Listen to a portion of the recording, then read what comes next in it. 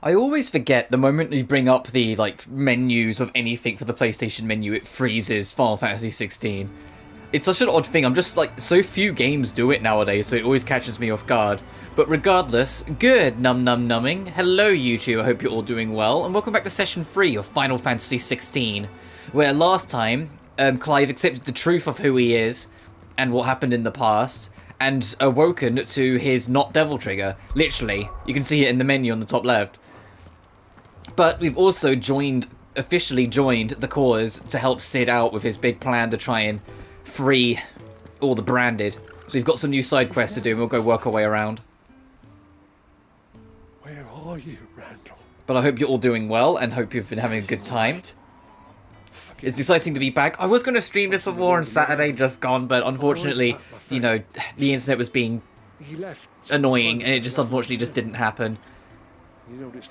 So we were like a stream behind where I wanted to be in terms of where I wanted to be, in Final Fantasy 16, because this game's going to be huge. Like, in terms of like story progression, we've made decent headway, but we haven't unlocked all the extra stuff yet. Like, you know, we haven't even started the hunting board. We haven't started like major side quests or, you know, basically like extra side stories properly. And I plan to cover as much of that as I can. I want to explore everything and experience everything in this game that I can. I'm too old to be traipsing hither and yon. Will you go and find him for me? I'll do what I can. I'll do what I can. Oh, thank you. What can you tell me about your friend? His name is Randall, and I suspect you'll find him in Lostwing. Randall in Lostwing. The tavern keeper. He'll know something, I'm sure. I'll speak to him. Safe travels, my friend. And thank you again. Yeah, don't mention it.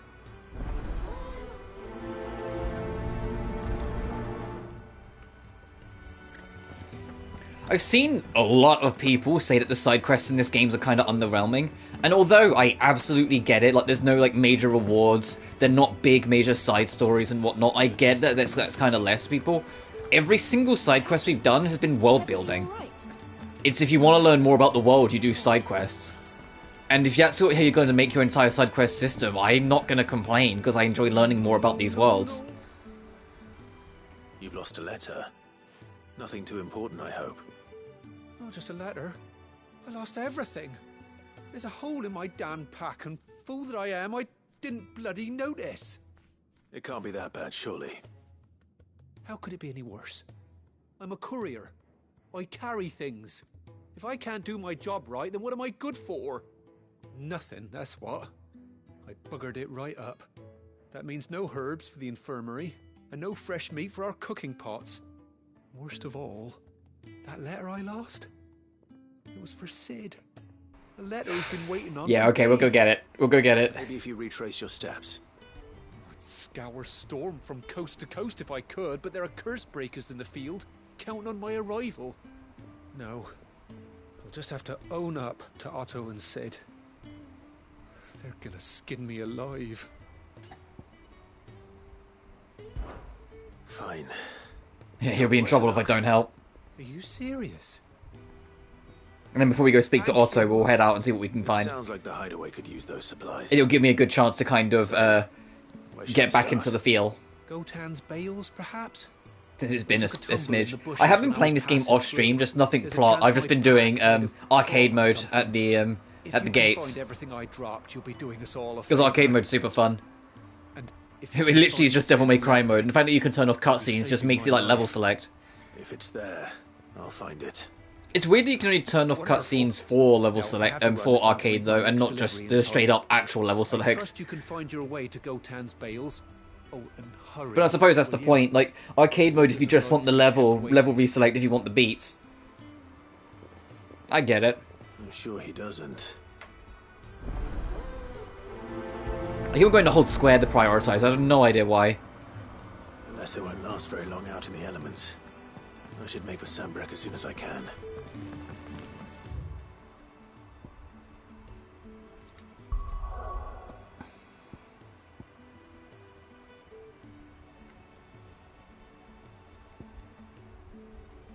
Yeah, I'm just gonna head out. So we can get a feel of things again as we run around. The contrast, because my headphones are now on a set volume level, the contrast between Atelier Maruru's volume and how loud that game is, and Final Fantasy XVI's volume and how quiet this game is so, The courier said his pack might have split while he was passing through the bales. I better keep my eyes open. Like, it's so apparent. Good. Looks like I'm in the right area. Oh, okay, you don't really need to look properly. And if I check the map, I can just continue moving upward towards that one as well as we go. More of the lost supplies.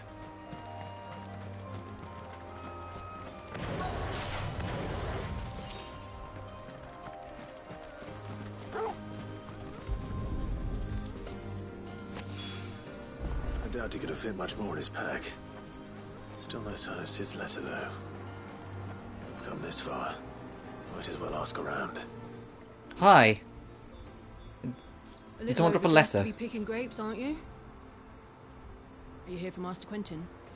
I'm looking for a letter someone dropped nearby. I don't suppose you've seen it. Can't say I have, sorry. Well, if you do...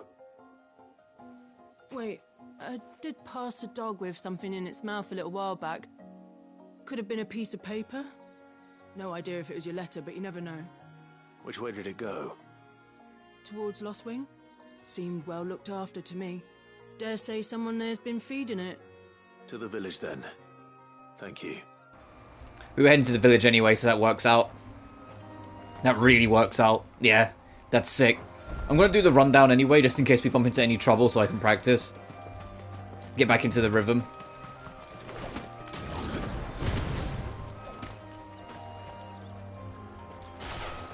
Oh, also, I've swapped out one of our skills for ignition. Which is one of the skills we got for getting Ifrit. Or Ifrit, sorry. And I'll shut it off in the next fight. It's basically a super fucking long stinger that you can, like, carry enemies with. Like, if you pick up an enemy, you don't just hit them, you carry them. Did Master Quentin summon you? Who? Oh, there's someone in this area. Shards all salted and smoked.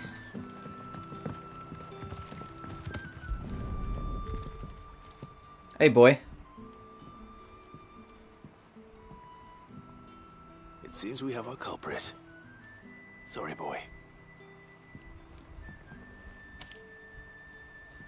Someone's waiting for this. He's waited long enough already. Hopefully this will keep our courier out of trouble. A whole day on the line and Return them. Alright. Well, whilst we're here, let's go check the other thing.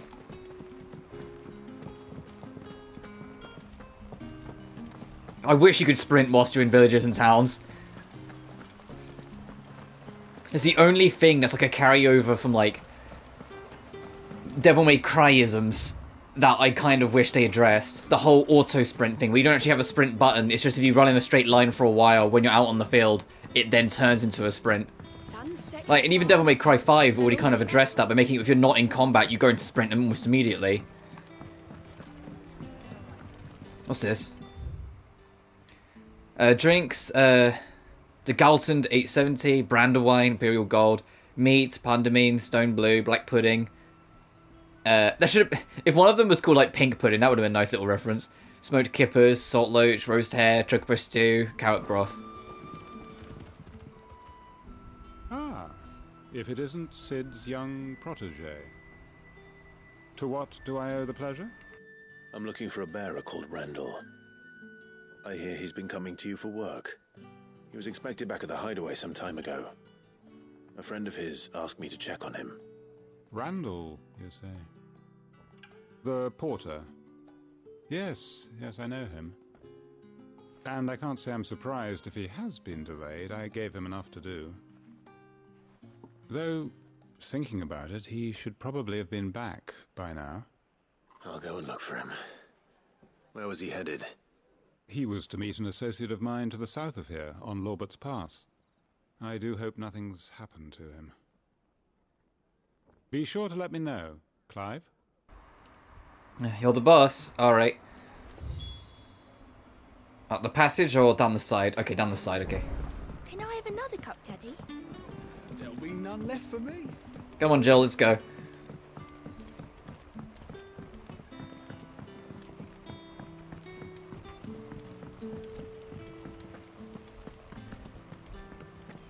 God, the update that turns off the motion blur can't come soon enough.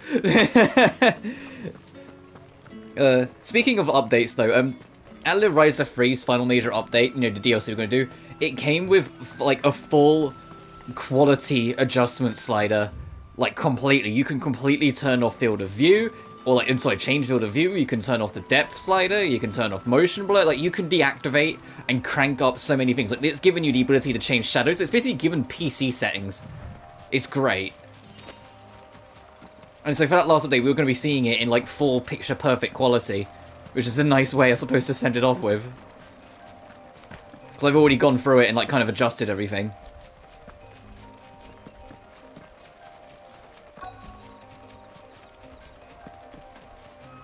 Oh, you're not dead.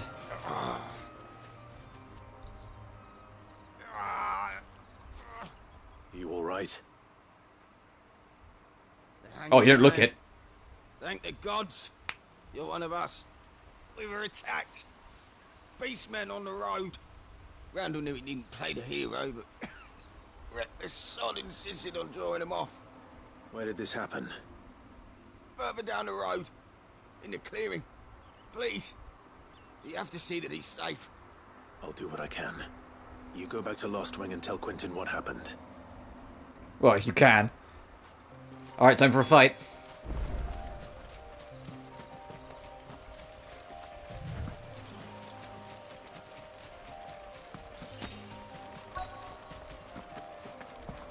Goblins. Why am I not surprised?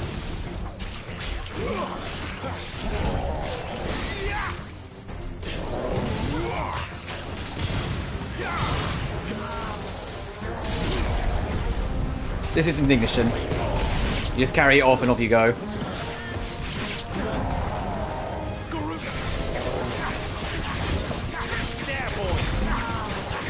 Not this time. Yeah, over it.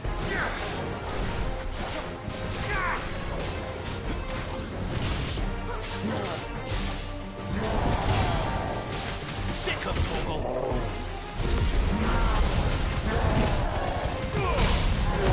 Let's go. Let's fucking go. Get out of here.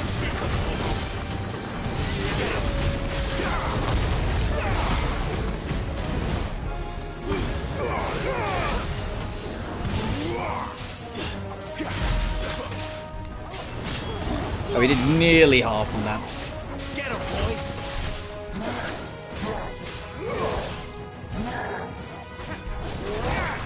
Oh, Not this time. Too slow. nearly. I was slightly too early on it. It's just Ignition, this bitch.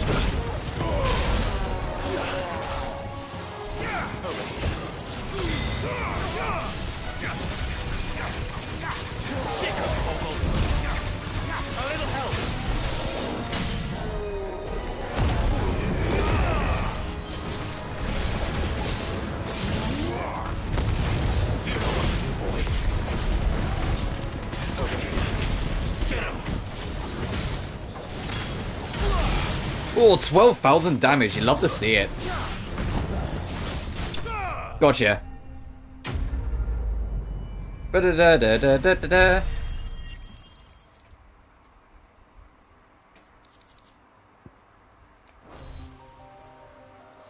We should be good to... Oh.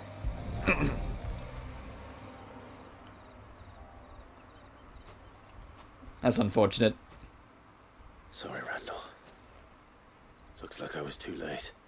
He doesn't deserve to rot by the roadside. I'll speak to Quentin. Back to the town.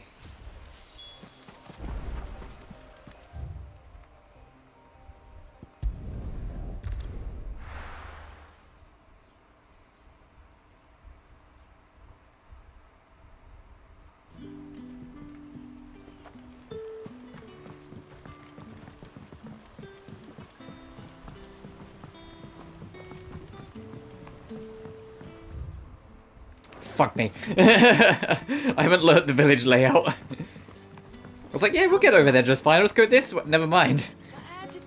I haven't figured all that out yet.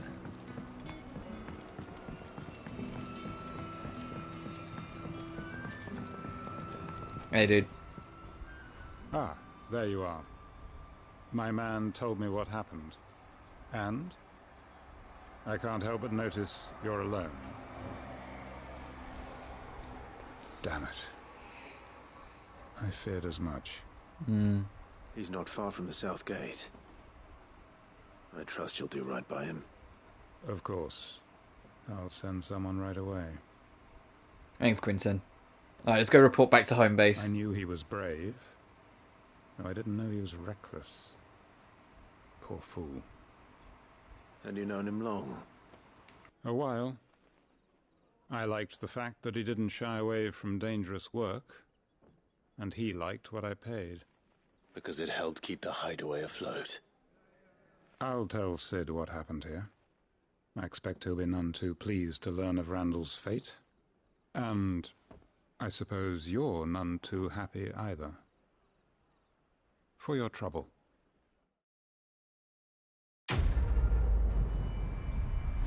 Alright.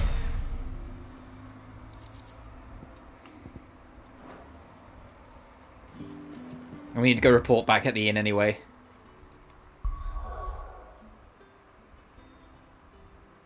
Just in face. Hope you're doing alright, dude. Alright, let's go report back in. Let them know we've retrieved the letters. Where are you? Back over here. I heard Otto barking at his lot earlier.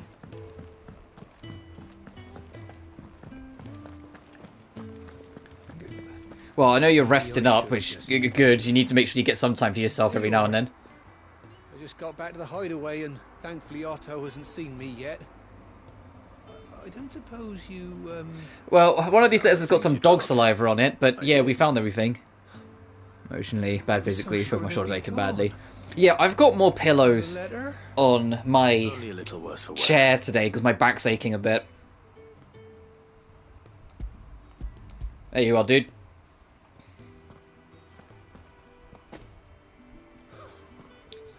It feels like I guess it's just the season for physicalities. And all thanks to you. Whatever you shoulder disease on you soon, dude. Is one thing, but if Sid had found out about that letter, is it about Cursebreaker business? If only. It's from his daughter. Sid has a daughter? She's off studying in Canver, and her letters are all that keeps Sid sane while she's away. Oh! See, this is why I said side quests are important. Because the side quests give you world building in this game. They might not be like super big and major. Did us both a service. Here, for your troubles. Because I said there is a criticism that the side quests in this game aren't that great, and it's like, although I get it, they're all focused around world building instead of like big major rewards or long quest lines. And so like, I don't know if we would have learned that he has a daughter otherwise. Oh god. No, that's not what I meant. I meant I was more surprised Sid had a kid. Have you seen Sid?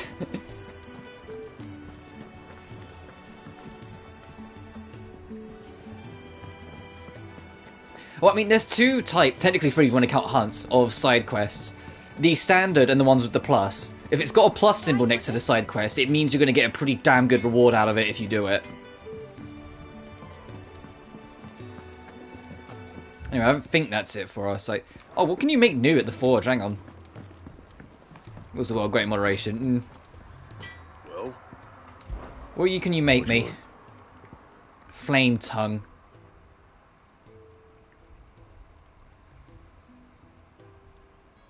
Go for it. No scratches, all right?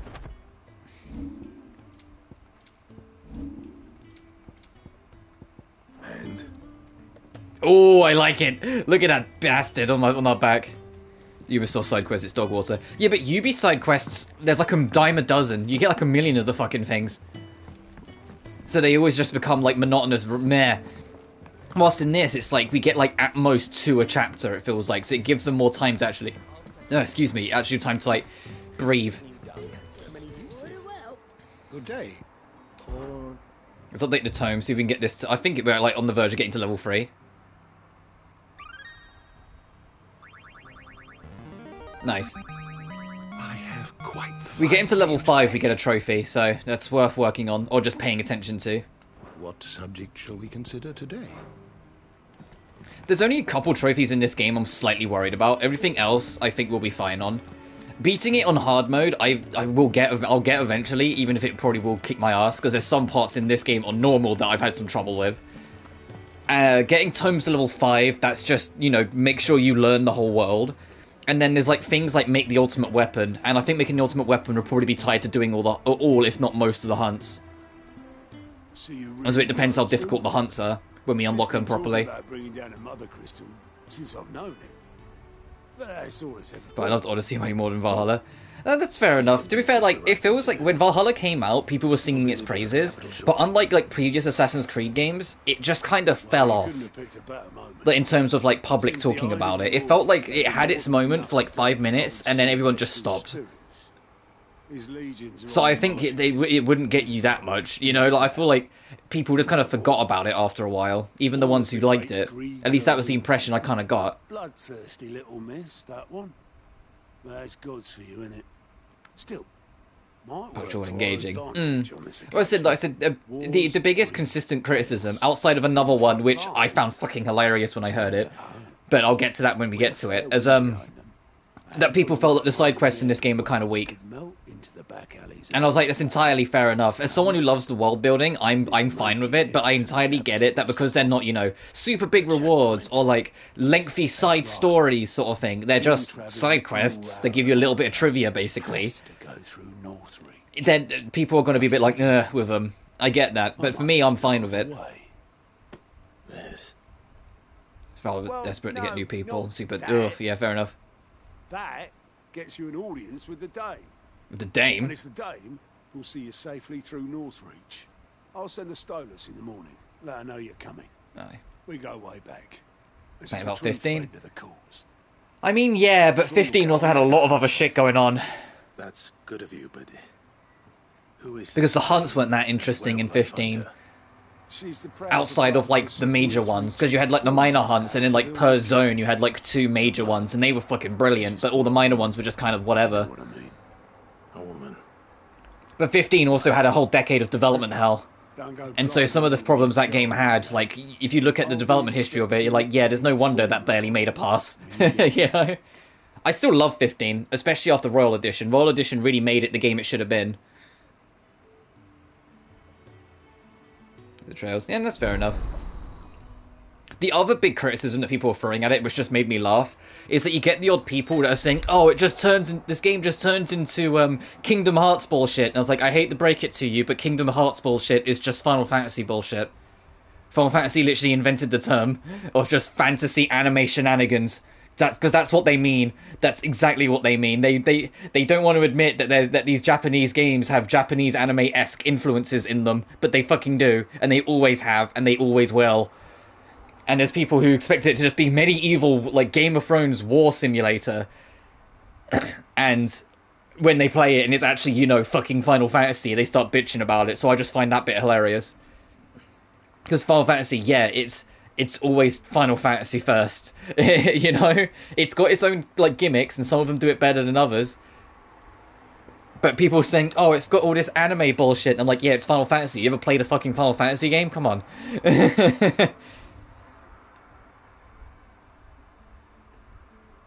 I'll eventually play 15 again, but I'm doing a Russia gimmick. Fair enough.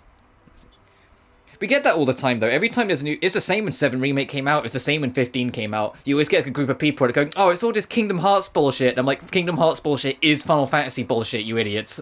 Like, because it's both, like, you know, fantasy games with anime influences. It's always been that way. Just because this one has a more grounded art style and has, you know, like, a darker, more visceral story doesn't change that. Inside a glass house, which you're going to plat 15 in Russian dubs, yeah. I remember when 15 came out, like the vanilla 15. I platinumed that game in like a fortnight. It was like 2 weeks and it was done. And then I still played it for like another month afterwards, because I genuinely was super into that game. The problem is that when I eventually was done and dropped off of it, I didn't play it again until like the last DLC came out. Not Arden, the last of like the first season of DLC. I mean like episode Ignis. And then when I tried out Ignis, I eventually put me back in the mood and I did all the DLCs.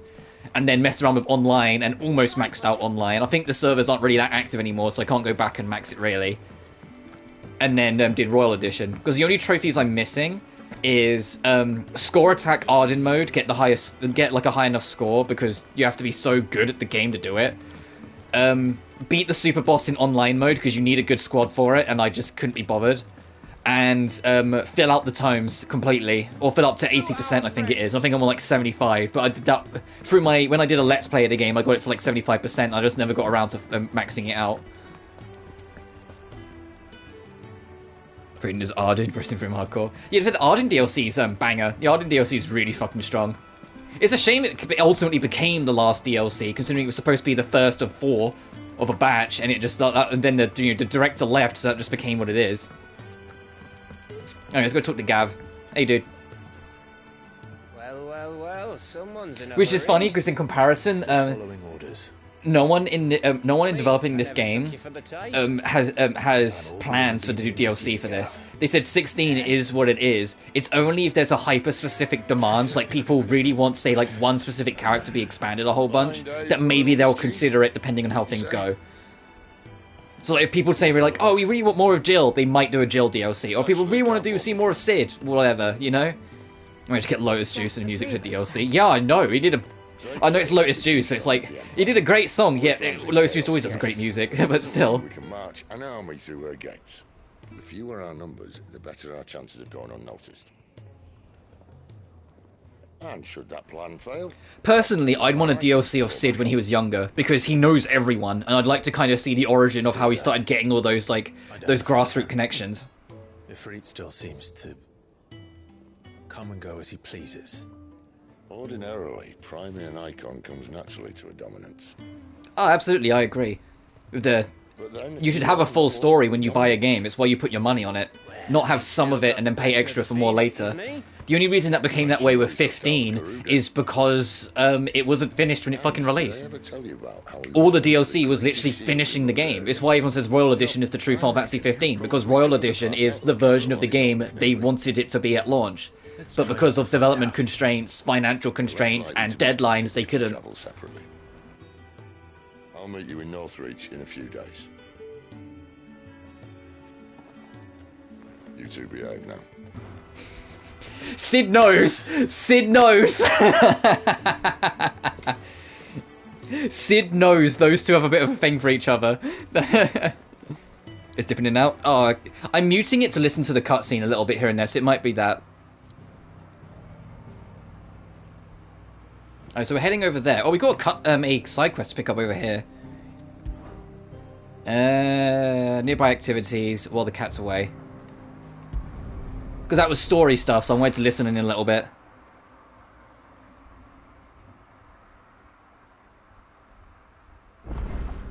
Yeah, never mind, no worries. No, I've got my... Like, when it comes to cutscenes and I'm talking, I literally have my thumb resting on the mute. So if there's like a part of the cutscene I want to pay attention to, since, you know, it's story, I can just tap it. So I can literally be talking like this and be like, oh no, oh jeez, and then my thumb rubs over towards the mute button, and I can be like, hey, so how are we doing? Oh, Matt, oh, we're back now. Oh, okay, cool. You know, I can just do that. Anyway, what's up with you, in hand? I've seen your face before. You're a friend of Martha's. Help us, I beg you. I love trails here. Help you with what? Bandits in the Golden Stables. They're waving their swords around. I think they're gonna kill someone. Oh, shit. When I saw what was happening, I slipped out the back. I should have stayed, but... Oh, please help them. Alright. Alright. Alright. I wish I had Ben Starr's voice. Jesus, Ben Starr's performance as Clive in this game is so good. I wish I had this man's voice. Looked a nasty bunch, though. Be careful in there. You've seen me be a simp for the series long enough, yeah. I look forward to when I get the trails. The problem is that this year's so fucking stacked, I don't know when I'll get to it properly. Like, I know I'm gonna do, like, you know, Trails from Zero at some point, but there's a very good chance, even if I fucking love Zero, it'll be, like, the only one I play this year. Just because there's so much other shit I want to get on top of, you know? when there's a quiet batch sometime next year, well, hopefully sometime next year, I'll try and like maybe like squeeze in some proper time to like focus on the series properly, like do the rest of the Zero games or something. Not the rest of the Zero, you know what I mean? It's like do like Azure and whatnot. It's only Cold Steel, and to be fair, I'm gonna count Reverie with Cold Steel. It's only Cold Steel and like Reverie, that sort of area of the franchise, that I will probably wait until I hit the sub goal for. Understandable. That's my situation. Yeah. Well, I was talking to a friend about it like yesterday after the stream, and it was like I was putting together everything I want to do before the end of the year, and I realized it's actually going to get kind of tight for me to cover everything I want before the turn of the year. Because I still want to get back on things like I want to do Neptunia SVS before Game Maker Revolution starts making the rounds in the West. Let's go kick these guys' ass. Hang on. Get him, lads. I want that blade. Let's get this over with.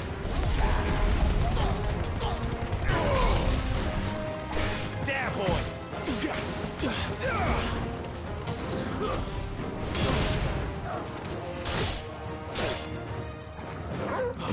Yeah, Gaiden, the man who erased his name comes out. Like a Dragon 8 or Like a Dragon Infinite Wealth, as it's been rebranded in the West, is early next year.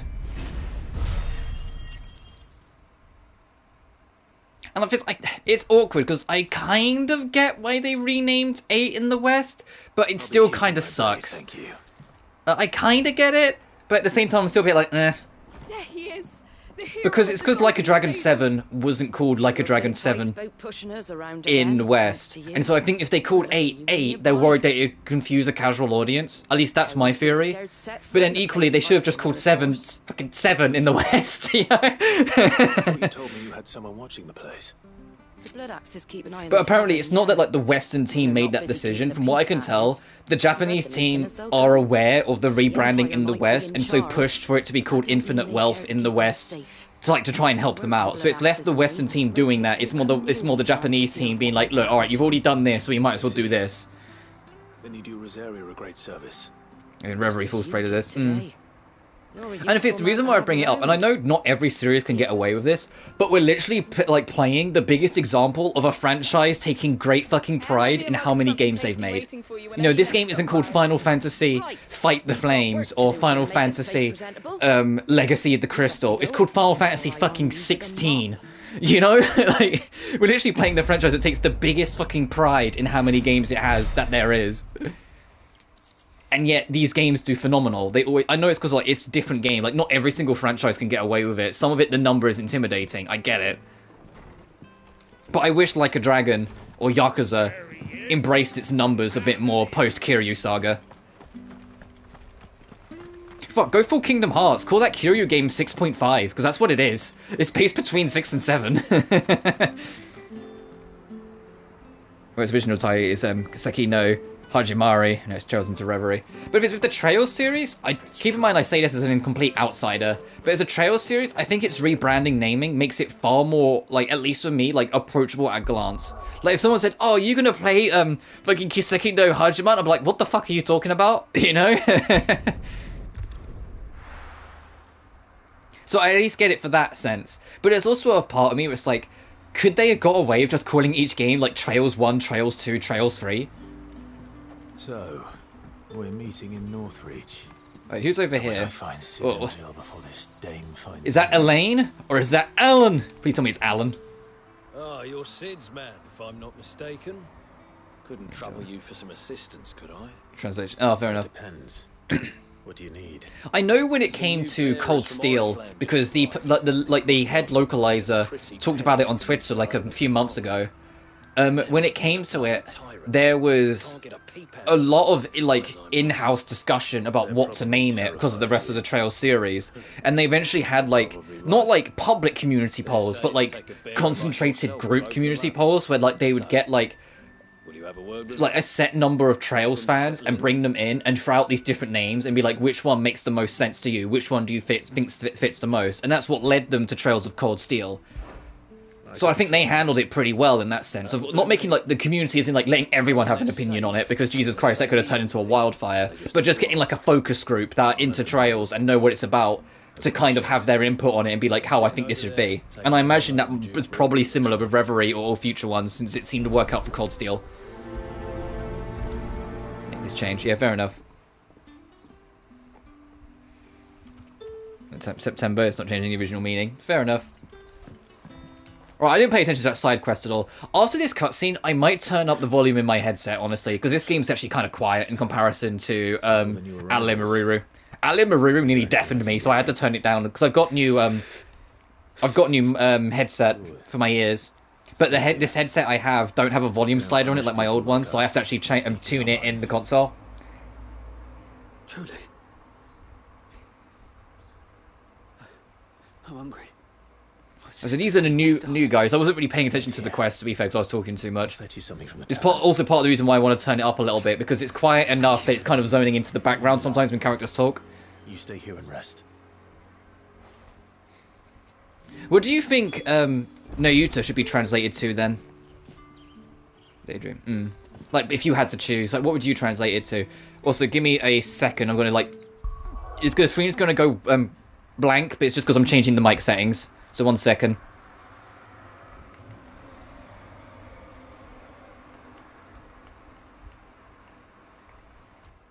Right, how's this?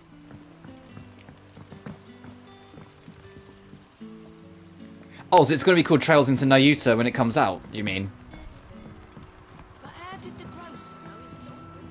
Boundless Trails Nayuta. Oh, interesting. Why is it called Boundless Trails and not just Trails? Is it like the start of a new saga sort of thing?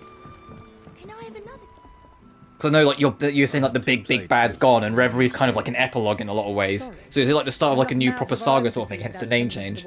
Or name shift? It's not for me. No one knows. Oh, fair enough. It's for some new arrivals. Oh, my apologies. I didn't see the mark. So you're a comrade. Well, in that case, you may have whatever you require. Take all the bread and wine you want. That's really all it takes. One look at the innkeeper's mark. Yeah, you've got your Boy Scout badge, Clive, so everyone here respects you. As do we all. And Master Quentin commands that none of his... It's such a weird thing. We've got a slave mark on our face, but because we have a special amulet on me, everyone here knows we're cool, so they just vibe with us. But if we didn't have it, they just treat us like scum. Crazy theory amongst fans right now. That the world the 3 previous arcs had is not the real human world. Ooh. Interesting. Bread and wine. And there's another quest to pick up. Dying on the Vine. That's in the cells, isn't it? I'm pretty sure that's the cell block. I'm gonna go do a quest for like a literal hanged man, potentially. Sky, Crossbow, and Cold Steel take place in a fictional world. Oh, as in, like, yeah, fair enough. It'd be an interesting theory. The thing is that you go for that route. I've been bitten enough by that twist being poorly handled, and it just feels like you're undercutting the past. I hope that if it is that, they do it well. And what I mean is, there's a reason why I bitch about Danganronpa V3 so much. Because that game's plot twist of everything that came before isn't real, including the first 2 games, was such utter bullshit that just undercut the entirety of the fucking franchise. And it's why that game's not canon anymore. They literally made it uncanon because of how bad the backlash was. They decanonized it. Bread and wine from the tavern. I say that, I don't know if that's exactly why they decanonized it. It's just coincidental that a lot of people hated it and then suddenly wasn't canon. I know you're concerned with Trails is good at anything, so every Trails is a godly set of twists. Yeah, fair enough. Also, if they can make it work, it could be like the biggest, like, pile driver, like, knockout hit twist you've ever seen. It's so easy to fuck it up, and it's not just a matter of you can fuck it up, it's the fact that it's one of the few kind of twists that can do retroactive damage. Because saying something of the past isn't real, and then fumbling it could make that past entry feel less significant. You're free now.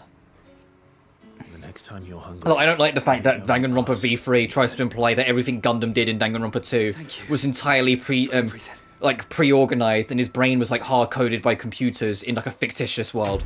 Like, no, that's bullshit. I don't care about that. Gundam is a phenomenal, well-written character. I don't like V3's bullshit on it.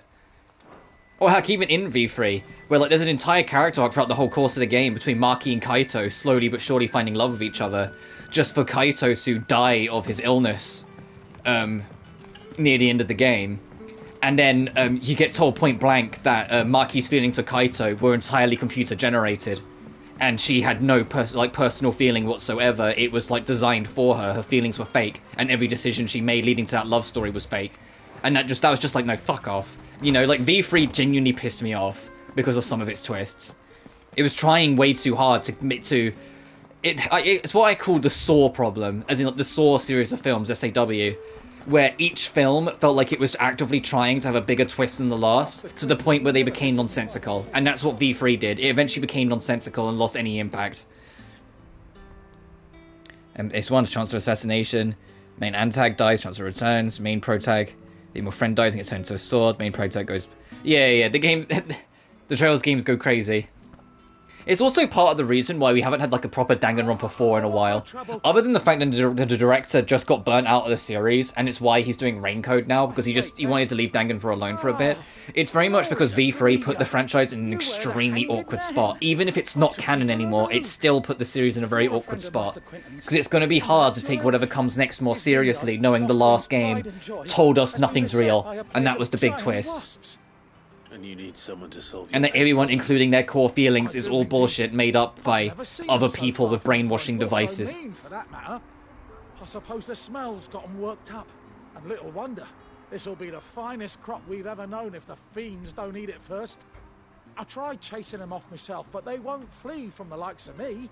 Yeah, it rhymes. Flee from the likes of me. Master Quentin will have my guts for garters. I think what I need to get into the habit of doing, speaking of the volume, just to get back on point, is before I start streaming, just put the headset on and, like, in whatever game I'm playing, run around for a second. Or, like, go attack something for a second to hear the audio in my ears, then adjust it before the stream better. It's just I didn't have to do it before when I was on my other headset, because I had the slider, whilst this doesn't. Lostwing needs those grapes.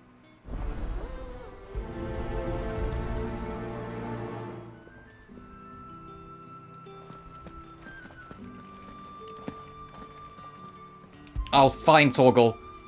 Come here, boy. I feel good, boy. Good boy. Alright, let's go. God, look at the YouTube playback, and the game's still so dark at places. I've got the brightness on max. I just want to emphasize that. I've got the brightness on max. Trails as a series is a huge trademark of constantly upending its own world with world-altering twists. Yeah, and it's like, upping the ante is always cool, and it's always a thing you want to do. You want to try and catch people out, especially ones who are familiar with what's going on. It's just I always get worried of the Saw problem, like I said, where eventually the twist became nonsensical, where they were trying to outclass them all the time. So they ended up actually falling flat because you just didn't care anymore.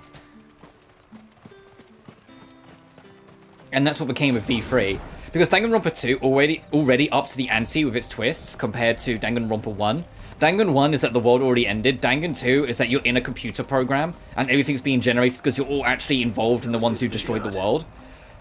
And UDG has that, you know, the one fucking child's responsible for everything. And then V3 is just like, oh, by the way, nothing's real.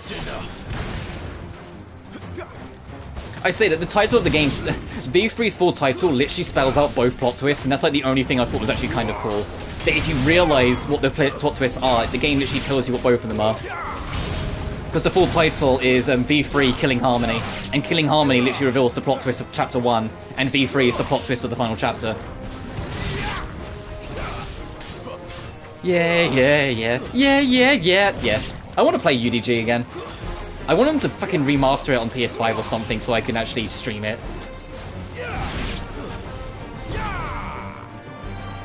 Okay, these bugs are annoying me. Get here. You know what to do, boy. This winter was.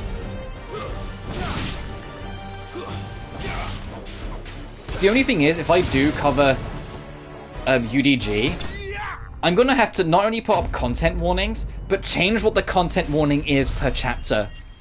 Because the game gets super fucking fucked up.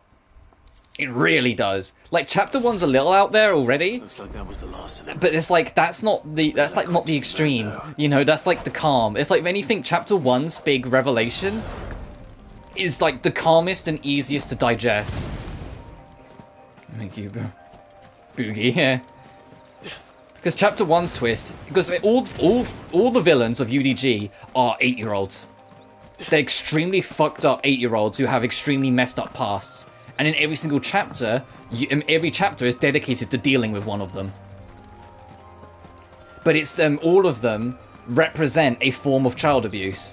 And it's like, you very quickly start to see like why I'd say I'd probably put content warning in it. Because like the first one is physical abuse, and it's like that one's the easiest to digest because it's the most blunt. The second is mental abuse. The third is sexual abuse. And the fourth is manipulation.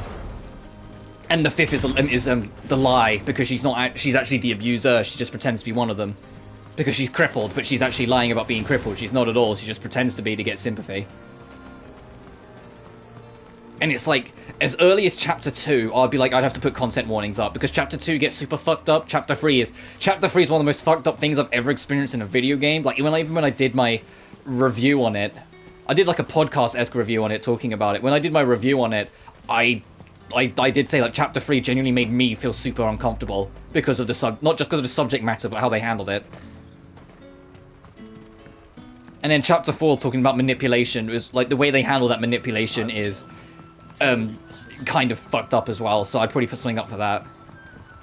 That's what I mean. Like UDG, there's like, I get why people hate it. Like, I get why some people treat it as the worst one, because it's the hardest to get into because of its subject matter. And I get it's just not for everyone in that sense. I love it because I think it's a great game, even with some of its subject matter. But I get it.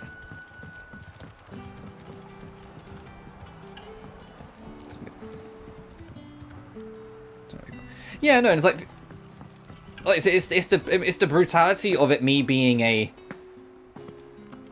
overly empathetic person towards these kind of things, that it just made me uncomfortable. Chapter 3 especially, because whoever it was in the design, in the development team, that said, how are we going to convey the theme of sexual abuse? Oh, I know, let's have our main character get sexually abused, and you, the player, have to be the one that tries to break her out and free her from it. And if you don't, you will, the screen will fade to black, and you will hear everything that happens to her. And I was like, that sounds awful. And then someone else went, yeah, let's do it. I'm like, what the fuck do you mean, yeah, let's do it? You know? Like, that's UDG Chapter 3. Like, Chapter 3 is super fucking uncomfortable, and it's super weird. Especially because the main character you play as is, like, 15, canonically, I think. So it's, like, doubly fucked up, because it's like, I don't want to hear, like, dodgy shit happen to a 15-year-old, you know? So desensitization, dissociative issues imaginable. Oh, no, I'm not saying you can. I'm just saying, for me, I'm so overly empathetic. It's like such an active switch that it all just clicks. It just all, like, forces onto me sort of thing. I didn't mean in general. I meant for me. Those wasps won't be interfering with your harvest anymore. Oh, thank you. Master Quinton would have had my head if I'd lost the crop. I'd say you've earned a fair enough, reward. dude. Our Gotand Rouge fetches a handsome price among the rich and powerful of the realm. We use that money to keep our comrades fed and imperial wolves from our door. The vineyards were Master Quinton's idea. He wanted to give bearers a place to work, a place where they'd be safe. Well, he certainly seems to have done that here. I'm glad I could help. Yeah, fair enough. I'll see that he hears of your kindness. And once this vintage is But yeah, like, sorry, because we got There'll way be off a track glass talking or about two Danganronpa raised and in your whatnot. I was honour. talking about, like, schedules to actually keep on top of shit before the end of the year. Neptunia SVS I want to do at some point. I want to cover Crystar before Crime Machina's out. I know that they're different games with different stories, but, like, Crime Machina is it's the same team, and it's basically like a spiritual sequel. Like, even if it's a different story and different setting, I still want to cover Crystar before Crime Machina's out, because every trailer I've seen on Crime Machina makes that game seem really fucking fun to me. So I really want to play that when it comes out. Like, it's on the list of games I'm looking forward to. I'll warp here, I think that's the closest I'm going to get.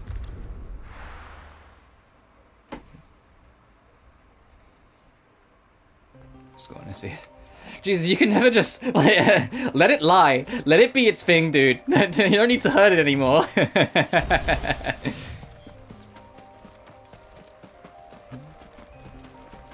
It's been over a year. Well, it's been over a year in Japan. It's been nearly a year in the West. Well, this actually, I'll say that. It came out in January. It feels like it's been longer.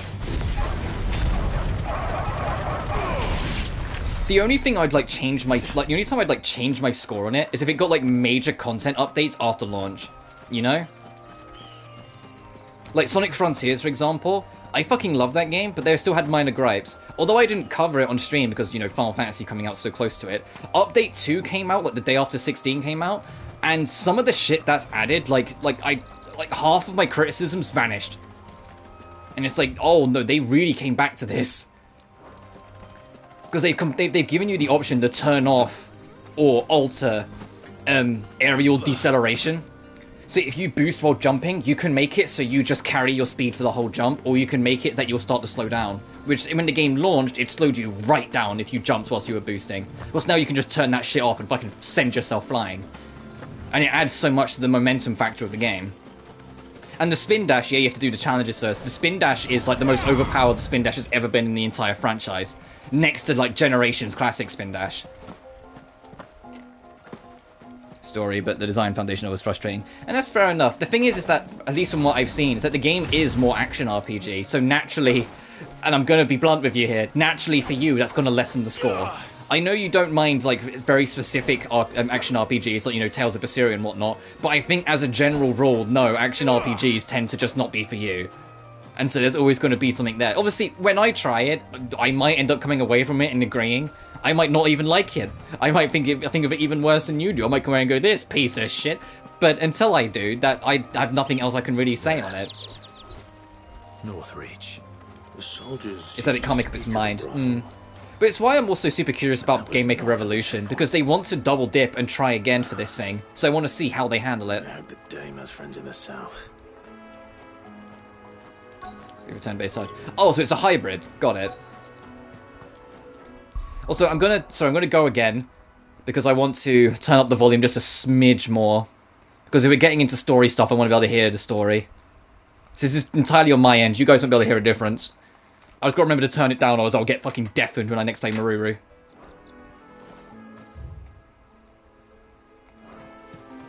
Okay, that's better volume-wise. Alright, let's see what's going on over here at Northreach.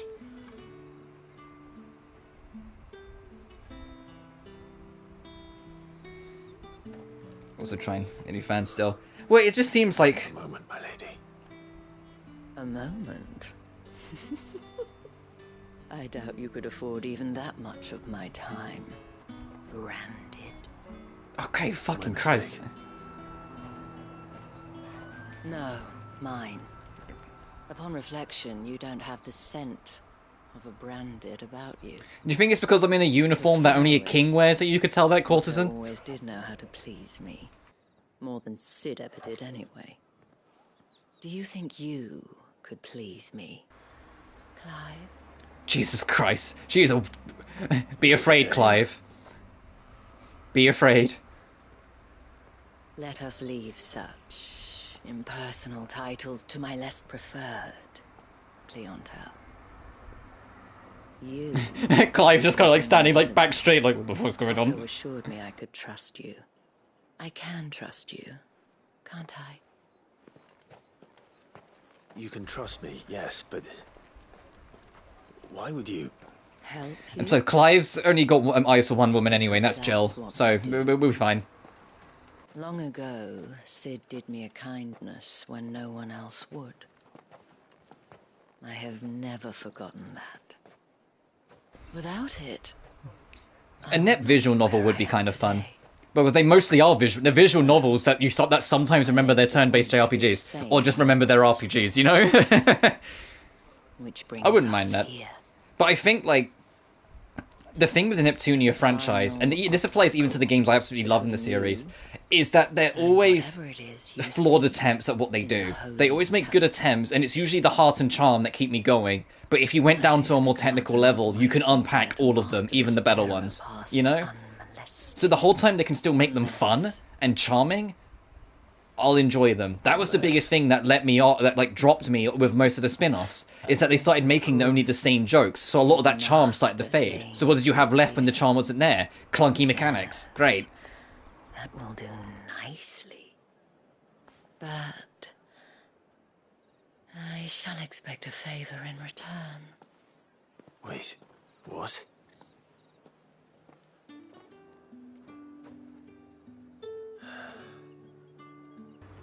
Do you ever get the feeling Clive participated in that conversation but wasn't involved in it? Like, the Dame just decided everything, and we were just kind of there.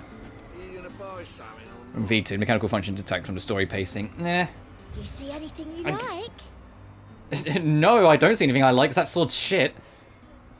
That's not great. That's not great. Oh, you just sell materials. Interesting. 50k for the orchestra. Ugh. No, I'll pass. I'll sell my guild bug, though. Wherever that is. There it is. Black blood can be sold as well, right? In the capital. Yes. Thank you. I'll be here if you need me. I will say the currency in this game's a little fucked. Not like Rise of Free fucked, but a little. Because it's like standard items aren't that expensive at all. Like you can always seem to afford anything. It's just collectible stuff that will bankrupt you. So if you're not that fussed about collectibles, money's not a problem. You say these are all from Dalmecula? Me too. The pacing was because it was its mechanics, like Kurumi and the dark CPUs.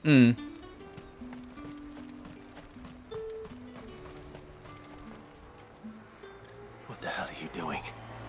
Tut tut. We cannot have people thinking I tolerate disobedience from my branded. The men who gave me this are no more my masters than you are. But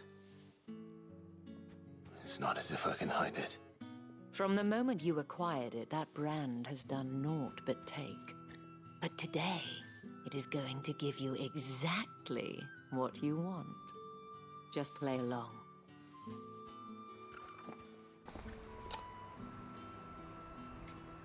Madame.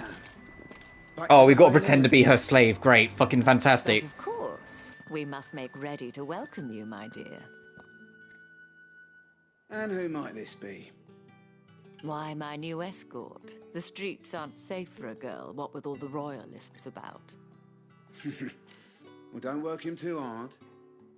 Well, that rather depends on you now, doesn't it? I'll see you all at sunset. Oi, hold up.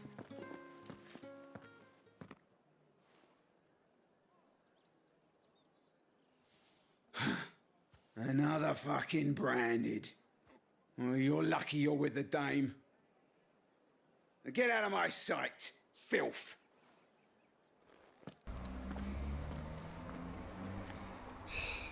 Yeah, you get a mark on your cheek, and everyone's like, oh, so you're a slave. And that's all you'll be treated as. That wasn't so bad. Wasn't so bad. They might have recognized me. But they didn't. And even if they had, they wouldn't have done anything about it. The So gentleman read your at the comment. garrison I'm so was proud some to of cross my over best between customers. Squeenix and Gus We right have now. I'm very happy to see the Age of God with 4K graphics. As do you and I. Now, if you'd care to follow me, we can speak more at the Vale. Aye. Doesn't seem like I have much of a choice. How's the wonderful world of gatekeeping? Literal gatekeeper, yeah. Still love that. Still like one of my favourite screenshots I've got. And I just keep that in my folder.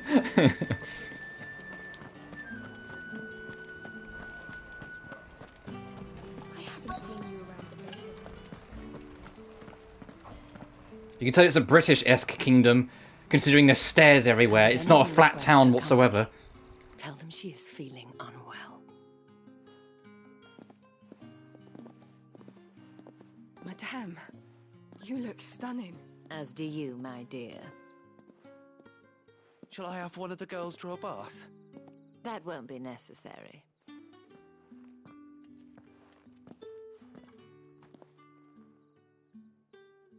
Clive, my darling. Welcome to the Vale.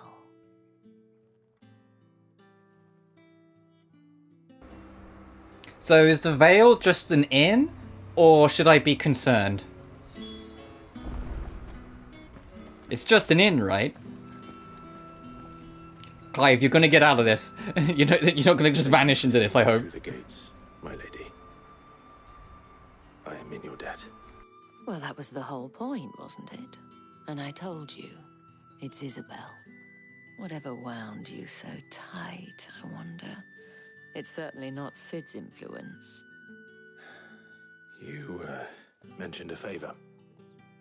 What is it you'd have me do? I don't want to keep my companions waiting. If you mean Sid and the girl, you needn't worry. They have yet to reach the checkpoint. Yes, Otto asked me to help them as well. But to answer your question, I need you to find someone for me. One of my girls. Tatienne has been gone for several days now, having left no word of explanation. And I've begun to fear the worst. I feel as if I've spent my whole life searching for people. Though I can't say I'm any good at it. I trust you'll do your best. Oh, and take this. Hey, we got our next Boy Scout badge. Awesome. So now we'll be fine here. Trust.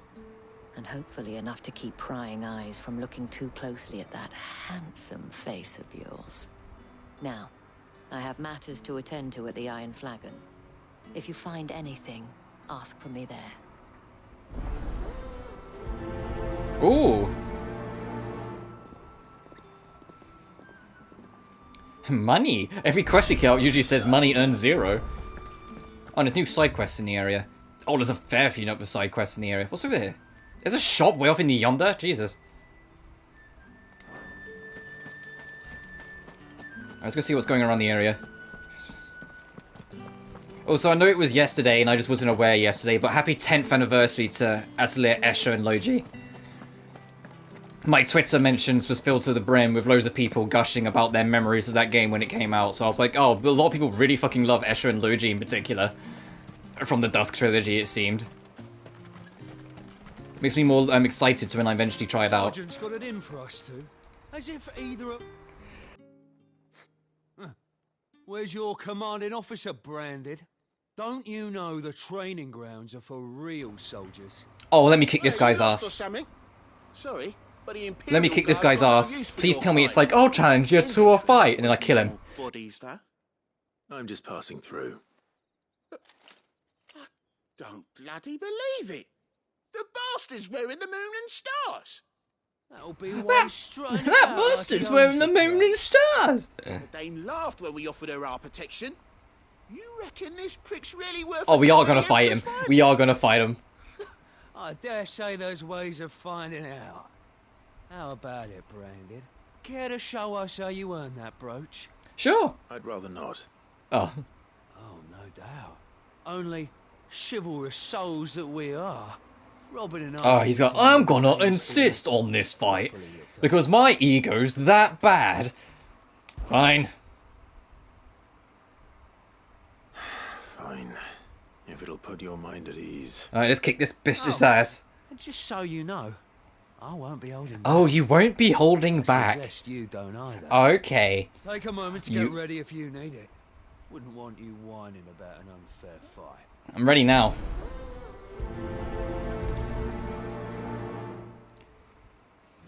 I'm ready now, let's go. Now, let's get the measure of you, shall I'm we? already holding square, so you're turbo fucked. If that's what you want. Cocky bastard. Alright, let's be having you. This Leon guy, he's like, yeah, I'm gonna have him. He's gonna be so easy to beat. And then I'm just gonna set him on fire. Smoke it. Oh, and when you go crying to your mistress, tell her it was Leon who gave you the pounding. Use all the dirty tricks you want, Brandon. That's enough. That should help. Alright.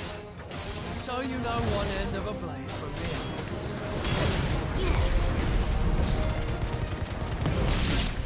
What was that? What was that, bitch? What was that, you punk fuck? Get fucked. Fuck me.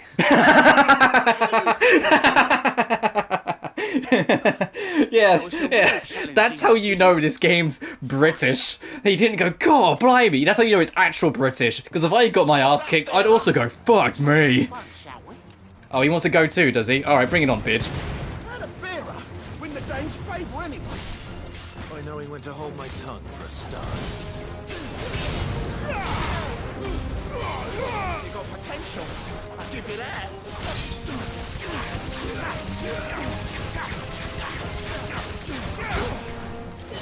lay down. I'll be damned. Farewell. Because he's a poor loser. Yeah. Because it's like, if it's like, you know, someone like not British pretending to be British, his fall down animation would, like, his fall down quote would be like, oh blimey, oh man. No, actual British, you beat the shit out of someone, they'll go, fuck me. That's how you know. Can I go now?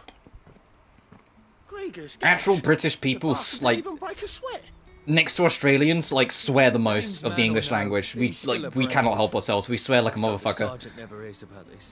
I really hold my tongue when I'm streaming because I know it gets YouTube annoyed. Might be the old sod had a point. I'll leave you to it. Yeah, good bloody riddance. At least we know That was funny though. That was funny though. All that ego. All that ego. Tell her we got a good few hits in, eh? All that ego and I'll just fucking destroy them. What an absolute punk bitch loser.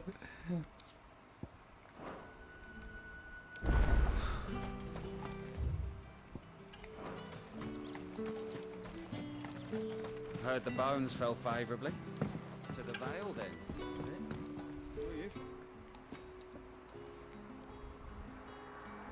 I don't know how a bearer came by the moon and stars, but thank goodness I found you.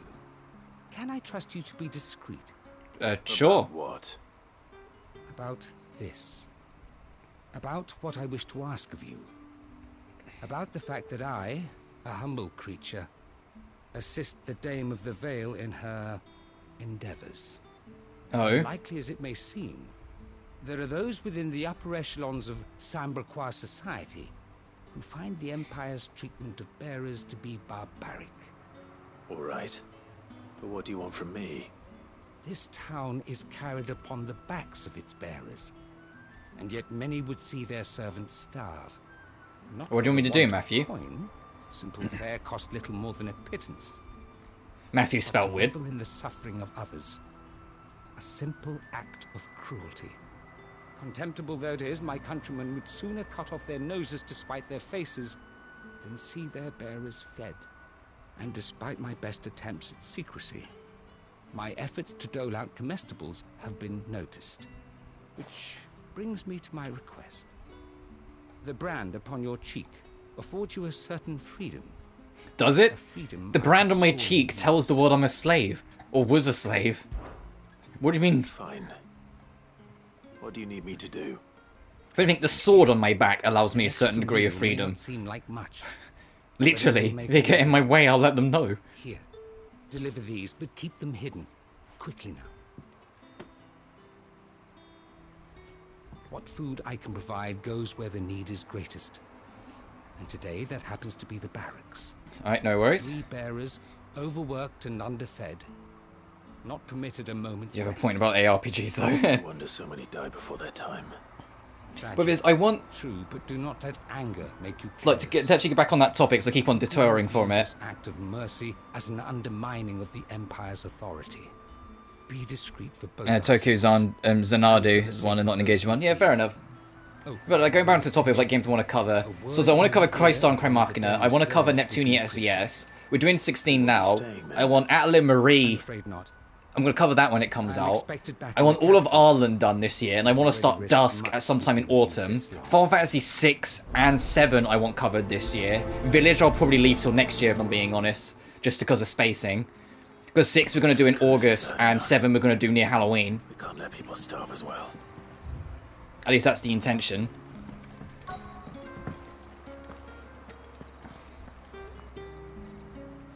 Then we got, you know, Sonic Frontiers Update 3 is going to be story DLC, so we're absolutely covering that when it comes out.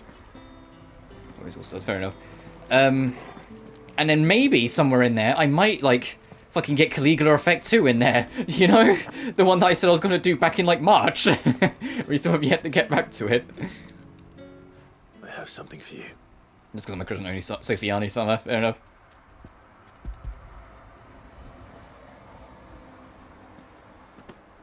I'm still curious what's next for Gust. Thank you. Because the last of Riser 3's DLC's out now, so everything development-wise of that game's done. Branded! Who told you to rest? Stoke those damn flames! And you! If you've got a message for me, out with it. If not, return to your post. Punch him. Oh, you were leaving, damn it. But yeah, we can't really do anything about that, but... It was also announced that, the Riser, trilogy, has hit their next major milestone. They've hit 2 million. And to celebrate, all limited time DLCs that were originally released are going to become just available for everyone for Riser 2, Blue Reflection Second Light, and Riser 3. So basically like the pre-order collector editions to this shit. Or like the launch window stuff. So that means next month when that all drops, I can get the Riser costume for Al in Blue Reflection Second Light. Climb over there. Hey, like, motherfucker, I could end you. Yeah.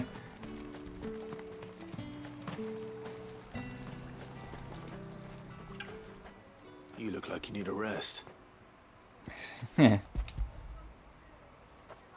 Well, considering with the 1 million, they also eventually did, you know, that special costume in both Riser 1 and Riser 2. I wouldn't be surprised if they quickly, like, them get together, like, another unique little costume for Riser 3 at some point soonish. Oh, it was worse before the Chamberlain. Yeah, that's fair enough. Without him, me and many others. But then, like, we've got Marie out next month. That's something at least.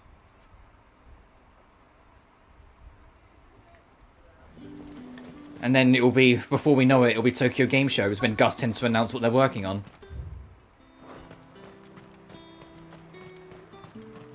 Marie will be fun. Enough! Curse you! Get away from me! Alright, time to get in. You'll work faster next time if you know what's good for you!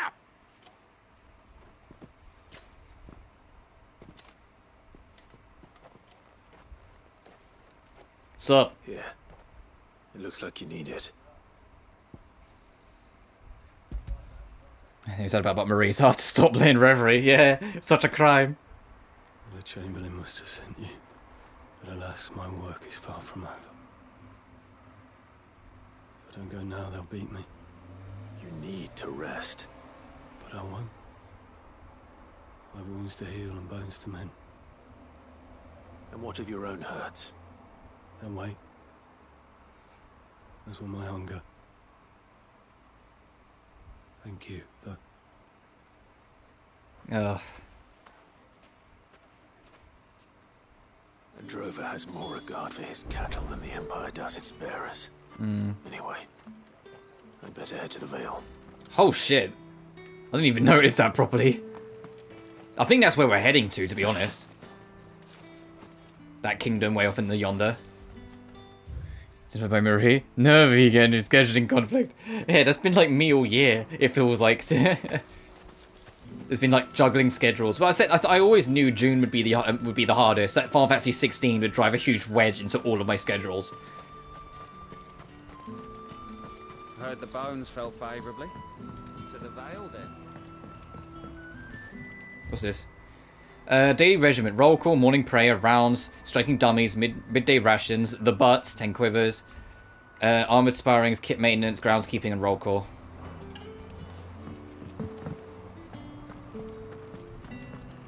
Easy to platinum. Well, yeah, the fact that you can turn the time limit off, it will do a world of wonder. I'm curious what the new content will be like. Because given, like I said, similar to like say like Verona Plus, after you beat the main game, they've added new content for like a post-game mini-story. I'm curious what that will be about. All right. Are you here for business or pleasure? Business, though not my own. The Chamberlain put me to work delivering food. Ah, so he found someone to help him then. Just as well. I hear his friends back at court have been taking. I also like that Marie is got remake's gonna have the option to was the Val's most play illustrious either the customer. remastered soundtrack or the original from the PS1. That's just a nice thing that you can just flick a slider and it automatically swaps every single track of the PS1 version. Treats its bearers. Rare for one in his position. A fact not wasted on the Dane. Because they've already confirmed that there's going to be an extra there's going to be an extra story. I don't know how big it'll be, but it's going to be an extra story after the credits, like Verona, unique to the remake. So the main game will be remade. There's just a little extra. It's like a remake with plus more. Gives you faith, though, doesn't it? To know there are people out there like him. And you, for that matter. It's no wonder the dame's got a soft spot for you. And I've got like the special edition of Atelier Marie, just because that comes with, you know, the original Atelier Marie. Oh, it comes with the original Atelier Marie Plus from the PS1 era. Which, when we get to that, I've said it before, but it bears repeating. When we get to Atelier Marie, I'm going to cover the remake entirely, but I'm going to do a one-off stream on the original, just to kind of show it off and see what 1997 Atelier was like. But I won't do a full playthrough of that.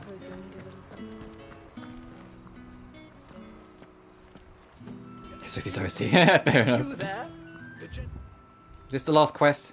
Oh, it is. All right. With the sword, I cannot help but notice you bear the moon and stars.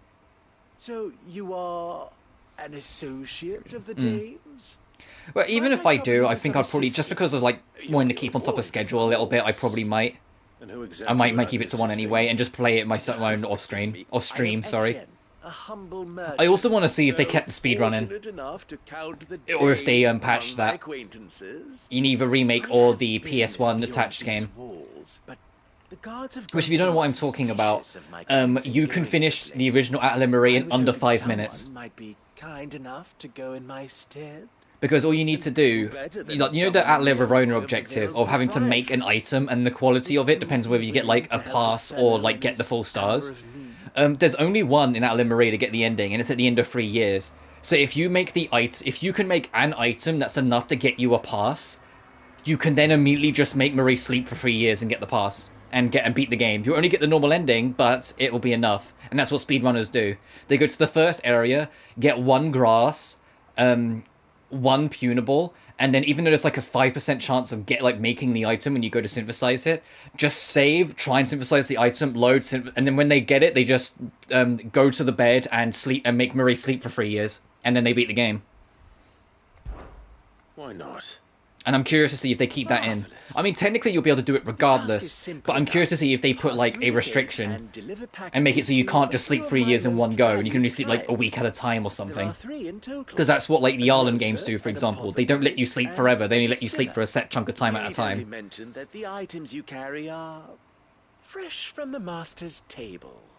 And I know, because I've watched the speedrun and they've explained it, that in later Japanese-only revisions of Atelier Marie, like, say, like the PSP re-release, or like the Game Boy re-release, they did address it and patch it, and make it so you couldn't skip 3 full years straight. So that's why I'm curious what version of Marie Plus is going to be included with the remake. Strongly advised. Whether it's going to be like the Game Boy version, or the actual PS1 version in terms of, like, its patches. Or, you know, the equivalent of patching. Anyway, let's go back to more delivering. How far away are these? Oh, just on the edge of town, okay.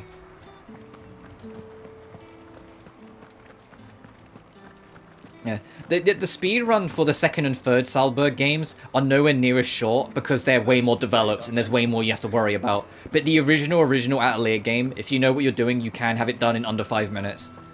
And if they haven't patched it, I will make a point of trying to show it off.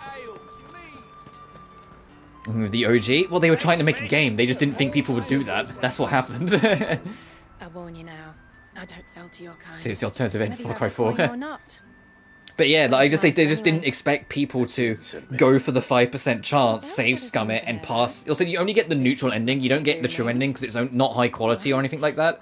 But it's an ending if you want to technically be finished with the game. And every Atelier speedrun that has multiple endings requires you at least get an ending beyond the bad one. The getting a bad ending speedrun's too easy because you don't have to do anything. So every speedrun requires at least an ending beyond bad. It can be neutral, it can be true, it can be whatever. It could be whatever, like, gimmick ending. It just has to be an ending. And it makes it more interesting for some games. So I said, Atelier Maruru, some of the endings actually end the entire game early. The moment you trigger them, you just get your credits. So Maruru becomes an interesting speedrun because it becomes less about, you know, getting the neutral ending and more about actually prioritizing an ending that you can have done before the end of 5 years so you can end the game early. So like the speedruns for Atelier games are actually super interesting, at least I find. If anything, the ones that are less interesting are actually the ones that have less endings. Like the later Atelier games, like the Sophie 2 speedrun. Once you've seen one, you've kind of seen them all, because they all follow the same structure. Whilst like an Atelier, like, Toturi speedrun, one Toturi speedrunner will have a different route and different strategy from the next. Because there's so many things that are like manipulatable and alterable to get different endings to get counting. Business with you. A package fresh from the master's table. I do not know you. Where is the merchant, Etienne? Somewhere the gate guards won't be paying him or his affairs. Virtual Stars in less than 12 hours. Oh, well, that means if I ever try Virtual Stars, even if I don't like it, or end up not liking it even, I can at least get the plat done quick. It's like the only saving grace of like most NEP spin-offs. I tend to find the NEP spin-offs have way easier platinums than the main games. You have played me false. I can always take it back. You will do no such thing. Your master should cut out your insolent tongue. I always enjoyed the story. Yeah, it's just like when Virtual Star was making the rounds, I think take it and get out of my it was. I think that was the one that was like came out a really close to Death End Request 2, and I got that instead. Are worth more than your life. Do be careful. And when I like eventually got around to considering it, like no one had anything nice to say about it, so I eventually just went, you know what, now pass. I'll save my money and get something else. Go on now, shoot. I have a delivery from Etienne. Fresh from the master's Something table. like SVS Virtual Stars and Ninja Wars share eerily similar story beats. Of all my fanfics I've read about 2016. Well, it's not even about asking, it's just general consensus. It's like, so as I said before, like, the general consensus of SVS is that although it's got problems, people really liked what it was trying to do, and liked the direction the series was going with it, but people just had problems with it. For a while at least. Like, you're the most critical person I know on it, but oppositely, with Virtual Stars, everyone else seems to be far more critical on it, and you're the nicest person I know who talks about it. Like, you're the one that gives it the highest regard in terms of all the people I heard. Like, it's just an interesting thing, that's all. Obviously, at some point I want to give every NEP a proper go. I'm a man of my word. Like to make my own decision sort of thing. It was just, at the time, it was just... It was just money dictated, you know? Like, I only had so much money, still only have so much money, really. Perfume, cigars, and I just do a little bit better now than I did before. Someone has expensive tastes. The question is, how does my eccentricism, can they yeah. afford to maintain them? I suppose there's only one way to find out. Because I know I don't always agree with the community as well. Like, I know a lot of the community genuinely kind of liked Super NEP RPG, and I just really couldn't jive with that game. I never finished it because I just didn't enjoy it to want to keep playing. Fujio is a fun action game, and literally nothing else. The combat's fun and all, but it's kind of busted and broken even then. Like, it's kind of barely held together. Like, it's held together with like a fucking paperclip. The story is whatever. It really doesn't matter. The only thing that's genuinely completely stand out is that I loved the art style of that game. I loved how it looked. No, from what I've been able to tell, a lot of people are either middle of the road or at least enjoyed it for what it is. Like, even with their gripes with Super NEP. Whilst with me at least keep in mind this is just what I happened to glance on. It might just be that I happened to stumble on the wrong people. Who knows? But still, that's kind of how the vibe I got from it. You have returned. That's a break. I believe these are yours. But I genuinely really like the art style for Cyber Dimension. Delightful. The dame will be pleased. You don't say. And I think I would genuinely love to see that art style come back properly at some point in the future. In like a maybe without the fucking 10-minute load screen every time you fire it up though. That'd be nice. An honest man wears deception like shackles about his ankles. I couldn't risk you stumbling under the gaze of the guards. After all, we both know the punishment for dealing in unsanctioned crystals, even such morsels as I provide. And if you don't know what this day's work may have cost you, but to be fair, the Switch is like, I dare say you'll sleep all the better as a whole, a very handy console to have just have access to a shit ton of RPGs. and most treasured wares for the paltry What the Switch is nowadays is what like the PS3 and even PS4 felt like. As scarce as chocobo tea. And I suppose by extension, like the PS5, just because the PS5 is backwards compatibility. But you know what I mean. Do you think like the Switch has become that new dawn of like if you have a Switch, you can probably get most, if not every RPG on the market. What you believe is necessary. So most people just play it off Switch. The problem is that the Switch is showing its age too much now, so everything's stumbling a little too much in terms of performance and quality. I was commissioned to gather, and the guards are none the wiser. Unless you're the devs behind, unless you're Monolith Soft, because those guys seem to have some kind of black magic that no one else seems to be able to tap into. And every game Monolith Soft is involved in somehow just works perfectly, and it's like, what? How? And I don't mean necessarily like of glitches and whatnot, because whatever. I mean as in like it's completely a stable frame rate. It looks great. The render distance is fine. It's like, how did you get this off a Switch? Whether it's the Xenoblade games, whether it's their involvement in Zelda, any game they're involved in runs like magic on Switch, and I'm like, how? How the fuck do you do this? Perfectly. But the Switch is showing its age real bad, unfortunately.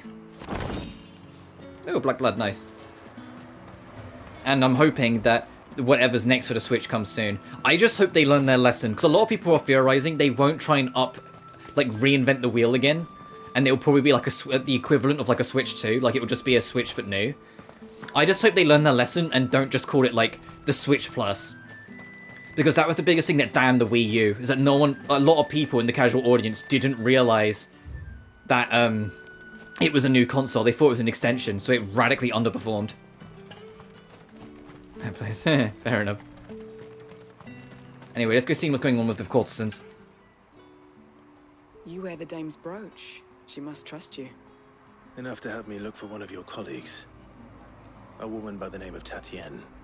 She's still missing then? Oh, if only I'd comforted her. You saw her before she disappeared. The day before. Well, to be fair, I know that feeling though of like, you know, people who only played the Switch version and the Switch version not being that good, so people thinking the whole thing's bad.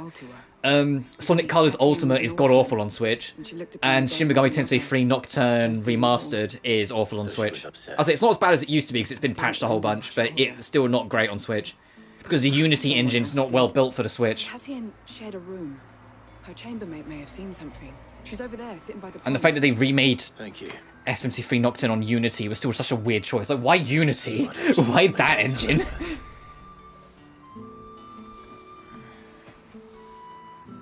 On the Switch, yeah. Really, like Sonic Colors Ultimate. I know that game got like a lot of overhaul patches, but to be honest, Sonic Colors Ultimate was kind of an embarrassment of a remaster anyway. Regardless of what version you played, there was still something wrong. I don't even know if they fixed the problem of audio only playing in one ear. If you play in stereo, like for all, I don't know if they ever patched it, but when it launched, regardless of what version you played, you'd only get music audio in your left ear. Like that's how like poorly put together that remaster was. It was embarrassing. Which is a shame because Colors Ultimate literally shifted not only my opinion but a lot of the general opinion towards Sonic Colors as a whole. Because when the remaster was poor, a lot of the cracks that were present in the original surfaced a lot more boldly. Like stuff that was always there in the original, but because of the quality of the version, you just didn't notice as much. But it brought it a lot more to the surface, so people's general opinion on even the original worsened. And I think it's a shame because although I don't care for the Colors era at all of Sonic, Sonic Colors on its own was still a pretty fine game.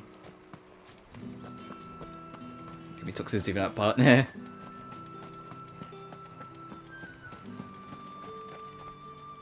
Like, the only game I genuinely recommend from the Colors era, which, if you don't know what I'm talking about, Colors era is Sonic Colors, Generations, Lost World, and Forces. The only game of that era I would genuinely wholeheartedly recommend is Generations. Colors, only if you can get it cheap, because the game's hella short. Even if you're going for 100%, the game is not long at all. Before. Lost World is okay, but it's only okay. The story is embarrassing, and like has a lot of really weird moments. And Forces is god awful. Do not touch Forces with a 5-inch pole. It is awful. Lad from the garrison. Annoying little shit. Dragoon Sports, they didn't upscale the FMVs. If the FMVs were entirely pre-rendered, that might be more difficult than it at first seemed, especially if they've lost the original versions. Like, if they don't have the original actual, like, recorded, like, or made versions of them, it'd be hard to just manually, like, artificially upscale them. If they're pre-rendered, without having the original footage to re-render them, sort of thing. Did you ever see him? Of course I did. He tried to sneak into our room enough times. It's just vacant board. Fair enough. Scar over one eye. Claims he got it in battle. No, I genuinely did not like Forces at all. I played it, 100%ed it. Well, I didn't platinum it because I really didn't give a fuck. I 100%ed the main game, did the DLC, and then sold it. Genuinely, I just got my fucking money back. I got it on physical, so I literally just took it back to the shop and went, I'm good. The consequences. Yeah, the thing is, though, and I know just not every company applies to this, but there's a good chunk of companies that don't like just using upscalers. They want it to be as authentic as they can. And so if they can't make it authentically higher quality, they just won't bother, which is annoying and like absolutely arguable on like how it should be done. But there are companies that just want it to be more authentic. I mean, heck, the entire PS1 trilogy of Final Fantasy's FMVs are still, I think, the same quality as they were. Upscalers in the PS4 version. Maybe. Anyway, what's this soldier want? Is this the same guy I beat up earlier? Looking for a man? Does this look like a brothel branded? Fuck off. Hold your tongue. Where's the dame's brooch? One word from him and the Vale's doors will be barred to us for good. The FMVs are literally 240p. Oh, that's a shame. With a dodgy eye. His name's Yannick. I haven't seen him around lately, though. On account of him being in war. Yeah, Yannick left a few days back.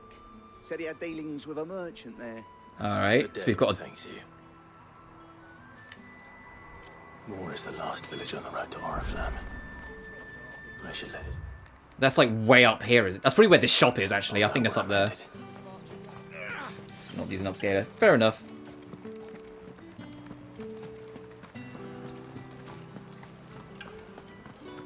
There's an emulator. I'm back. Clive, tell me you bear good tidings. That remains to be seen. Yeah, so basically, to try and find your girl, we need to find a soldier who might have been involved with her. But to find that soldier, we got to go to another village. So it might be a bit of a hike. Oh, Tatiana, you could have told me. This Yannick. The soldiers I spoke to believe he's in the village of Moor. According to them, he claimed to have some business with a merchant there. Though that wouldn't explain his continued absence. And you plan on traveling Support, you have 1080p visual quality. You can now save whenever you want thanks to the emulator. Oh, so you can save state. That'll be nice. For like newcomers, especially if the game gets kind of tough, just to kind of not have to get checkpointed all the way back to a save, just kind of load the save state and be like right back at the boss sort of thing. To report one such as you to the constabulary. There is a man in Moor who owes me a favor. More than one, in fact. His name is Bertrand, and he works at the stables. Bertrand. Tell him I sent you. Alright, when we get there, look for the stables. Find something. It's like we're going. Right? Oh yeah, I was right, it is over there. Okay, let's head over. What do you mean new quests are available nearby? Oh, okay, actually over there, so not nearby.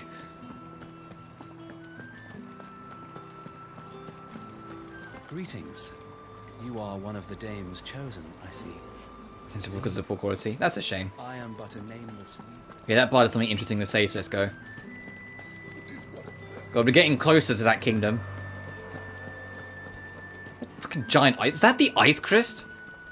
I wonder if that's the ice crystal. That entire glacier mountain, or if that is just a big natural glacier mountain. How many bearers suffer to keep your granaries full? The Kingdom of Oriflamme.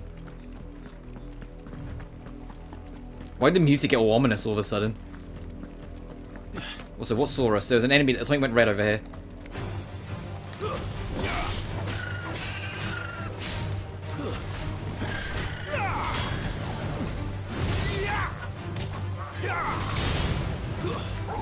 Sick of Toggle.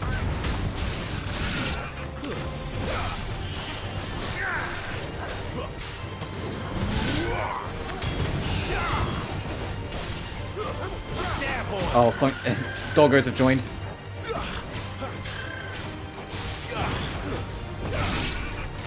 Get over here, Wogan.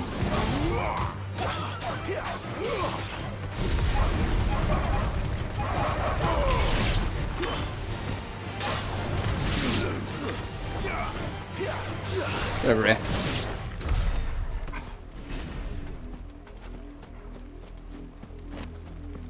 Oh, Black Bloods. Okay, that's 800 gil off the rip because they're 400 each and we got 2 of them.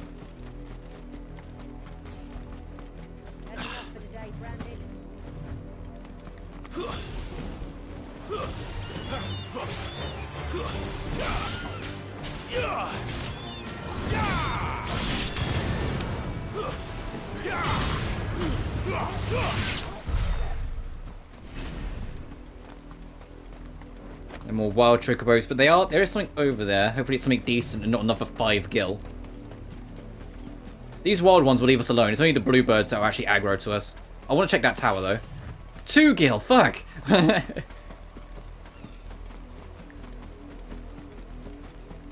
There's only that one that'll aggro on us. What's this little tower about? As my voice cracks. I'm apparently a child. Upscaling the visual would be visually comprehensible if it weren't visually designed for nearsighted people. Oh, Imperials! Oh, okay, sure. We'll absolutely ruin your day.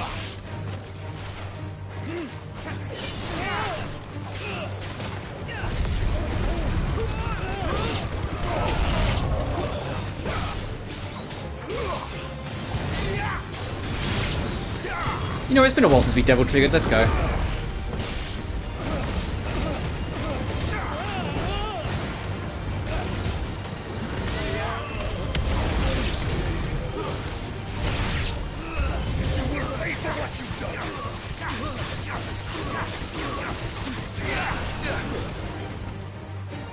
I'm gonna line them up. Yeah, it literally is, come on. It's even got the bar underneath your health. It's literally Devil Trigger, you can't tell me it's not. It has the Metal Gear Rising input though. So it's not like a bumper, you press both the sticks in like MGR. When you go into like the Revengeance mode or whatever that game called it, the Jack the Ripper mode.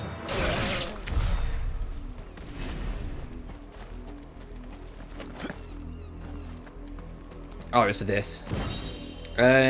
Demon Tamer Sash. What is that when it's at home? Is it good? Oh, it is a bit.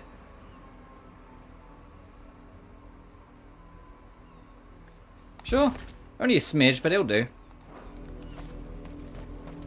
Devil Trigger, it's Sin Devil Trigger.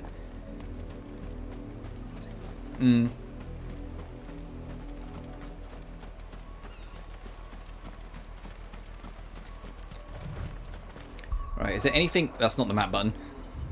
That is. That's to go towards the Oriflamme. So I think we just head... We haven't been over the West Watch. And that's Bay Watch. Let's go to West Watch, because there might be another chest over there then. That tower way off in the distance. Not that real big one in the way back. That... on the cliff edge. Surrounded by flames, so it's not much Jack the Ripper mode. So, yeah. You haven't fought raptors yet? Sure, come on.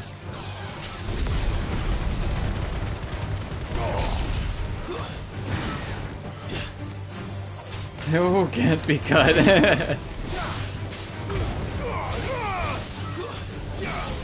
I'm saying, that Metal Gear Solid, like Legacy Collection Volume, being called Volume 1, really makes me think we're probably going to get Rising eventually. Whether it's in Volume 2 or like Volume 3 or whatever, I think we're going to get a Rising remaster eventually. There's murmurs saying that Volume 2 is going to include Metal Gear Solid 5, which, if that's the case, that almost guarantees that Volume 2 onwards will probably be next-gen only, because, you know, Metal Gear Solid 5 is already on PS4, so why would they re-release it on the same fucking console? Like that. But we'll see.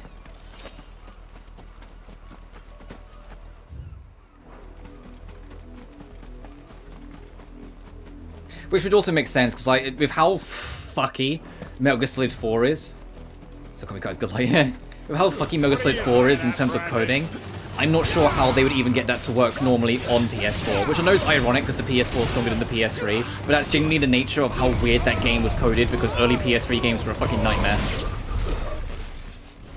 Whilst the PS5 would honestly probably be able to raw power some of its problems to just make it run. In the same way Sonic Unleashed, for example, couldn't even hold a stable 30 on the Xbox One, despite being a little better at it on 360. Yet it could be raw powered up to 60 frames on Xbox Series X. You're not welcome here. Let's interrupt that mage. Oh, if you're playing arcade mode, you need to fucking deal with mages. Because if they heal their buddies, you genuinely lose points on your score for it, for not interrupting them. So you have to pay attention to the mages and make sure they don't heal.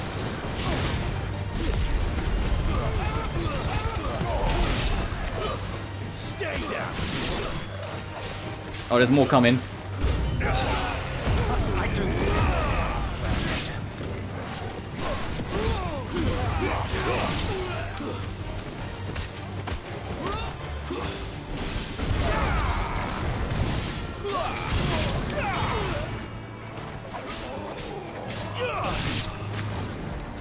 I ain't touching 4. Fair enough.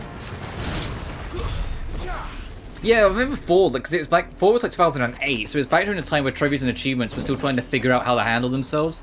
So some games you got were kind of alright in terms of trophies and achievements. Some of them were like fucking Satan.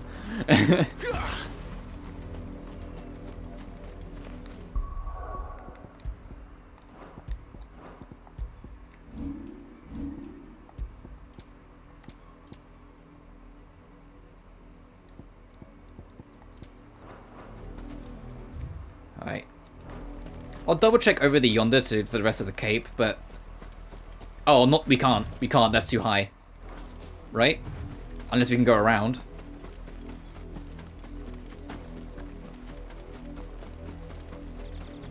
Alright, well we'll have a look to see if there's something over here, but if not, I'm heading back. See, machine stuff.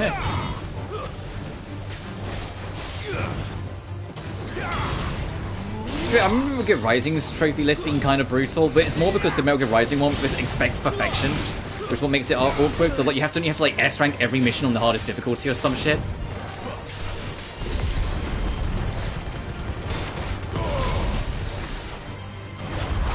Hey, I got the dodge.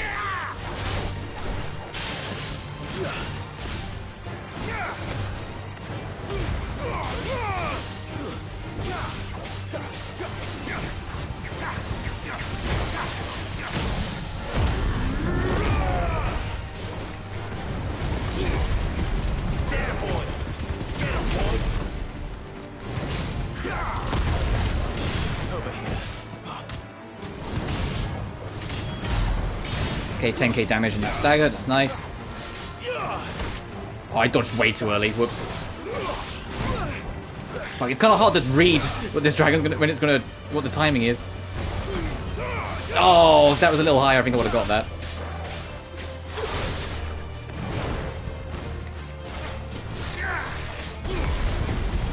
You know what to do, boy. Sick of Toggle.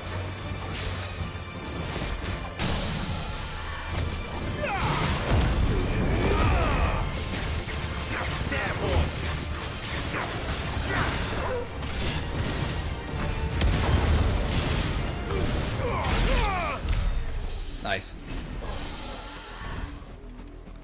I'll tap a potion as well just to top me up. Right, is there anything interesting actually over here, or did I just waste my time and fight some unique enemies? Oh, one of these things is here. Oh, this is...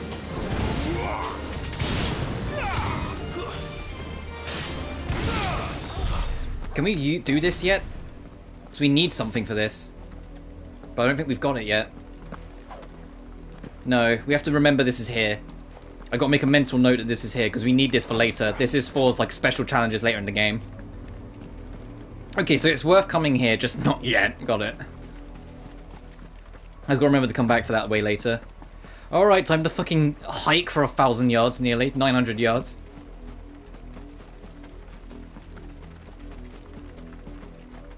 Can I just go in a straight line? Oh no, there's a bit of a gap. I need to kind of circle.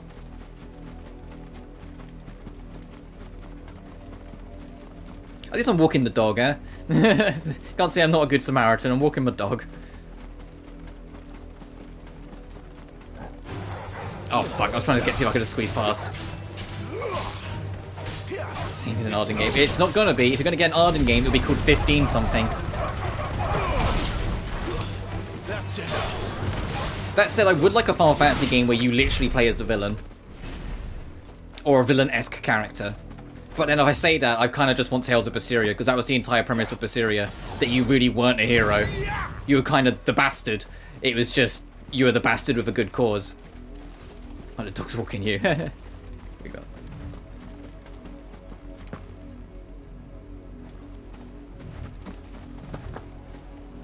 Oh, Stranger of Paradise. Yeah, true, actually. I completely fucking forgot Stranger of Paradise even existed. I'm so used to just memeing on that game, I just forgot it's an actual real thing and not something we just meme on.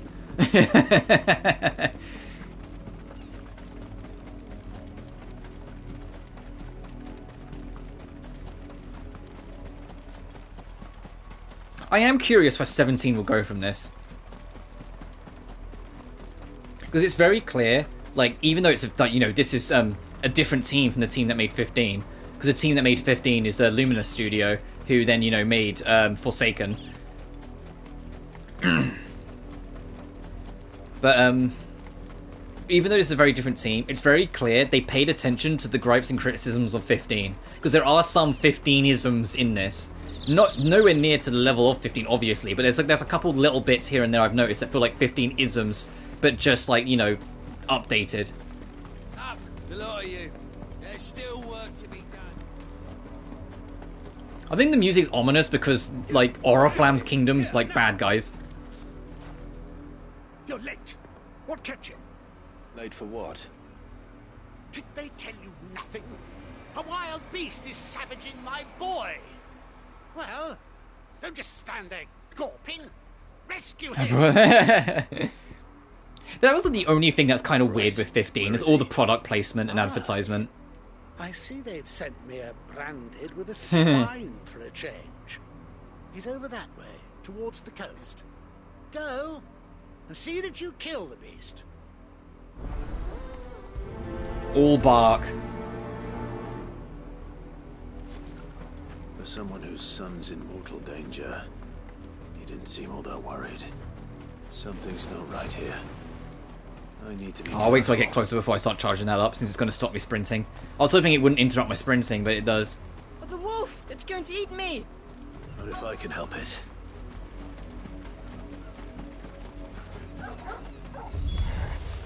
Stay back. I'll deal with this. Come on. Come on. I've got a counter ready and waiting for you. Come on.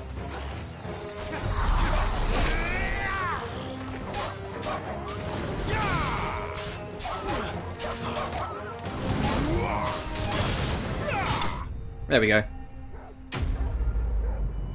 Entendres. Because it's a lot of natural dialect. A lot of it isn't like, well, it might be, to be fair, but I don't think a lot of it's intended to come across as like that with the double entendres. I think it is, a lot of it is just, to be honest, Britishisms. Because half the stuff that you said phrasing to, even in this stream, I'm like, or like noted in this stream, I haven't thought You about. weren't supposed to kill Wolfie. You were supposed to die. Father will have you whipped for this. Bearers aren't supposed to win. They never win. What is this? Your father said you were being attacked. You're not supposed to talk. Stop looking at me like that. We were only having fun. Having fun? You're trying to get me killed for fun. Speaking. Father will hear of this. Because I said, branded, we've got a sign on them, they only see us as slaves. That's what that's about. They only see us as slaves, so they saw us as playthings. And I'm guessing these are the other branded that got sent to die. Work, no doubt. But it's not the wolf that's to blame. Someone needs to put an end to this before it happens again.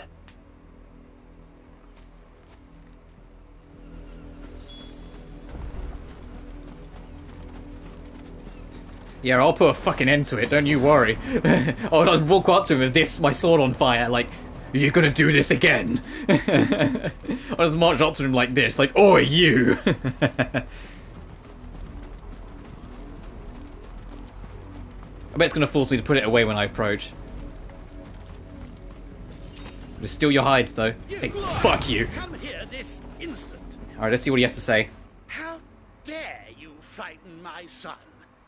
You slaughter his poor pet, and then have the gall to return, head held high. That wolf was trained.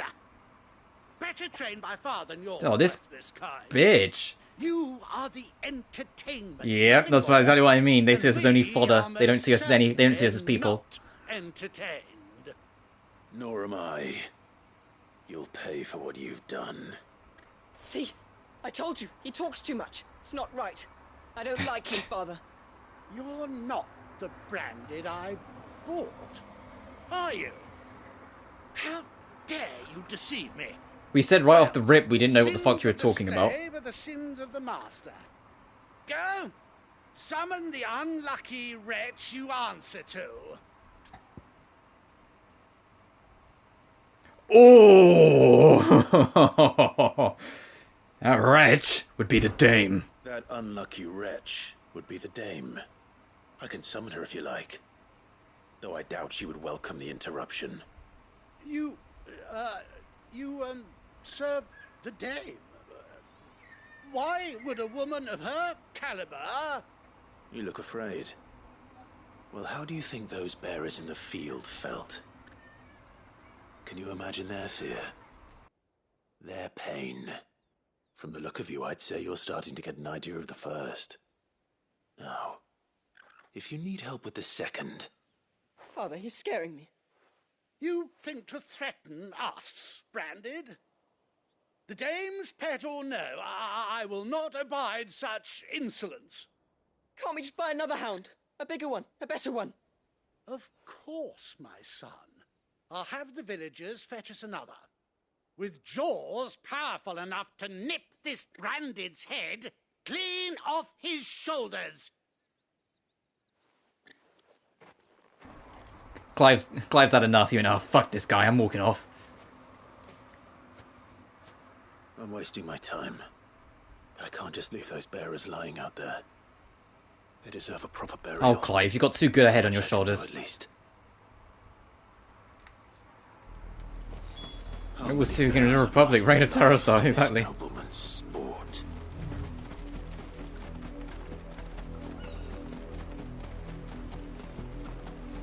Let's go and bury the dead.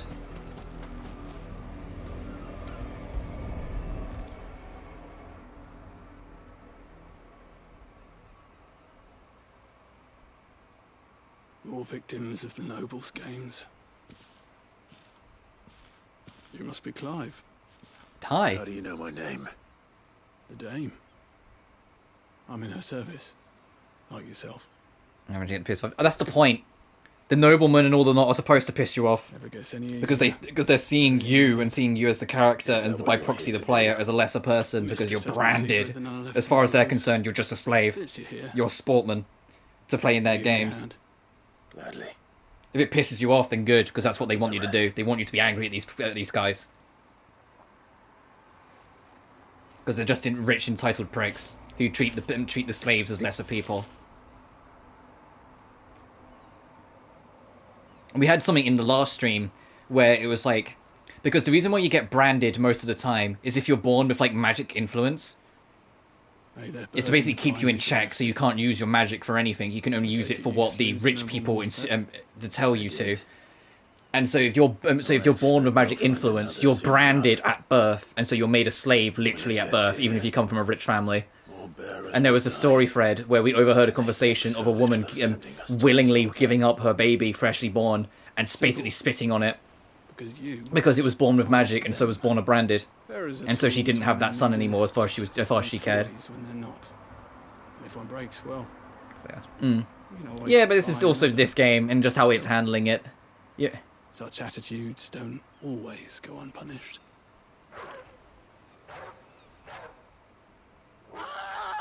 Oh, they tried to get a bigger dog.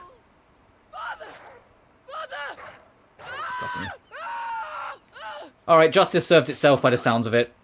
Of course not. Wolves kill. It's in their nature. Invite one into your home, it's gonna tear your throat out eventually. Karma served its course there. Got it. Nice. Fed or not, they don't lack for fangs. That's gross. What will folk do when they bite back, I wonder? Oh, there's the crown, even. The realm's less two murderous bastards, and I won't mourn the loss. Here. For their help. That was an interesting quest, to be fair. Take it. For a little side quest. You never know. Our paths may cross again. Till then. Alright, take care, Mr. Mysterious Raymond.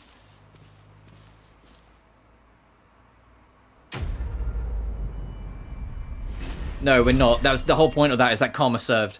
They're dead. That father and son got ripped to shreds by a wolf. That's the quest. That's why it said quest complete. They're fucking dead. Goodbye, let's move on. Good riddance.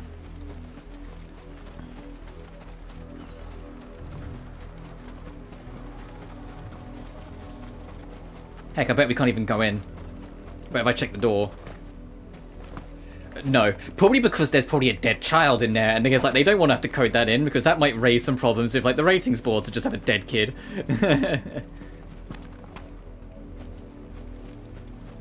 This game's already an 18.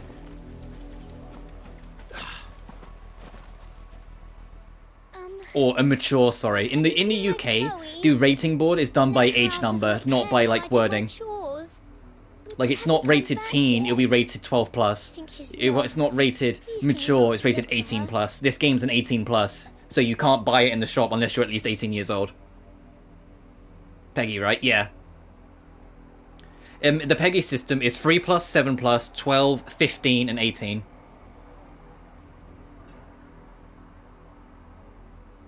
If anything's rated teen, it will probably be a 12 here. But if it's like rated mature, there's a chance it'll be a 15 here if it's like not that excessive in terms of its mature content. Okay, fair enough.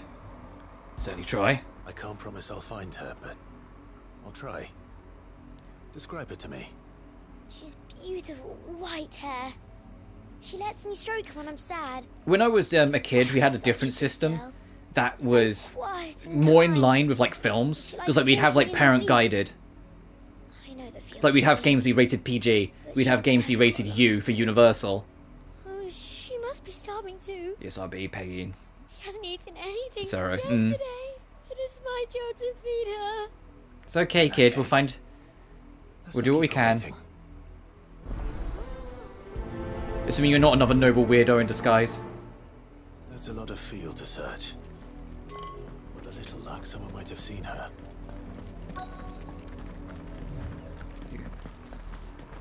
Yeah, the U for Universal, it just means anyone can play it, any age. But that was like when I was a kid. Like, we moved away from that age rating board, or that system in like 2007, I think. Branded. And an outsider at that, judging by the lack of manners. Why should I help you, eh? You tell me that. Because I work for the dame. The village asked me to find her pet. Also that. Have you seen her? Chloe, you know, I think I could do a good Clive cosplay. I've got really dark, long hair.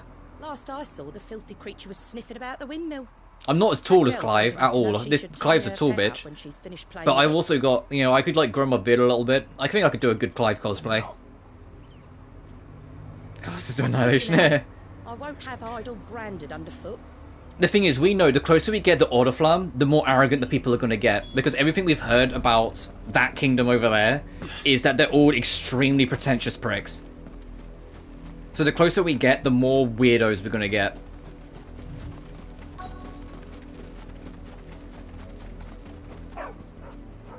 Oh no, it must be the dog. Chloe!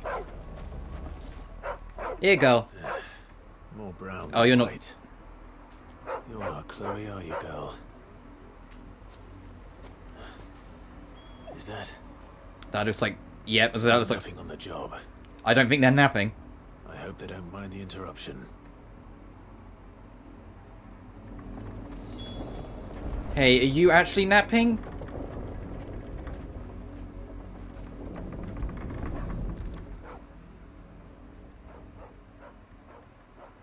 The crystal's curse. Like me, or the does he know type. Chloe, I was calling you. Didn't you hear No, me? like the people like that nobleman, that noble prick we encountered. Get up now. You've slept long enough. It's time to go home. Chloe. Oh, her pet. Why did you already turn into a rock? Yep. Once again, more noble shit. Her pet was the fucking branded. My favorite. None of the other Chloes had pretty hair. It could be months before Dad gives me another one. I have to wait until they're too tired to work anymore. Yeah, unfortunately. That's what she was to you. A plaything. Do you really not care that she's dead? She's not dead. She's a rock. That? The crystal's curse? That's just how she died. And now she's gone forever. Giving another bearer her name won't change that. No, don't say that. Gotta rip that band-aid off now, kid. And without that brand, she would have been just another girl. Somebody's daughter. Just like you. Clive's holding it back so much. Clive's holding back so much. He wants to fucking... They do. Parents that give them away. Families they'll never see again. But you became Chloe's family when you took her in. Remember that. Clive's being way calmer than I'd be. I probably would have stormed off. I'm like, I'm not dealing with this kid.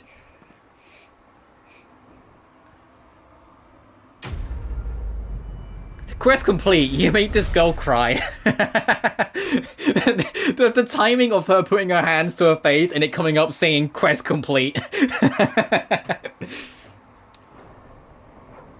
We picked up the ashes of her remains. But yeah, Orif, and that nobleman we encountered earlier, where he was a complete arrogant prick who just saw us as a plaything. That's how it's probably going to be when we get to Oriflamme, that big kingdom over there. Male Velvet. You're not the first person I've heard say that. I've heard a few people say this guy is just Basiria's protag, but as a bloke, and I'm just like, I guess. He's going to become a complete Kingslayer by the end of this, so I think kind of literally, if you want to count like Artorias as like Velvet killing Artorias as Kingslaying. Empire never sent my unit here. Anyway, speak to Bertrand. You should be at the... Yeah, there he is. Am I wrong? No. Are you Bertrand? I see it. The dame sent me.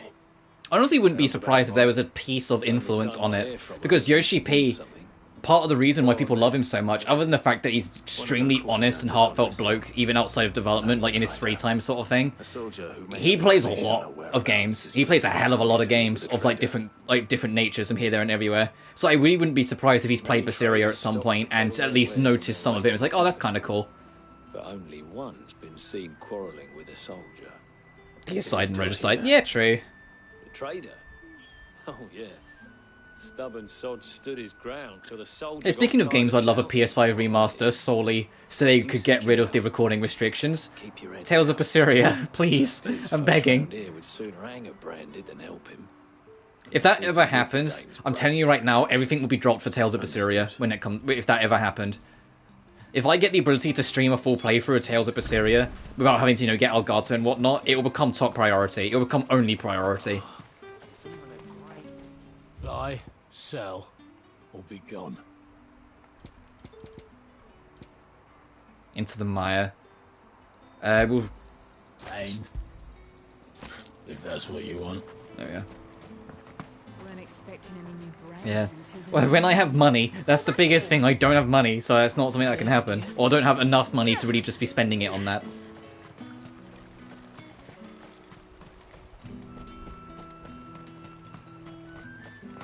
So I'm still waiting for my new contract at work to get finalised. I'm waiting to hear back. We've had a huge rearrangement, so it's probably going to get pushed back before I hear anything, unfortunately. Because we've had like half our management get moved to a different town all of a sudden. And like some of them are permanent, some are temporary, but even that temporary, it's like we won't see them again for like 7 months. So I don't know when I'll hear on it, but if I can get like that finalized and sorted, it'll be easier for me to start negotiating finances for like other stuff. The whole time the money I'm earning isn't set in stone, I don't want to start spending it properly, you know?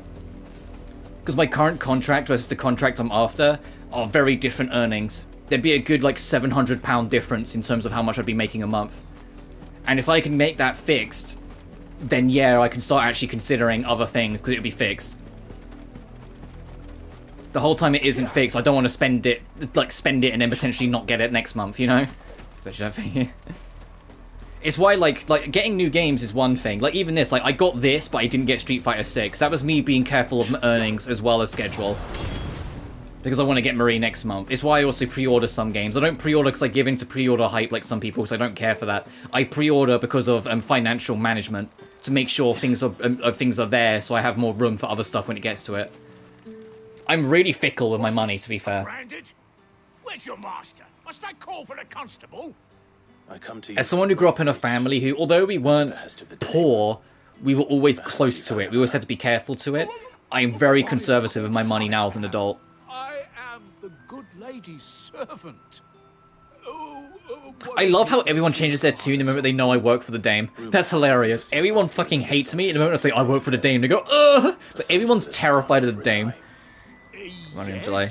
Yeah. Look, I've never once cared for the whole pre-order for bonuses bullshit. I really don't give a shit in it, and I don't really like that. I find that practice kind of predatory. Tries to get money out of people before it's even out there. I think if you pre-order it because you know you want it, not because they're trying to glitchly get shit out of you. I'm just royal. Because we weren't poor or anything like that. Like we were like on the line, I would say personally. If my mum heard me say this, she'd slap me. But we were on the line between working and middle. My mum would say we're always middle class, but no. At least in my humble opinion, it always felt like we were on the line. Like we always felt like we just got above water to not always have to work and have a bit spare, but never a comfortable amount spare. So it was like we was always on the line between them. That said, I'd say I have a very middle class upbringing, so there is some poshness in me because British middle class is very different from like I imagine American middle class in a lot of ways, and probably similar in a lot of others now I say that out loud, but you know what I mean. There's a lot of Britishisms in me. Like I've said many times before that my accent used to be a lot sharper. Like the accent I give Maruru is a lot more closer to what my accent used to be when I was younger, and my accent more became this through school because I stood out. My accent stood out, so this altered a lot as I grew up, especially during college. So it's American middle class actually. Yeah, to be fair, it probably is. I just don't look into it enough to know.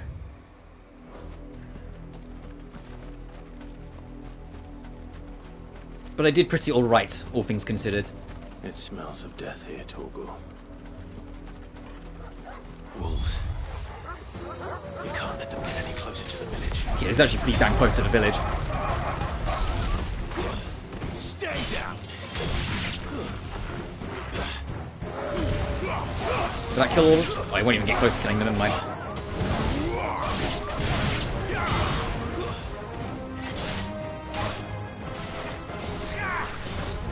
If you get in the way, it's your fault. Well, Gouge doesn't do as much damage as I wish it would. Gouge is kind of just meh, unfortunately. But the problem is, Garuda's special skills, one of them is good, the other two are just alright. And that's the problem. Whilst Phoenix has like 5 skills and all of them are sick as fuck. It's like Phoenix, I'm struggling to pick which 2 to have. Whilst Garuda, it's like the only one that's kind of good is the counter. Because with Phoenix, you have uppercut, crowd control, range counter, support extras, and the super stinger. Oh, and this, but that's just Devil Trigger. Whilst Garuda, you have spam attack, but it doesn't do much damage. Uppercut, but it only serves 2 uppercut. And then the counter's the only one that's pretty good, because if you catch an enemy trying to hit you, you get the extra. I do want to get this, though, at some point. This looks like it could be fun. Summon a fucking tornado. But I want to. I'm literally 2 points off upgrading our Devil Trigger, so I want to do that first. And I know it's called Limit Break, but I'm gonna call it Devil Trigger because can you blame me? Actually, if I don't use taunt, so if I just do that, there we go. We've upgraded Devil Trigger. So what does that give me? Extra 3 bars? Yes, 3 bars. Awesome. So if we upgrade it again, it'll become 4 bars.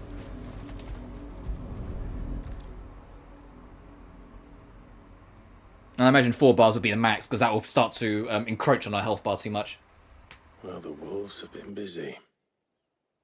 But the blood is long dry.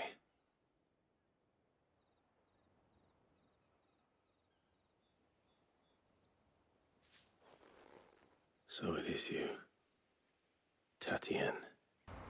Oh, well, at least we found the dame's girl. If that's true, then the body next to hers will be Yannick's. The girl Yannick went off to see every night. He said her name was Tatienne. You. Did you follow me? Now, why would I do that? Unless you think I'd have good reason to. But no.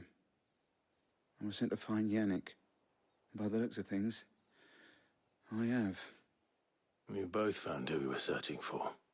Nah, he was a jealous sod. Couldn't stand the thought of his woman with someone else. Then one day he sees her with a new comb. Thinks she's got herself a new gallant. Tells the garrison he's going to find the man and kill him. We know it's all talk, but then he disappears off to Moor for some dealings and doesn't come back. If you mean this comb, it was a gift from the dame. If only Yannick had bothered to ask, eh? Another man killed of his own ego, huh? I think he meant to ask us something else. He stole the old comb and bought her a new one in the hope they'd wed. Wed?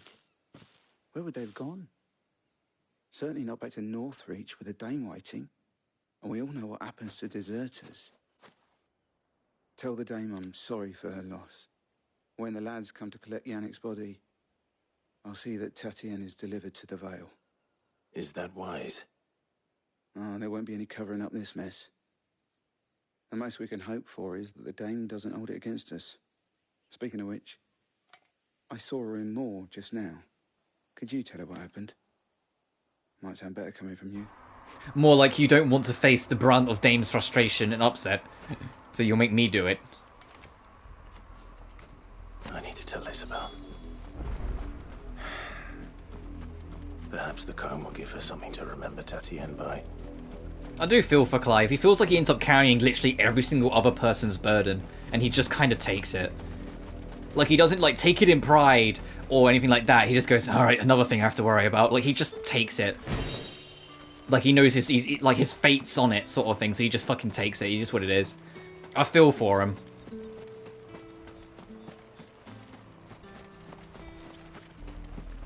Like, it's not a matter of taking other people because he has to. He does it because he might as well. And not out of pride, you know? Like, that's how it feels. If it was a message... You are still in one piece, I see. You will be pleased to hear that your companions have arrived. They said they would meet you at a little chapel to the east of here. Thank you, but you needn't have come all this way just to tell me. I was on my way to see you. You found her then? She's dead because of a misunderstanding from one of the knights. That just led to all things getting out of order and out of hand. I see. My dear Tatienne.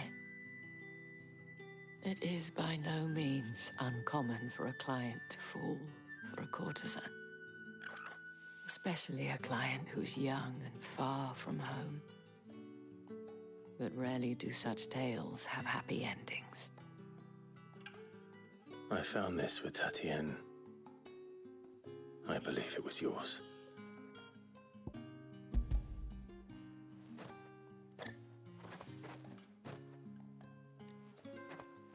Thank you for returning it. I shall see that it has a place on her pyre.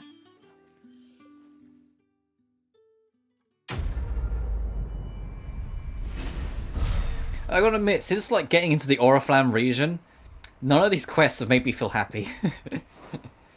Well, I say that the end of the nobleman at least got a grin out of me because, you know, they got their karma. But you know what I mean? All of them are kind of miserable in context. A girl who's raised to only see the branded as slaves, the nobleman that we do just treat us as slaves.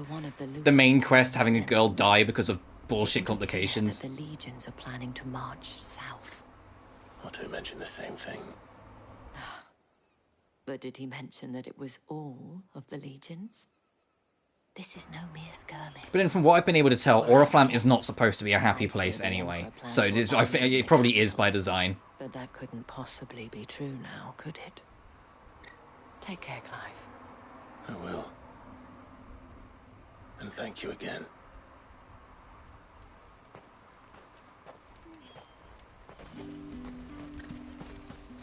Anyway. East to go rendezvous with Jill and Sid. Get the gang back together.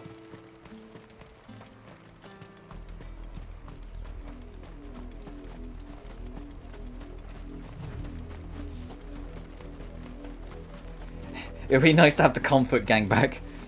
Clive's had to deal with all of this basically on his own and with his dog. There's only so much comfort not having humans around can probably offer him. Two fucking gil. Why does the game have that? Why have random pickups on the field that are 2 gil? Why have 2 pence? Come on.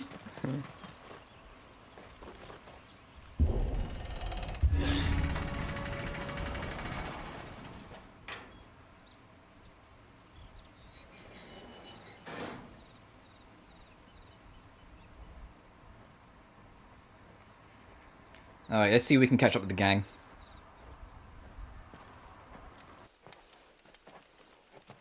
Any trouble on the way? None worth mentioning. As I was telling Jill, it's worse than I thought. The capital's crawling with soldiers. And here I am, the deserter come home. Which is why we'll be taking the back door.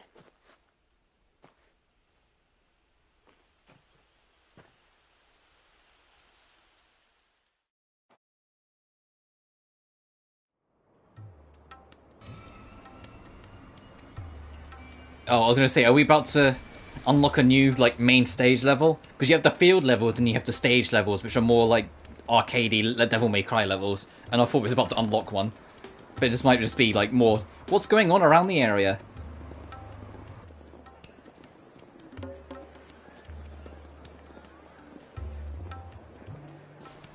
The pleasure houses. Oh, Jesus. Back in Oriflamme.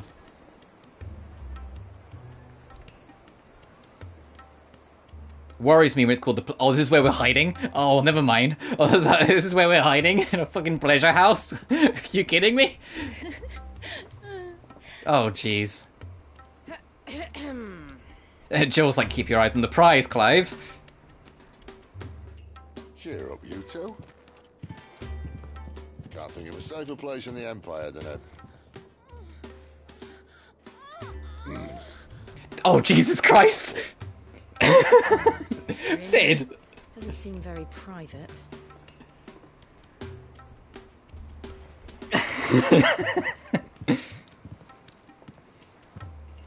Well, I mean, it's probably right. It'll probably keep us hidden. Jesus Christ, Sid. So then, how do we proceed? We'll be using the glass gate. Tonight, just after sunset. Where the shards are loaded for transport. That is one of the most heavily guarded points in all of Sambrek. But not the most, which is a start. Besides, I know a shortcut straight to the heart. A shortcut? And how exactly did you come to know about this fatal chink in the Empire's armor? Let's just say I may have attempted something similar before.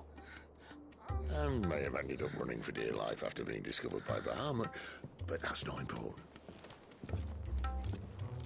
Sid, if the Mother Crystals truly are the cause of the Blight... If? You wound me, Jill. What I'm trying to say is, if the powers that be know all of this, why do they sit idle and allow it to continue? In case you haven't noticed, the God-fearing people of this realm and their pious leaders care for but one thing, themselves. and they'll do whatever it takes to hold on to power. The rest of us are just a means to an end. The moment you raise your voice against them, you're decried as an outlaw, clapped in irons and slung in a cell to rot. An outlaw.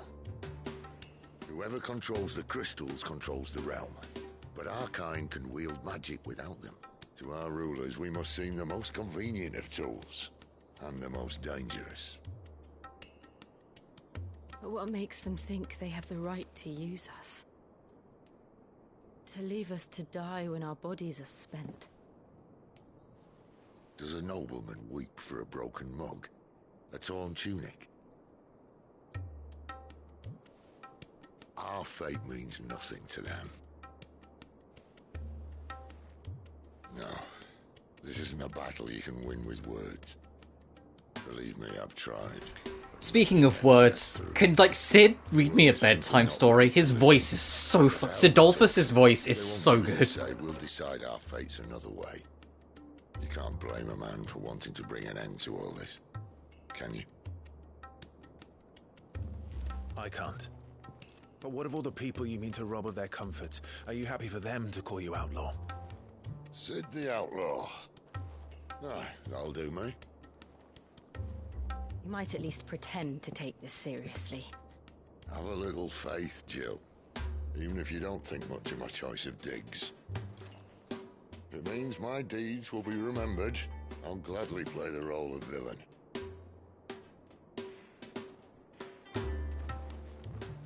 But first, we have a gate to crash. And once we're in, there'll be no turning back. So you best make ready. The world won't save itself.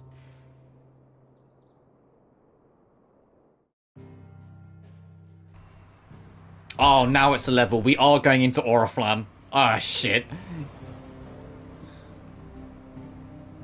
Hence the best make sure you're ready first.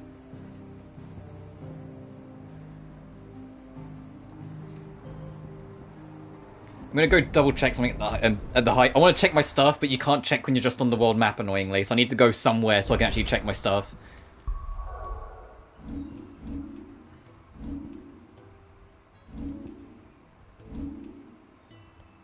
I think we're good.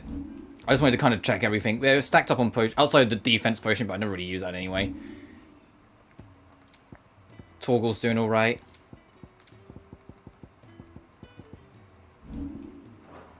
Yeah, we're doing as good as I think we're going to do. Let's go. To Drake's Head, Oriflamme, the holy capital of Sanbreque. The majestic silence has Drake's Head ever stood vigil over the empire of Sanbreque and its bejeweled capital. You've reached a pivotal moment in the story. If you continue, you will not be able to return. Oh, you know what I'm going to do then? Interesting. So shit's going to go down. I'm going to save. I'm going to drop a manual save here.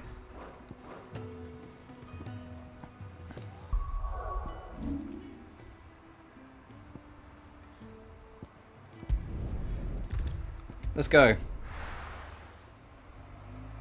So what, is this going to be like the end of Act 1 that we're approaching then? Drake's Head. Because I know that this story takes place over a large chunk of Clive's life. Or a decent chunk. Because it's been in all the trailers that you experience Clive in his teens, 20s and 30s. He's still in his late 20s. So there's going to be a probably a time skip of some kind soonish. It's fortunate the city guard doesn't take sentry assignment as seriously as you do.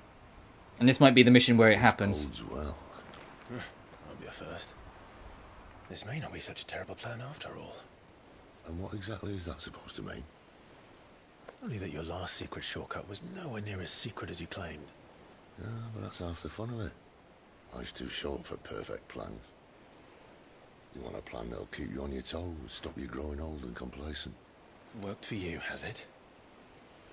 Clive, my boy, even life's smallest challenges offer the opportunity to grow and to change. You must embrace these moments. Allow them to suffuse your heart with a deep sense of fulfillment. Narrowly escaping death at the hands of an enemy is not my idea of fulfillment. Something wrong? Not at all. Just wondering if the two of you had finished. Jill's probably just happy that Clive's got someone to bounce off again. That he's not the loner he once was.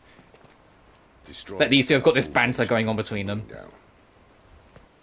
And if the passage to the inner sanctum is guarded? Then we embrace the moment and use it to grow and change. I love Sid in this game. Sidolphus is such a good character in this game. He's like one of the best Sids in the series. Like, I'm not kidding. This way. Try to stay out of sight. Obviously. Well, the passage is empty. You didn't really check. Why don't you want to count the rats?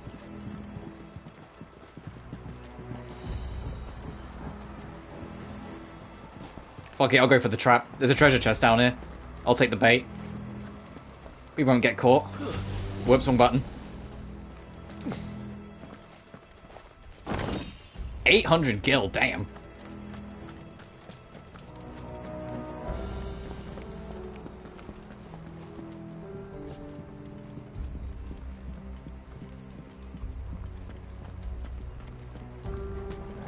All right, not quite empty. Let's get this over with. Alright. I see 2 mages. One on the left, one in the back. Let's go. I swear this passage used to be secret. Of course it did. Perfect plans, Clive. Perfect plans.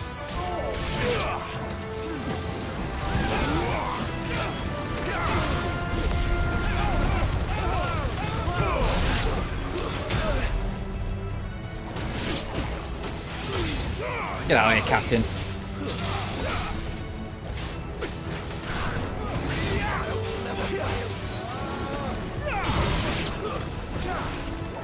Finished.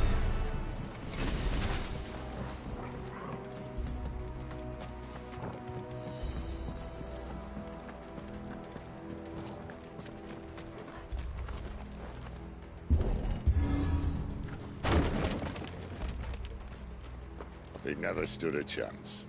Shut up, Sid.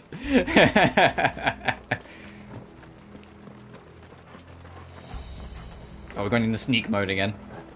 The main tunnel. That would be my guess. There are sentries everywhere. Oh, there are people over there.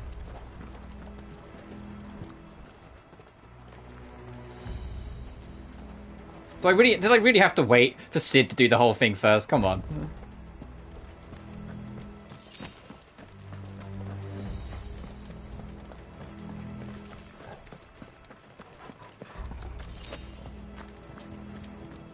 And all good things must come to an end. We might have a bit more company from now on. Sid, this whole secret passageway. Whatever, let's go.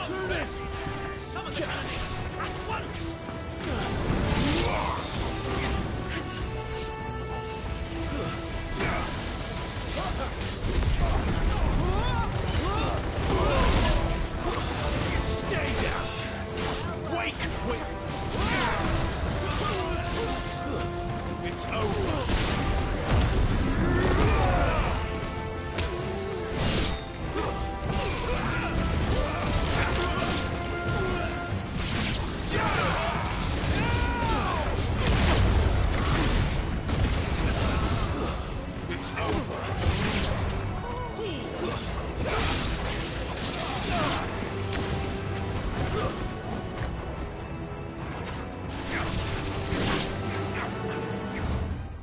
Uh-oh, what's joining us?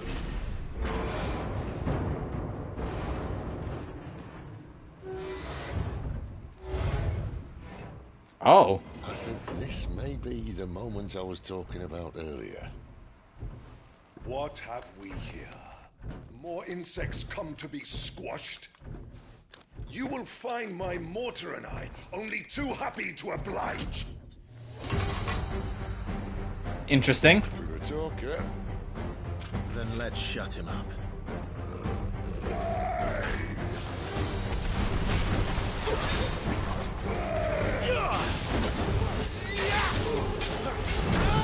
fuck, yeah, on the backswing.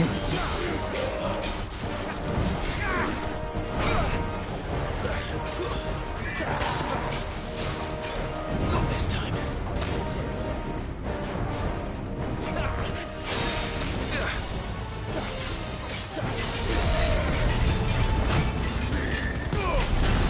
Do you feel that? Something in the air. It's ether. We better make this quick. Yeah, what's with all this ape? Oh, nice parry.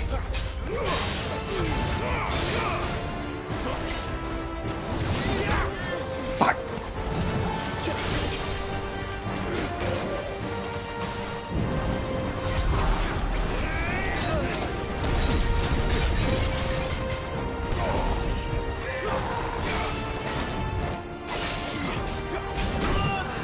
Oh, I can't get the timing on that.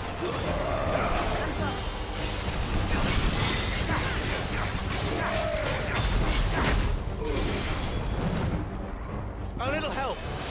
Get him.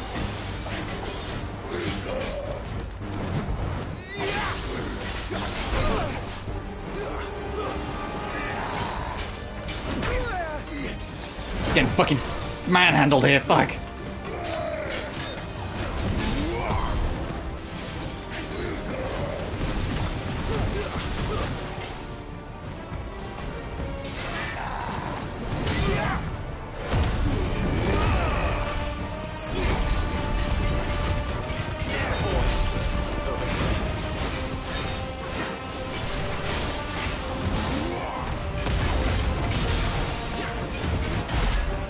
Nice. Uh-oh. Is he?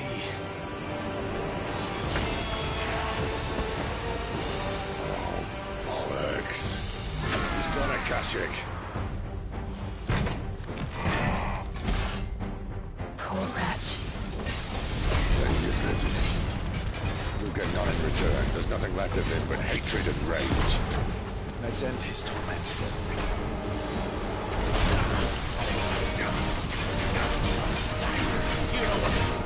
A little help. Get him.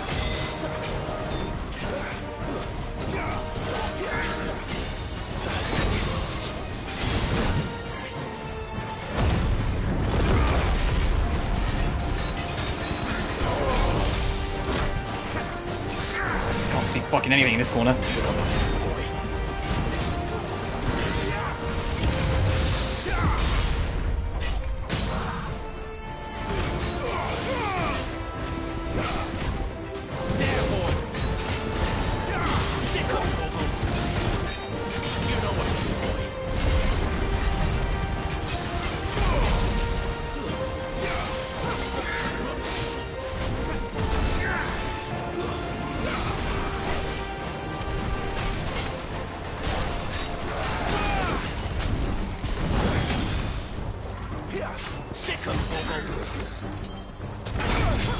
Fuck, because it is so quick.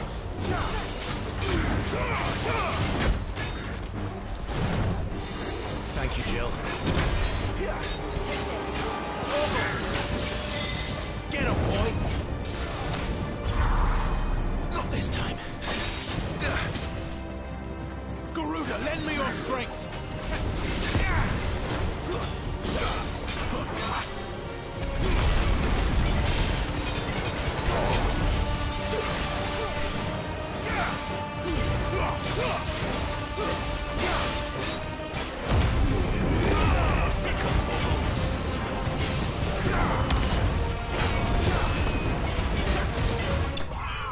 Gotcha.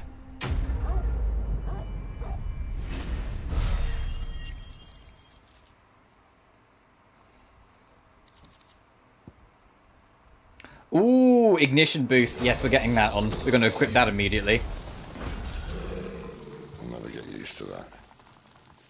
The Kashyyyk or no, he was still a man. A man who drowned in ether. It's no way for anyone to go.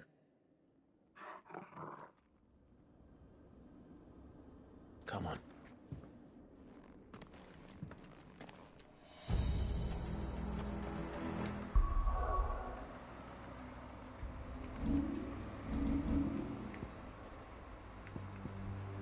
I don't really like Gouge, so I'll do that one. Oh, I'm gonna try and get rid of Gouge when we get something new. So I mostly just use it for the whaling.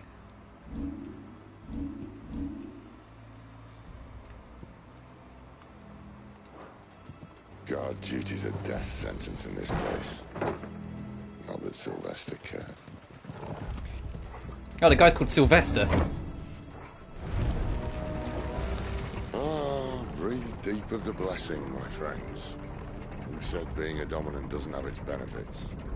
Sid, this is an ether flood. There shouldn't be one here, should there? The workers couldn't survive this. Well, it wasn't here last time, I can tell you that. Which means we need to be quick. The ether won't hurt us, but I'd rather not find out what it's done to everyone else.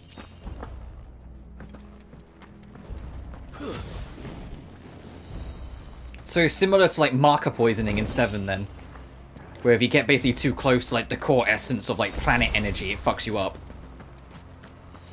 If you get marker poisoning in 7, whilst this you turn into whatever that cannoneer became at the end. And lose your mind.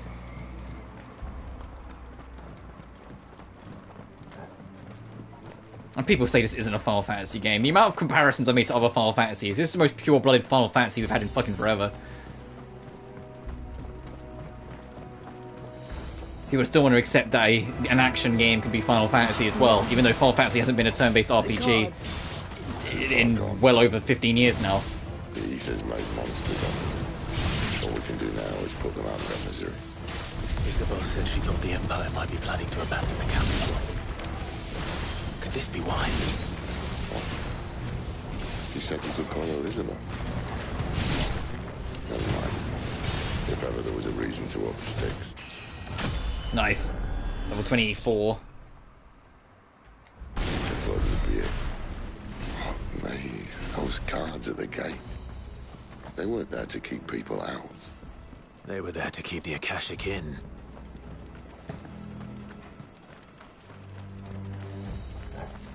Oh, we have to go around. I was going to say, can we lift that? No. I have to remember that's there and go around.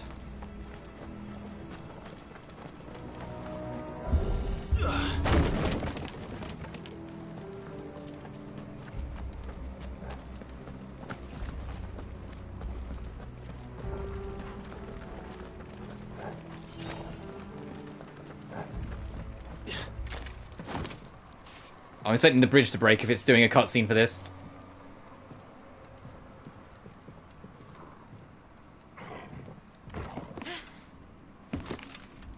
Yep, it's gonna break. Sid's gonna get separated from us. Doesn't look that far. Right. You're not afraid of heights, are you, Sid?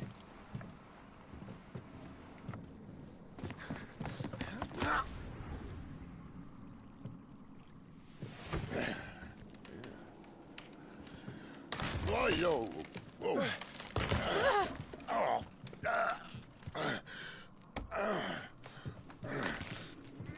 Some help. Hold on.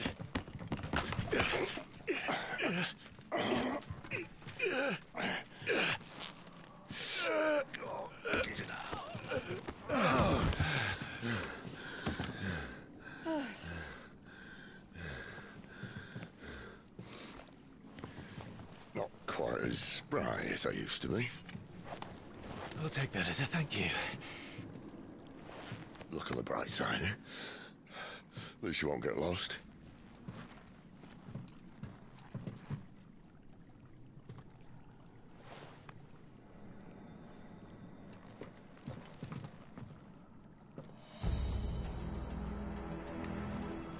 Damn it, Sid. It's like we've got more trouble ahead. Oh, and there's the railway, so if we follow that to the end, we'll get that treasure we missed earlier. Warcry. Some opponents can use Warcry to invigorate themselves, enhancing their performance in battle. Look for the Berserker icon to try and defeat him before you can deal too much damage. Oh, and it's got the same system as it has in 14. I mean, same team. It's an up arrow, which means it's a positive buff for him.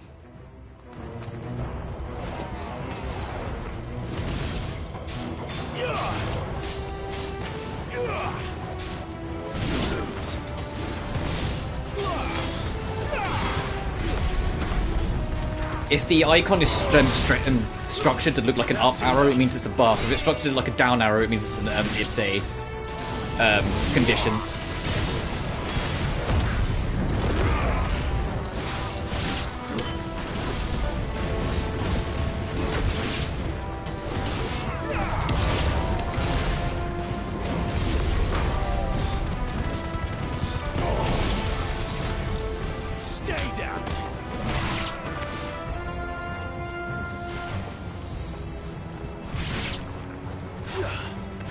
Too far.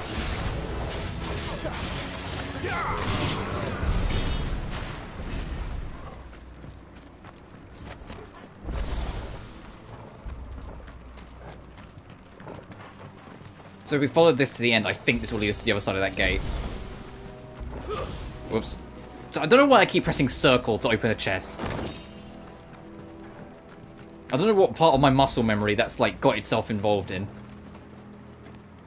Yeah, here's that gate.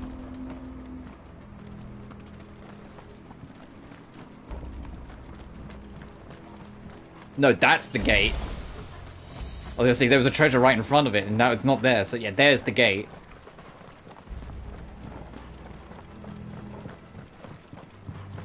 Oh, something else for the incentive. Okay. Of course.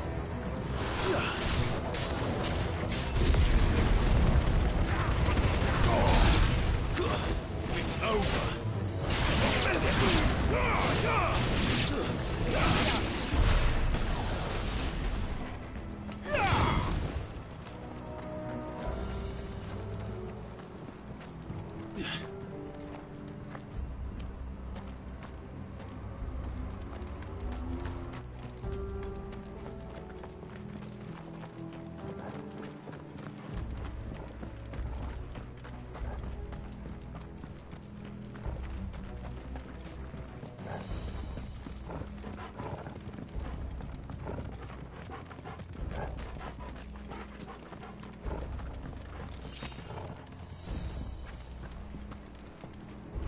Where are we going, Torgal?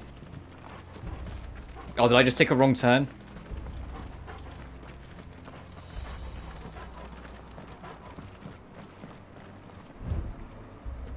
Yeah, I think we did. Go this way. Probably just took a wrong turn somewhere over here. Or maybe that gate can be open and I didn't notice the lever. Let's have a look.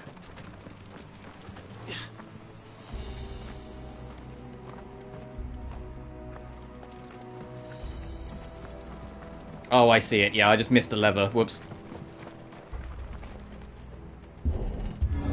Thank you, Torgal.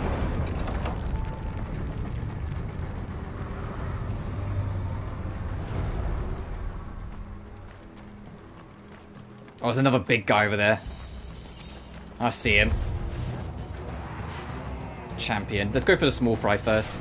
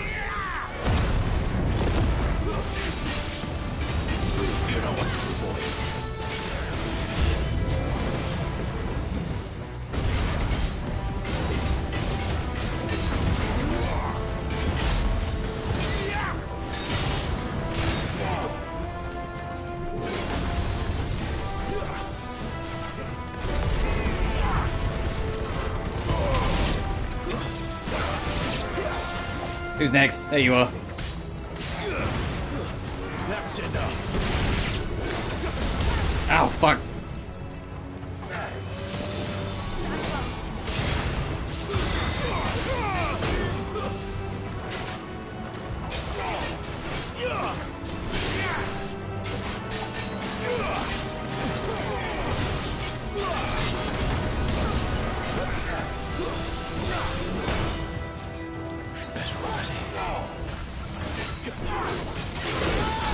God, these big guys just bully me.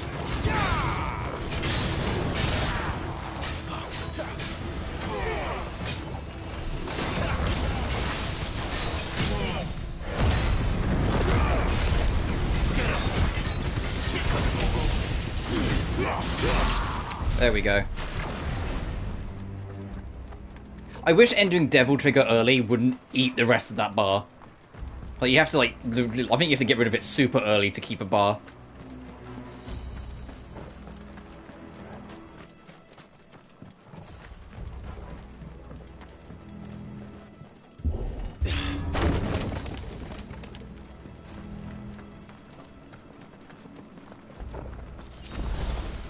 Well, I feel like if I was in the second bar when I let it go, it'd let me keep the whole first one.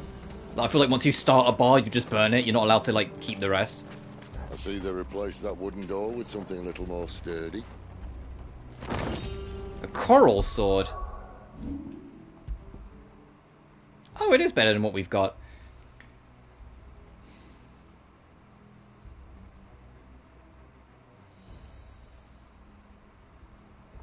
Only a little bit, but it's still kind of cool. Oh, it's shorter too. Okay.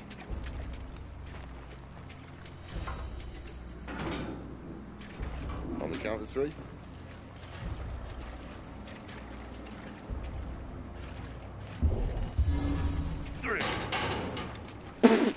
What happened to 2? Ask 1. Alright, good joke. Once more. Aye, seeing as you're trying now.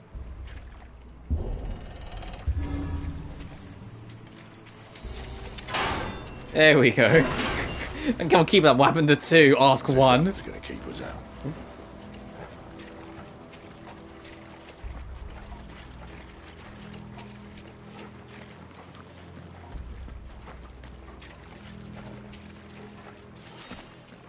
The mother crystal's just up ahead. Oh, so that means the next major boss. I can't see a thing. Well, unless someone's moved it. Our next major boss is probably impending then. Alright, so yeah, it's topping us up on potions. Any high potions?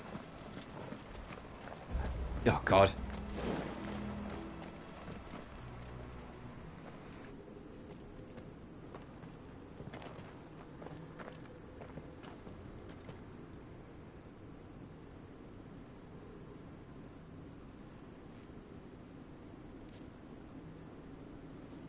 There's no one about.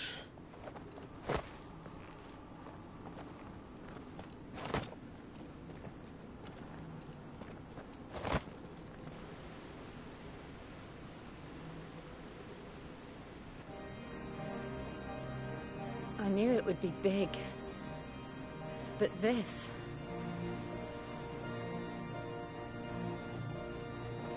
There. That's our way into the inner sanctum.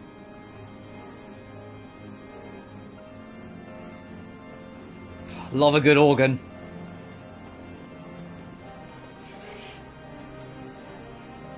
Oh, and it's got a bit of the prelude leitmotif as well. Makes sense because it's a crystal. Sorry state the Empire's in.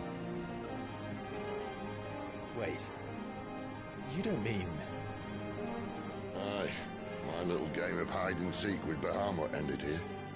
At tragic cost to this remarkable architecture. Don't blame me, he started it. Sid was the one that made us that tunnel. How did he make it out alive? See, this is what I mean. If they could do like a Sid in the Younger Days DLC. You should try it. If they wanted to. Get us to see more of like Sid's history. Because this man is like deeply riddled with history. This music's amazing, by the way.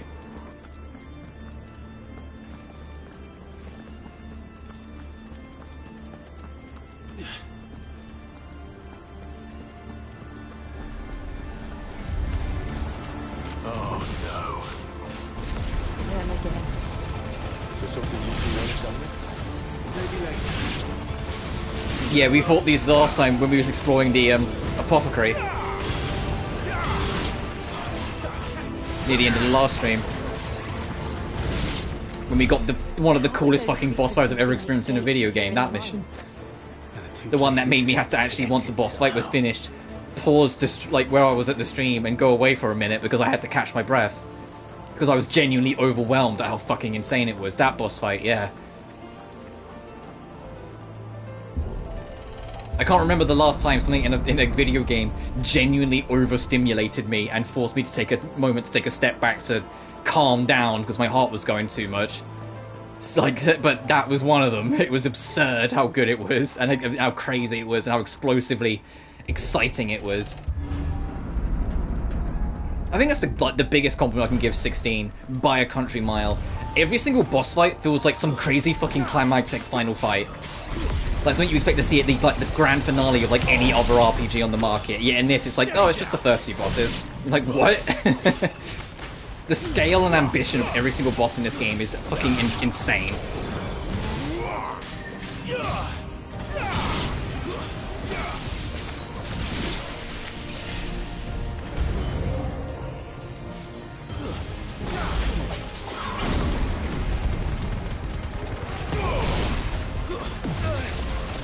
Ow, ow, fuck.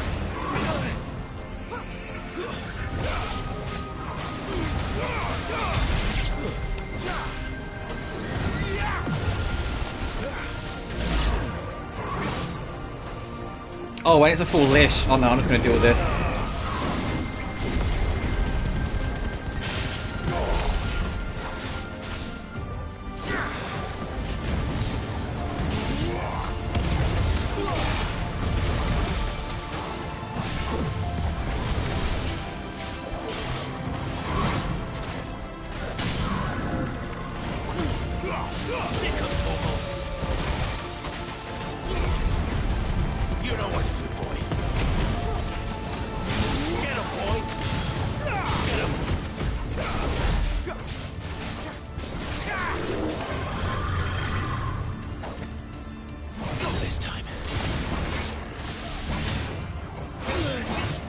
Fuck, out.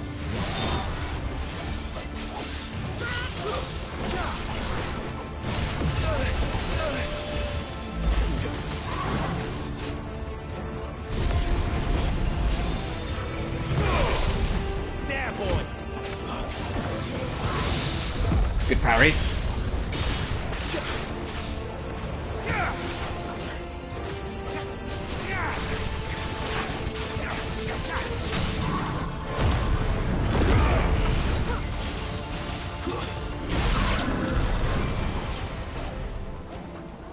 I'll let the Devil Trigger burn out, regen some life.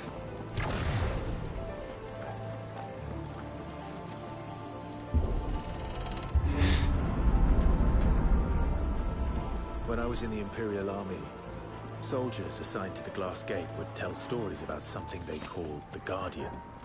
Can't say I saw anything like that when I was last here. Then again, I can't say I made it this far. Let's just be careful then.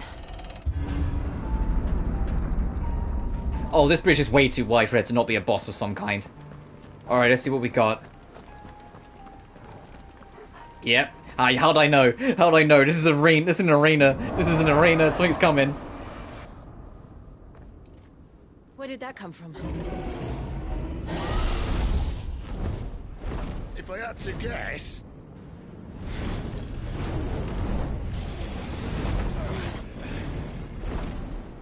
Poor beast. Another victim of the flood.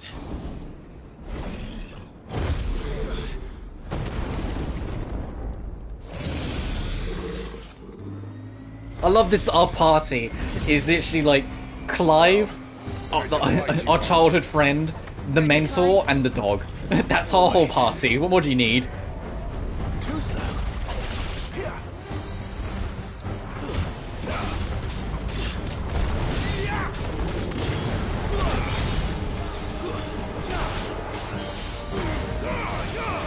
I wonder if this is actually like the final party, by the way, or if like we're going to meet someone new, or if people are going to come and go more, or what.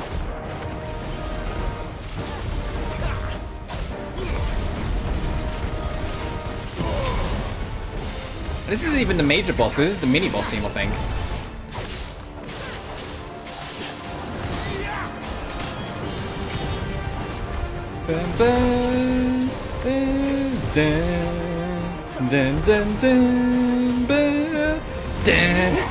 Oh yeah, nice looking parry, have that.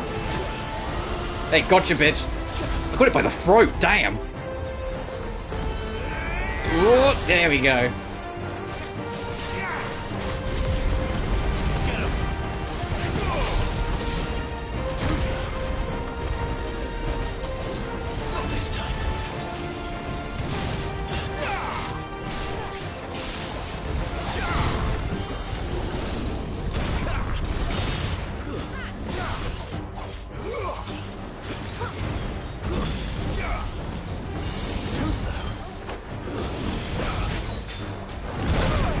Ow, just got fucking tail whip.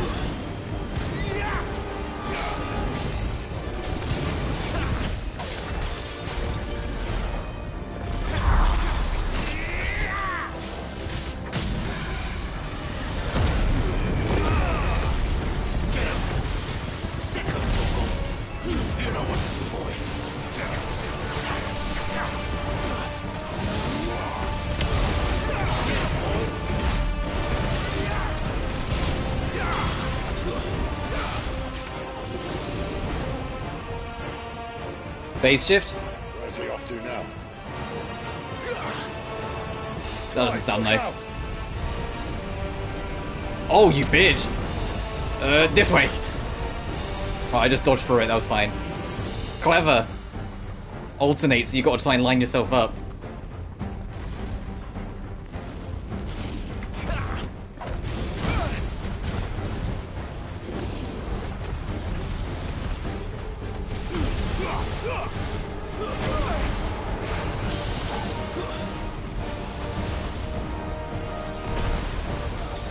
Feels like I'm fucking chasing a boss in Dark Souls 3.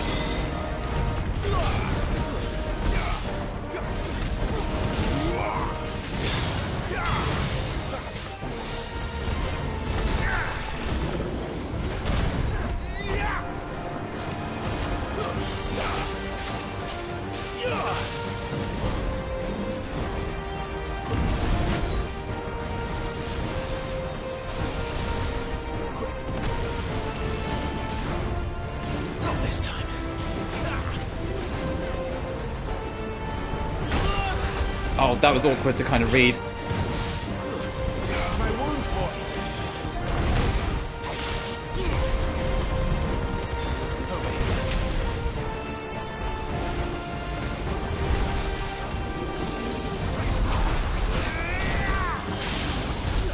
Go by the throat again. That was cool. Yeah, got your neck.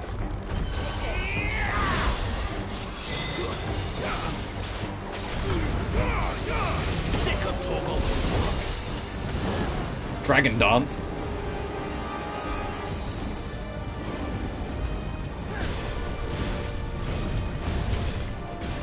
Too slow.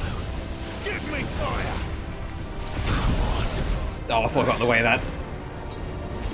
Not this time.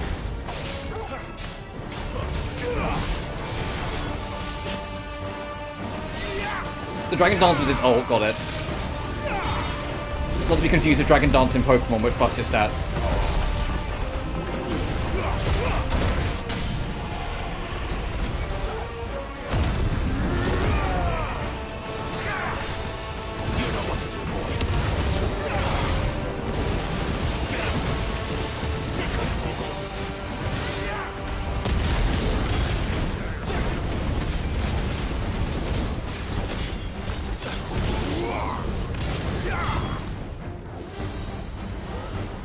Uh-oh. Oh, not this shit again. We're good? We're good.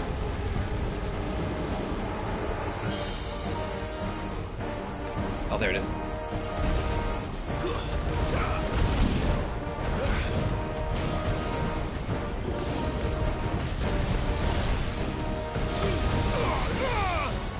Getting the fuck out of there.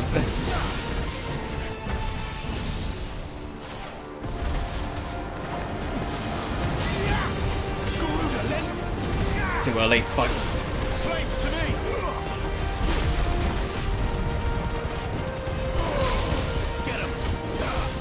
Nearly got this bitch.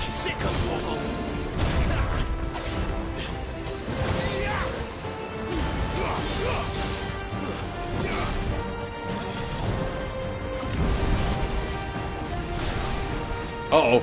Yeah.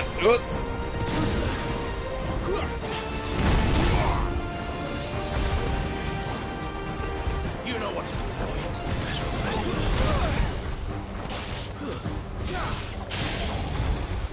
You're finished. And that's not the end of the mission because it didn't do the da-da-da-da-da. So that was still a mini-boss, for God's sake. That's not even the main event. But man, am I hurting. I need some potions bad.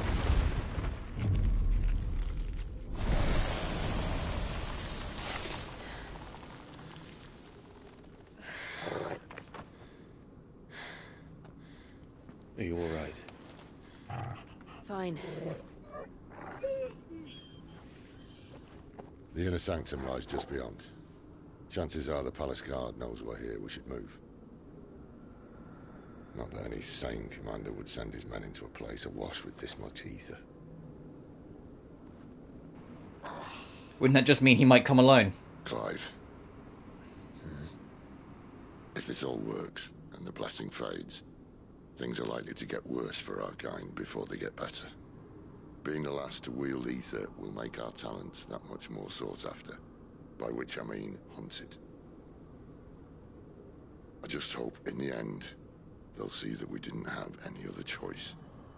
That it was the only way to get us to a better place. And here I was thinking I was the uncertain one. Luckily, 2 out of 3 of us have faith in you.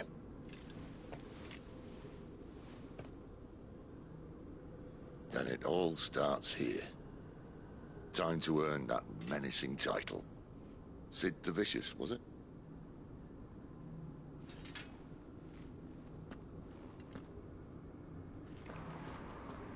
So are there any potions around? I've got one.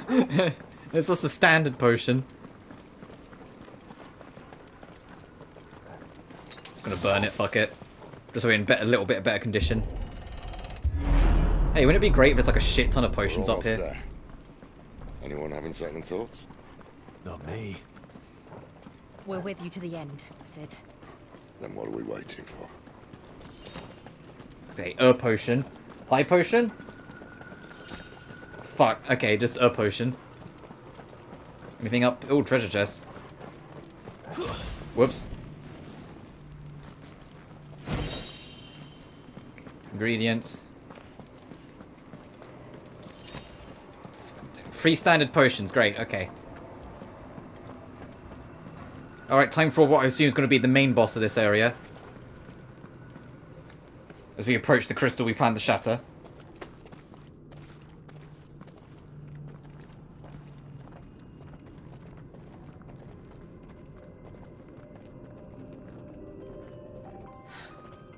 It's beautiful. There's that prelude motif kicking in again. The heart of Sunbreak.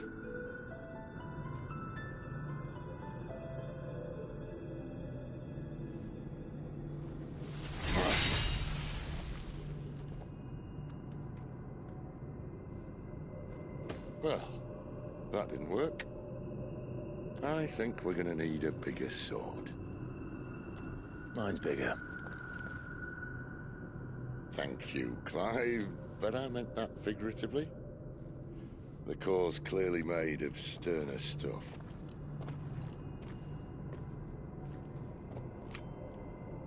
Taya's going to have a fit when she hears about this. Stand back. It's about to get cramped in here.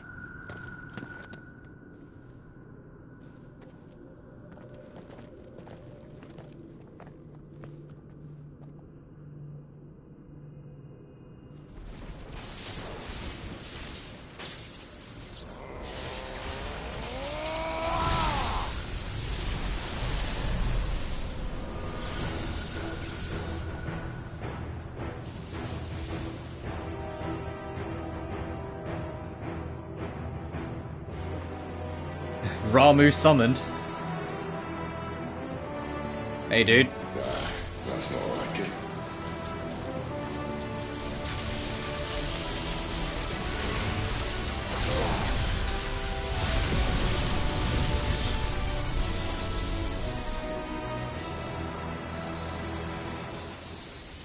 They're not gonna like that. We just went into the heart of the enemy kingdom and shattered their fucking power source. Oops. They're not gonna be happy about that.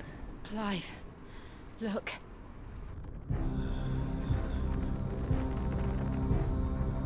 What is that?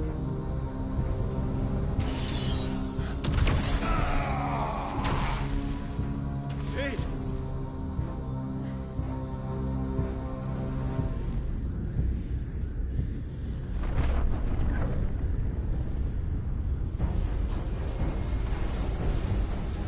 Ifrit, I need Ifrit. Come to me. I can't do this without you.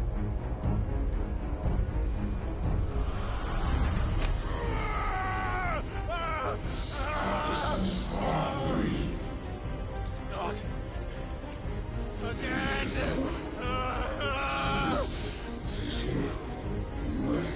Where are you?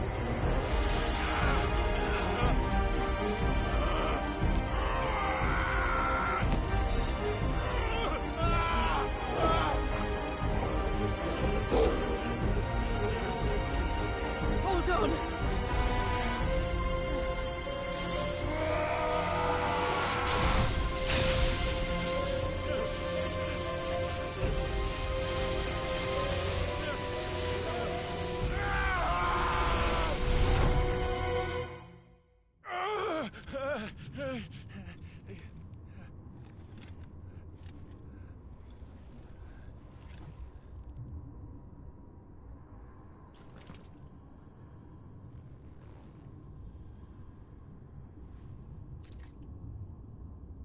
Where the hell am I?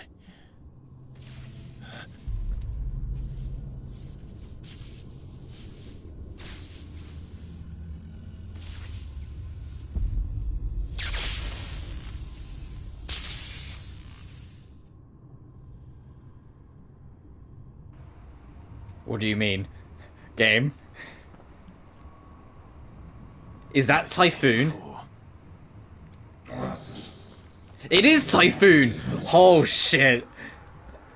I know my Final Fantasy too much. I was like, that looks like fucking Typhoon. That is Typhoon. Oh shit, it's been a long time since I last saw you, Typhoon. How you been? What was it, Final Fantasy VI you last showed up? You again. Where are you? What do you want? Typhoon, maybe. I've always called him Typhoon. Still alive.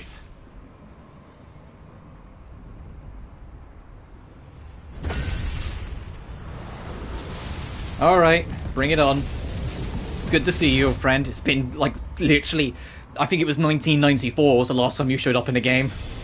It's a real deep cut reference. Oh, the music.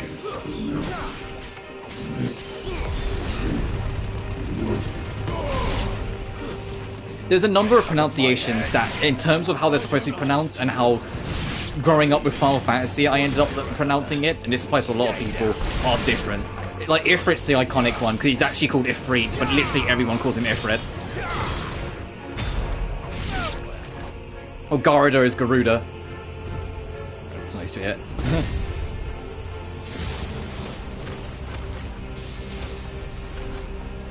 Summoning more. Oh god, and you're gonna bomb the area? Okay. I wonder if we're actually gonna, like, square off against the motherfucker. I hope we do, and it's not just this.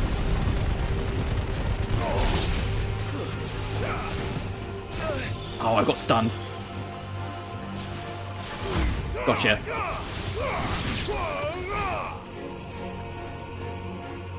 Something off kitchen.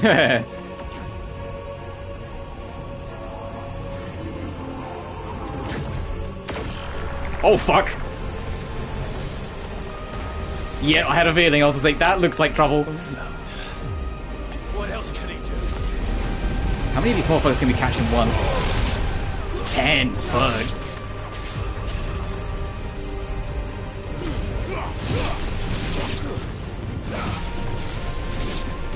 Oh god, time to leave.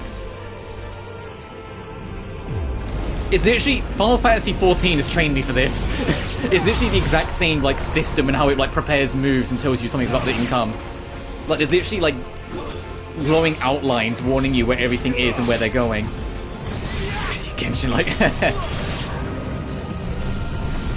Oh god.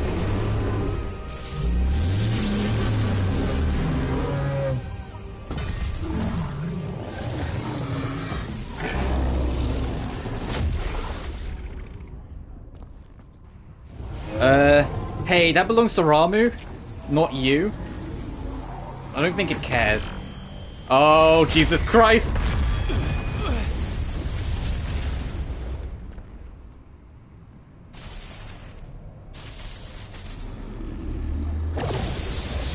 Oh, okay, good. He got rid of it. Power isn't yours. You soldier on a Genshin, like, was it too early? Well, Genshin's just an... I don't know. I think Genshin's too much in... like, built into... It's just anime open world, isn't it? Like, I'm sort of like, how would you even class it differently from other things? All this music. Are we having a boss theme that isn't just crazy loud orchestra? That's not to say I don't love the crazy loud orchestra. I think we are. This doesn't sound like a crazy loud orchestra. This sounds more tech. Which is actually kind of fitting for this thing, I imagine. At least I feel. Oh, okay, here we go. Trying to. That's what I mean. Like, is it? Could it just be like, you know, open world action RPG? I don't know. This music's nice though. It's a good bop. I am fire. I am every. All right, time for a bro smackdown. Ability mastery is shared with Clive. Oh, so we've got the same. Yeah, looking at the like promo, we've got the same moveset, but just as Ifrit.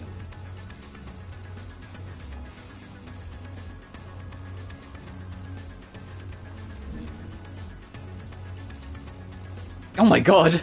Circle to just sprint, hold and sprint the duration.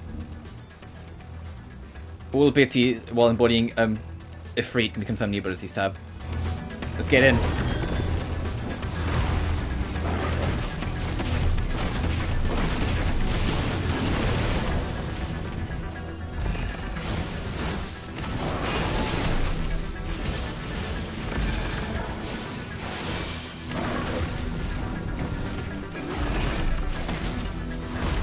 Oh, this is sick. This is... Ifrit controls like a fucking dream.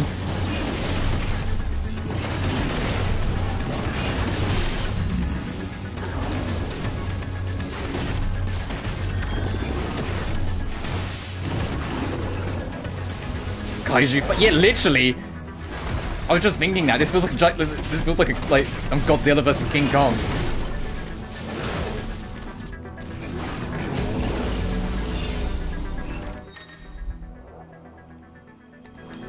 Oh, to make sure you actually get out in time, yep.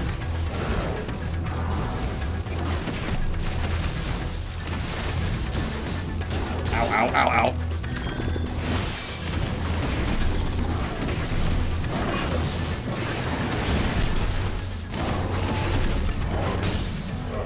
Nice.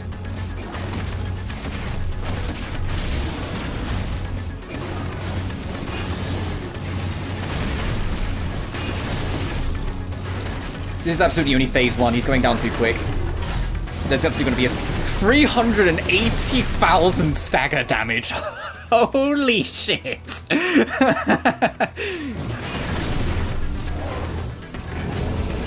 he doing it again? That's time to dash.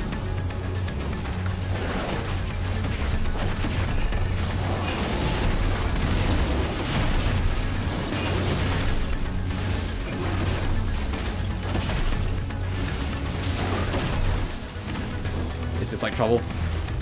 Yep. Alright, let's see what phase 2 is. Good music. I really like this bob. No phase 2? Interesting. It's done. No, it's not. No, it's not. Promising beginning, there's more.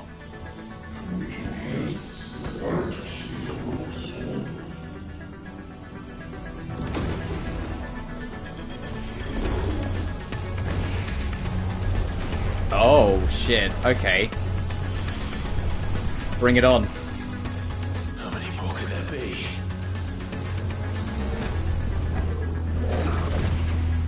Ooh.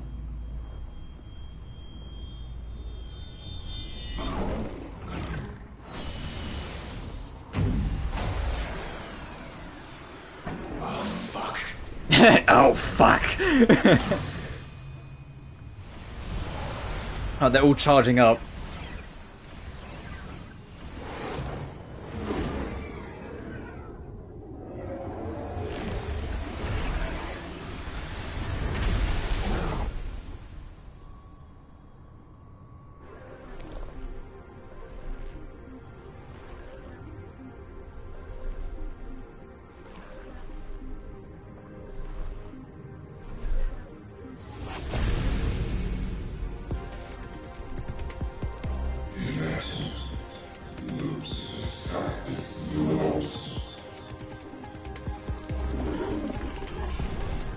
As you wish.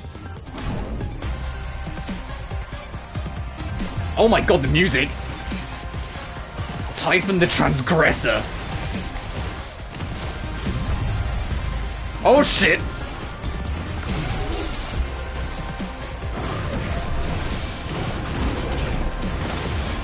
This music's amazing!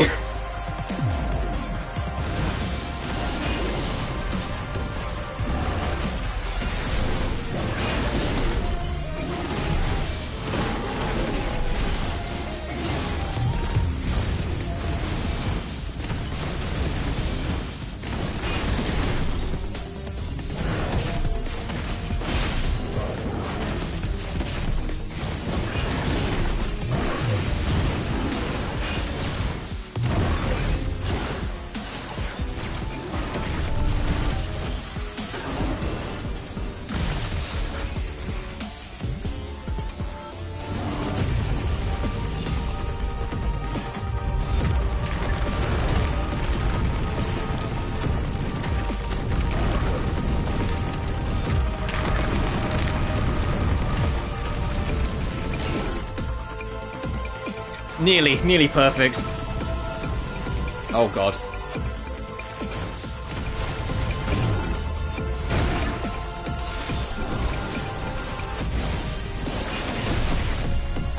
This music, I really like this track. This is a really good.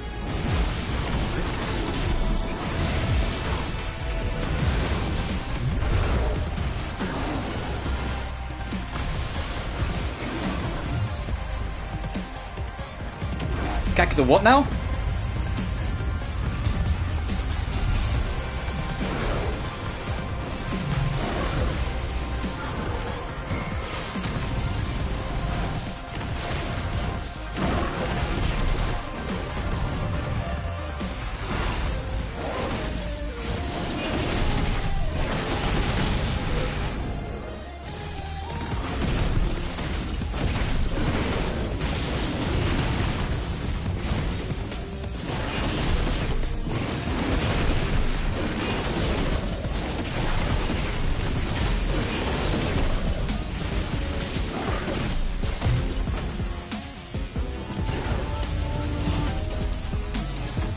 Oh, fucking, here we go. Alright, I'm ready this time.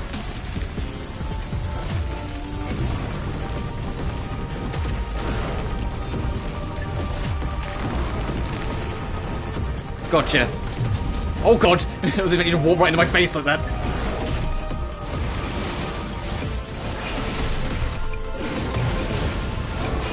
Genuinely, this game has some of the most fun fucking boss fights I've experienced in fucking ages. This game is just nothing but legendary goddamn boss fights. All of them are so unique and so different from one another, yet so fucking cool. I feel like such a god doing this. I don't. Alright, are we near the end? Ooh.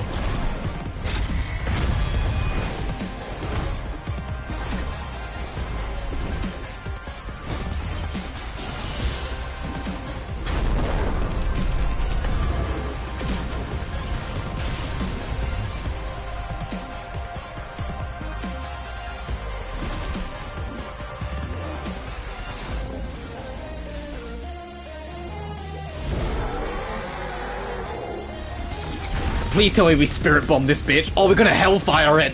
Oh, we're gonna spirit bomb this bitch. We're absolutely gonna spirit bomb this bitch.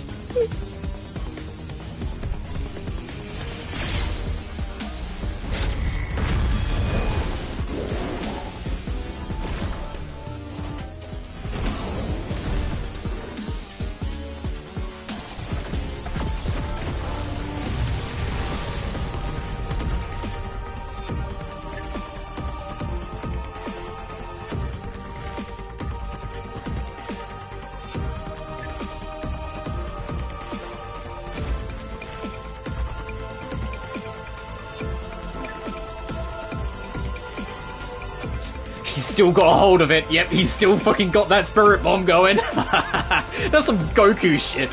Gets wrecked, but still holding on to the fucking spirit bomb. That's some fucking Dragon Ball Z bullshit. I live for it. Please tell me he's gonna punch it into the thing. Yes!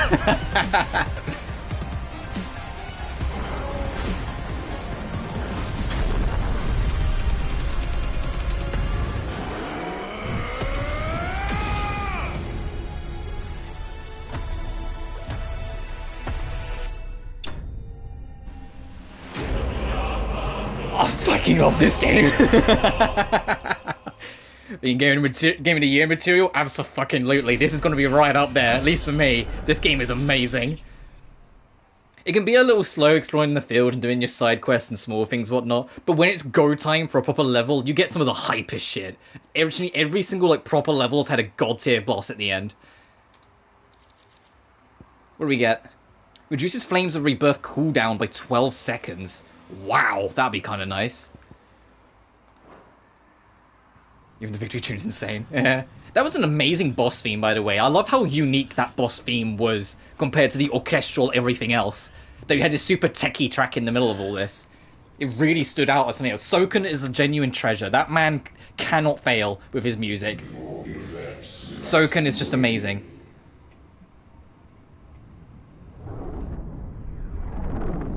I really can't compete. Nah, it will do its own thing, just like Final Fantasy is. I think Reverie will be fantastic if it's in doing its own thing. Anyway, back in reality, what the fuck happened?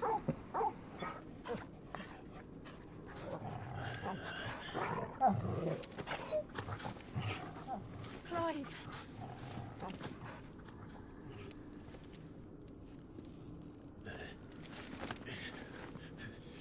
Well, enjoy your nap. You're wounded. This. A bit more in terms of award show. Yeah, Final Fantasy 16 is going to eat at the award show. It's absolutely going to eat. Whether it gets actual game of the year, who fucking knows? Because there's so many other, I guess, more Western juggernauts that the Game Awards will show bias to, because it always does a little. But this game will absolutely be up there. It will definitely eat something. It'll get an action game. Holy hi.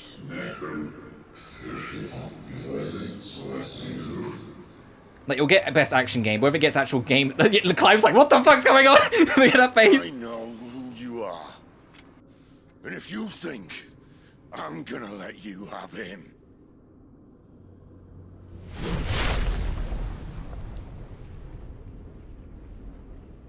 think again.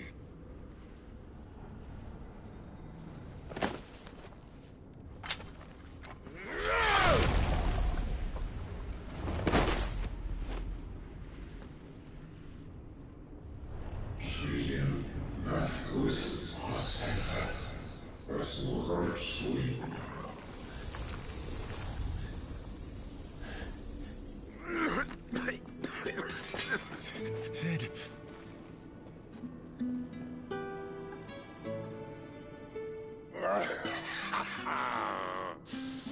One left. That'll do me.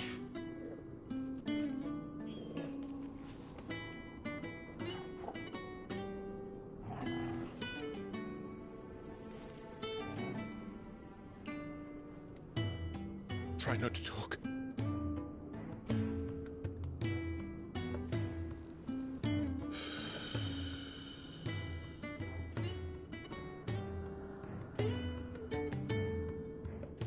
Clive. For so long, I thought I had all the answers. Then I met you. I learned it wasn't a good death we should be fighting for, but a better life. It's all very well, a man reclaiming his fate. But if he can't choose how he meets it, what's the point?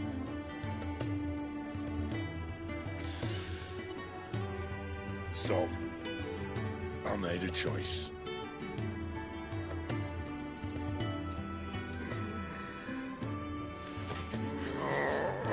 Oh, is he giving us? We're gonna have Ramu. We're gonna get fucking Santa Claus Electric Dad. He's literally giving up all of his power to us. So we've got electric powers now. The rest is in your hands. All right, new moveset. It's a prison, Clive, and if it's an outlaw the world needs to help it break free. Stop. Please. I can think of none better than you.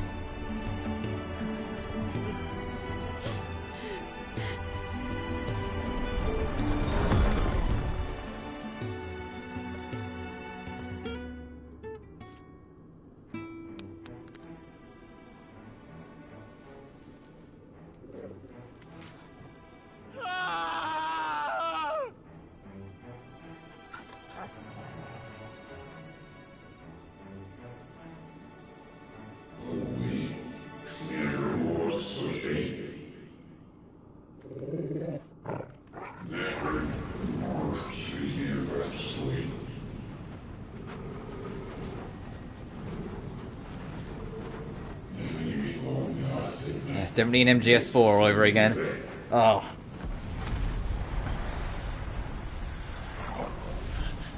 This is good, isn't it? Yeah, exactly. Genuinely?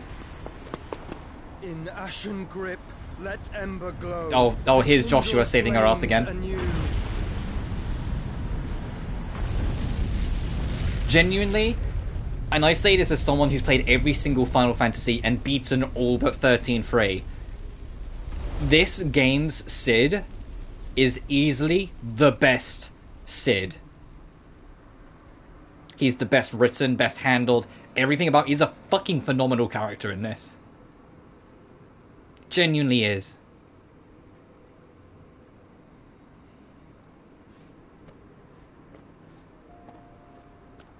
Well, Joshua, you should be part of the Phoenix still, you know, resurrection, all that shit. Can you get our man Cid back? I'm sorry, Clive.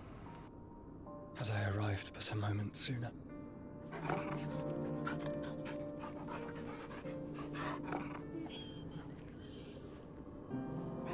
Do you remember me, boy? I saw you protect them. That was very brave.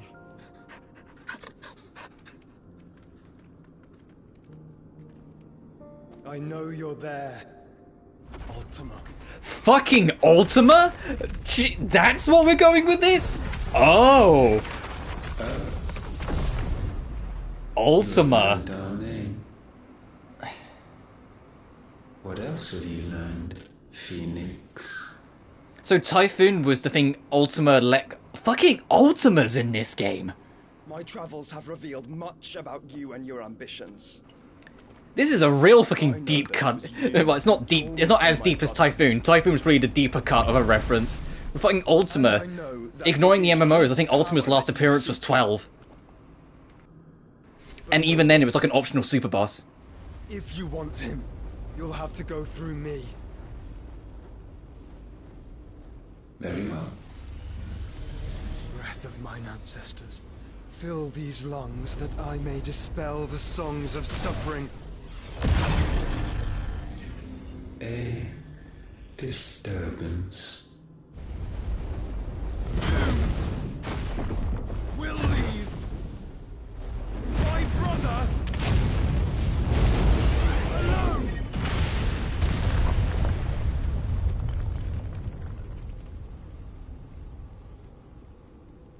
This is getting us nowhere. We agree. No more games, Phoenix. Alright, found our final boss. Our vessel.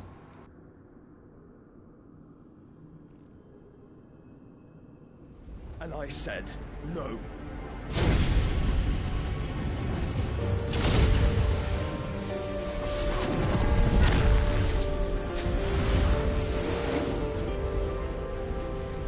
These flames are nothing.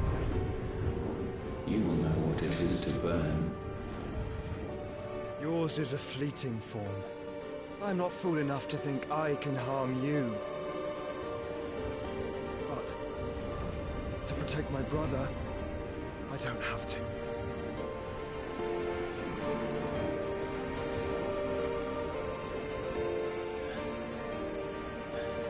It's playing a remix of Clive's theme.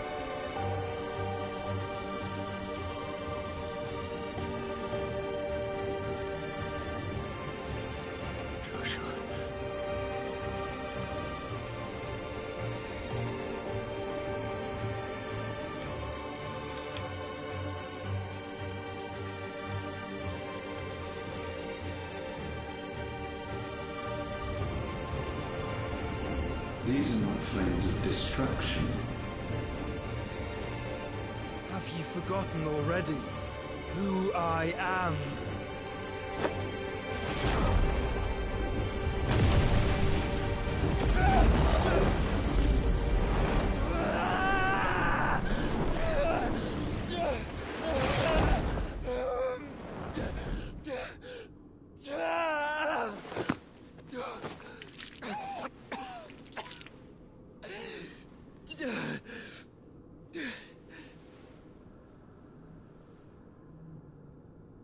Just try and get to my brother now.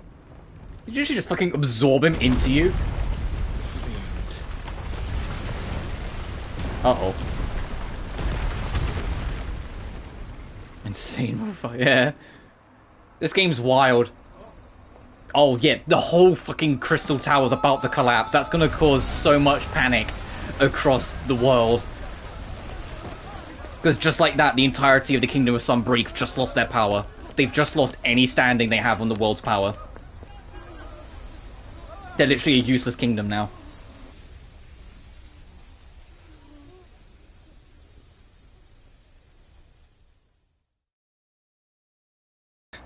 The trophy I just unlocked is called Lawless. Meanwhile... Well, to be fair, this game's also, you know, 3 years since the 7 remake, so yeah. It's going to be very hard for 7 Remake Part 2 to compete with this, if you want to go down that road. But also, 7 Remake's not until early next year, so it's got time for this game to breathe.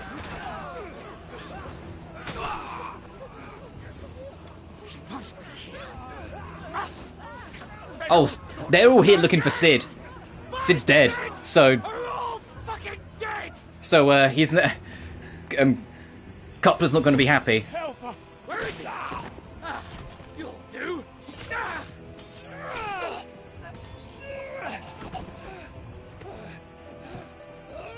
Bastard! Come on, Gav, you're like the best side character. Come on. If Gav got like promoted to main character, that would be great. Not without this.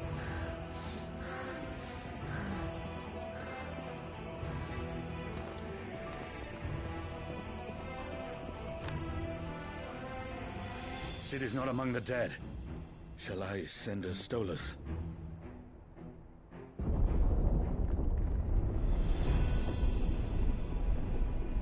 That won't be necessary.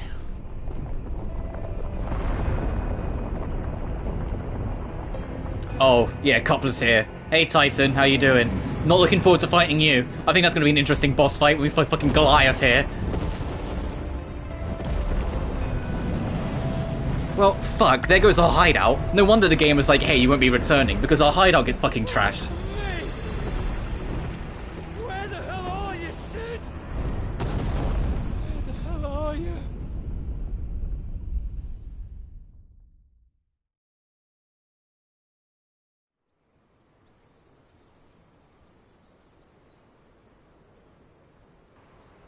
I feel like many a moon ago, that would have been like the end of Disc 1. You know? Like, anyone else get that vibe? I think that's the end of Act 1. But in Kosnis in the Darmekan Republic. God, this is like straight out of Final Fantasy XII. Oh, this is where we ended up sometime later. Got it. All from greens-fed farm birds. None of the old courses you'll find elsewhere. Here, take a bite. I've got peppers and peas, beans and beets. If it goes in a pot, I've got the lot. Curatives, restoratives, Look all you like, sir. It's all fresh. Picked this very morning. Oh my god, this is the Agni tech demo area. This is what it was. Sorry, there's a bit of a deep cut. When they were first making when Square Enix was making the Luminos engine back in 2014, I think, they made a demo to demonstrate all of their all the technology of the engine. This area we're in is where that demo was. I swear, I swear, this is what it was used for. They finally did something with it. I wish you well, but may the mothers guide you. Calmatives, curatives, restoratives, unguents, ointments, poultices. Calmatives, curatives. Also, yeah, it does get I'm getting some AC vibes from this as well, especially with the hoods. We've all got our hoods up. I'm getting some real Creed vibes. Oh Jesus, 5 years have passed since everything happened with Cid. 5 years. Okay, so that makes Clive. It's good to see you, Cid. 32. It makes him 32 years old now. What have we learned?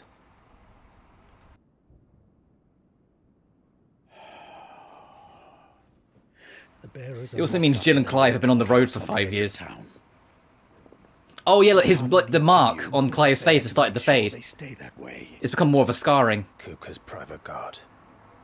So they started hunting after Kupka, as probably for revenge for destroying the home. So they've just been on the road for 5 years travelling here, Jesus. Another. What does he hope to gain from this? I'll have the captives free before nightfall. You do nothing of the sort. Our comrades didn't give their lives for you to get your throat slit in a god's forsaken slum. So those in the courthouse should be left to suffer. That's not what I said. I simply meant it doesn't have to be you who frees them.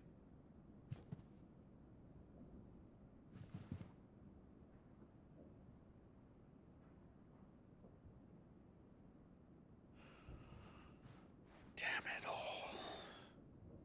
You're as stubborn as the old Cid was.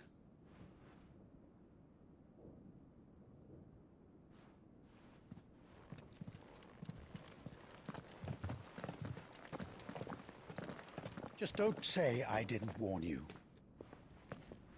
You're Cid now, and if anything happens to him, we're finished.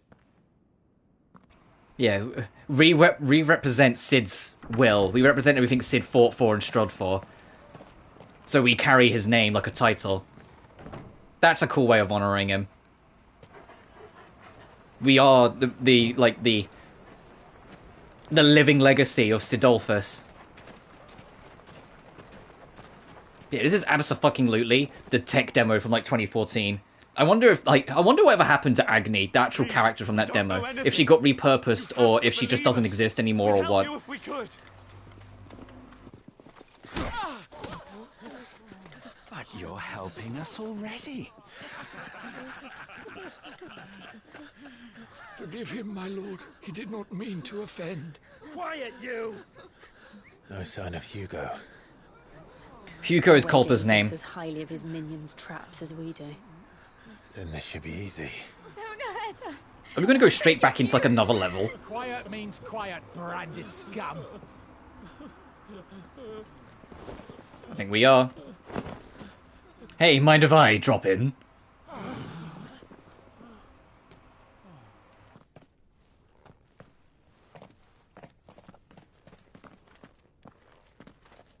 It's going to be all right.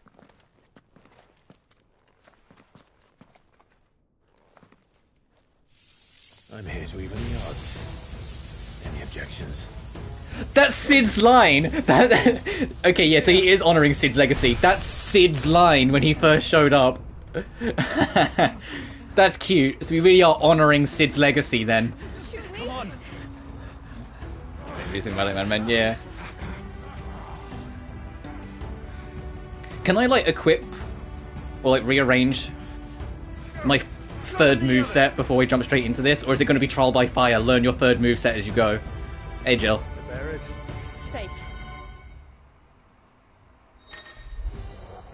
Clive has claimed Icon Ramu's essence. Tuning with Ramu not only changes the elemental aspect of the magic spells, but also access to several new iconic abilities such as Thunderstorm, which raise Levian bolts down on nearby enemies, knocking them back. The abilities have in the main menu. Jesus. The iconic feat Blind Justice can be used to launch a barrage of ball lightning up to 9 targets. Sid dies here!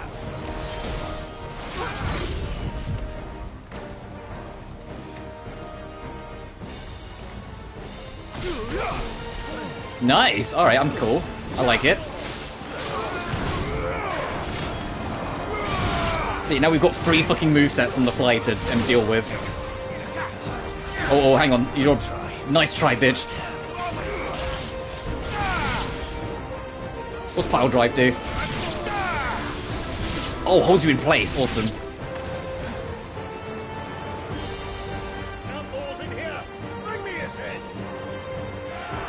Oh, that's what he wanted. Sid said we should be a true outlaw. They just called us outlaws. So we literally are, like, everything Sid wanted, we've become. That's sick. Titan sends his regards.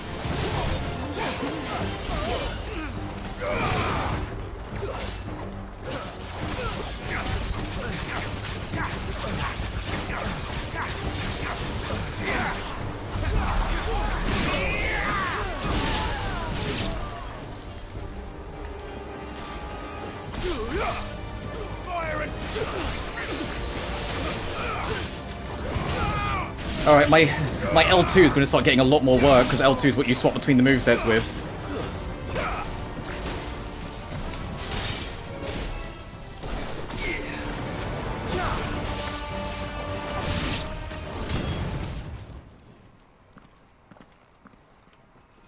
What next? Enough of this! Let him play with the kitten! Oh. They brought a pet. Was that a koala? Or koel? I always forget how you pronounce it. A C-O-E? You'll pay for what you've done, Sid. Yeah, we are, as far as they're concerned, we're Sid. We'll have to be faster. War Panther. Okay, never mind.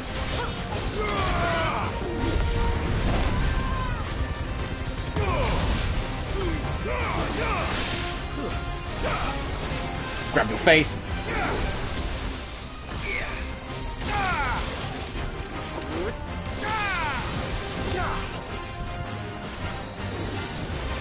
Oh, it's a little off. That's fine.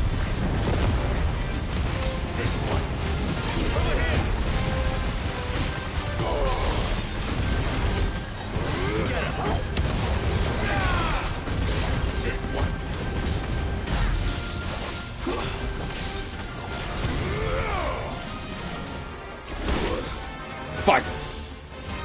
Alright, that's a freebie. It's the only one you get. Nice parry, nice.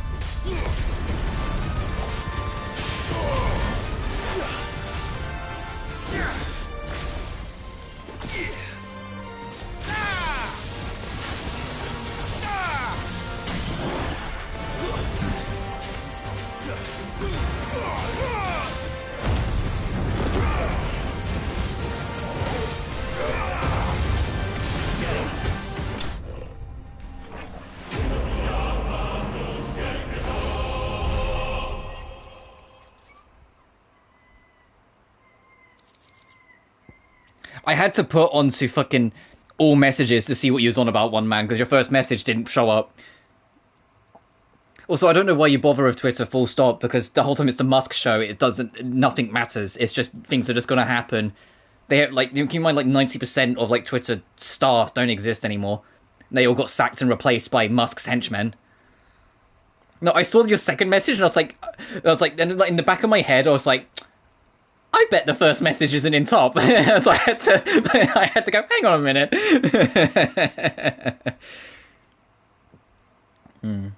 Business way. Yeah, I get that. The problem is that Twitter's so destructive to business. I feel like, and I've said this before, and I'm going to keep saying it, if someone shows up and is a problem, just block and move on. Don't challenge, don't aggro, just block and move on. It's never, ever worth the aggro. Especially with the Twitter system being as exploitable as it is, because there's no maintenance, because Musk fucking sacked them all. I know you said fact them all, because I put fucking and sack together. Is what I always do. My block list on Twitter is gargantuan. If someone gets even remotely feisty, I'm like, bye. Controversial on Twitter. I just ride the wave with Twitter. All I do is post about my stuff and retweet stuff I think super cool. I really don't bother with any of that stuff because Twitter isn't a political converse place. It's a political landmine. You know, like it used to be a political converse place where everyone could have like logical conversations and, you know, have a good back and forth and all the rest. And it was very easy to like filter out the people who have nothing to contribute. That is not what it is anymore. It's just a bomb. And every time you like try and bring up anything towards the subject, you just aggro the fuse. So it really just isn't, at least in my humble opinion, it's not worth it anymore. I'd rather just share really cool artwork and post my videos, and that's it nowadays. And I get, obviously, if you're in the political world, it's a different thing. You have to contribute to these things, and you have to be involved in different ways. But still, you like, it's such a losing game to be involved with it now. You know, like it feels like you're just doing more harm than good than being involved. Let them. But there's only Twitter glitch, yeah, because you please the world's worst billionaire, giving him your $8. You keep him happy enough that you don't get permabanned. But I digress. So I get why some people get it. Like the people who get it solely because they think their opinion matters are just not worth it. But the people who get it to promote themselves and use because they know it's the only way they're gonna, I'm like, you know what, whatever. You know? Yeah, I get it. You gotta do what you gotta do. All of our friends are dead because of you. Do you hear me? They used us as bait. Bait to lure you out of your stinking hole, all because you couldn't just let things be. What are you even doing here? We never asked to be saved. Did you think we'd thank you? They'll never forgive us. We're all marked now. Yeah, we put all these people on death sentences. Potentially. For 5 years we fought to secure a better life for our kind. To see that we are treated as equals. Do you not want that? What we want is to be left alone. Every time you show your faces, it is we who suffer. It's all right. I get where they're coming from, though. Trying to break free of slavery, knowing you could die, shouldn't be decided by someone else. So although I don't agree with them, I empathize.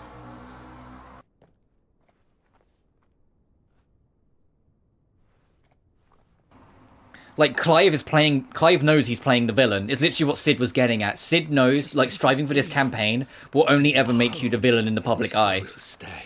And the fact that this is happening is just proving Sid's point. Everything that's happened in this bit since Sid's death has just proven every single little thing about Sid. And what he said. You have to play the villain to be the hero. If you say so. We should go. You mean to tell me in 5 years these two haven't coupled up when they had when it was clear they had feelings for each other at the first act? Come on. I mean, they might have, and they just might not have said something yet. But come on. All right, so the hideout's fucking gone.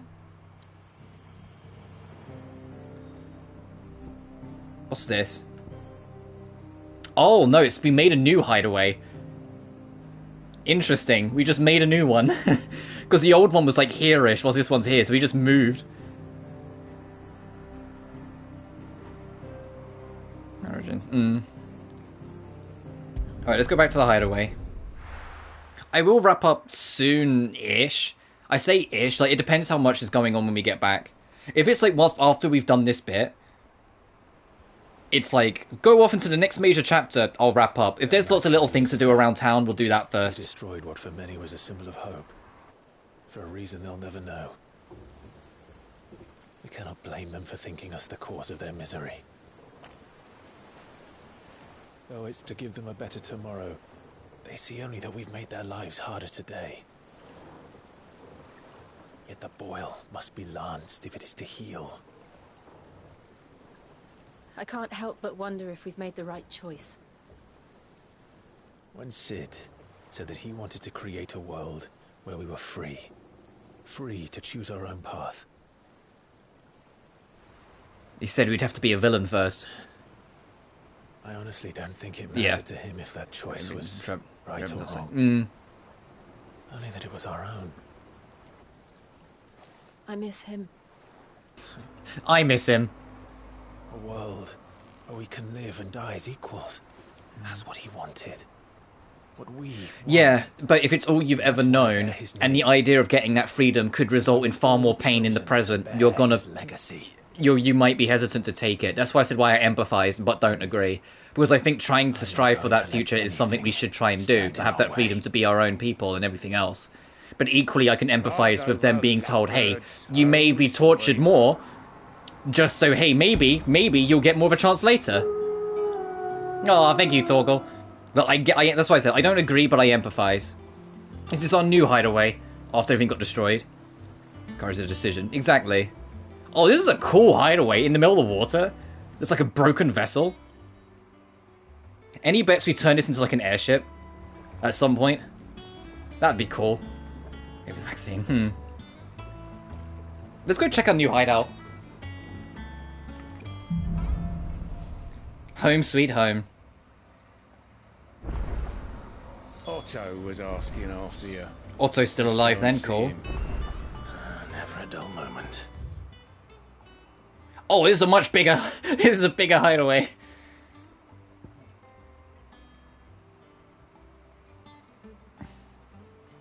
Atrium Haven.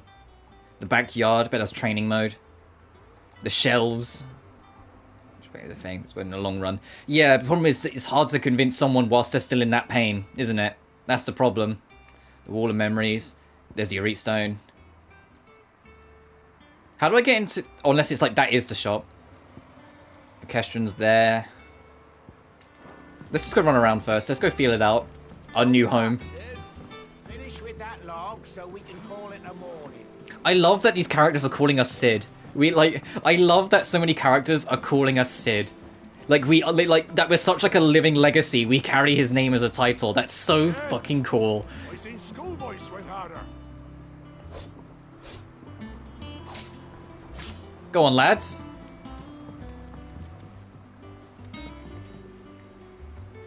Conversation all the time. Yeah, true. Reduced to so enjoy. Yeah.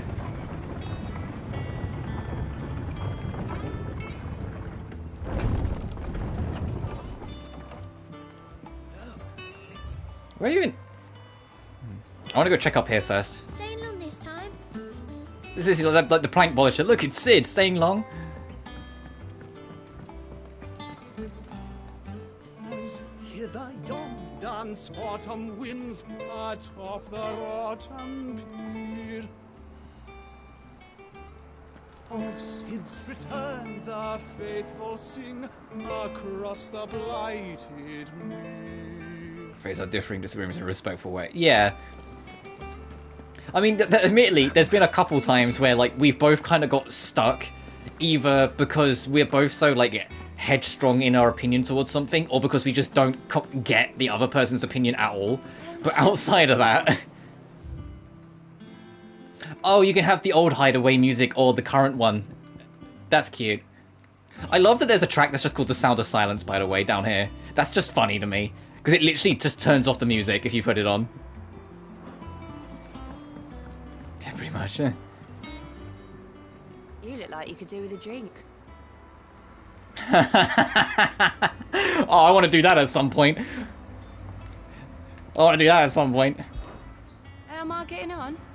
Oh, about as well as you'd expect of a barmaid pouring sour ale for penniless outlaws in the middle of the Deadlands.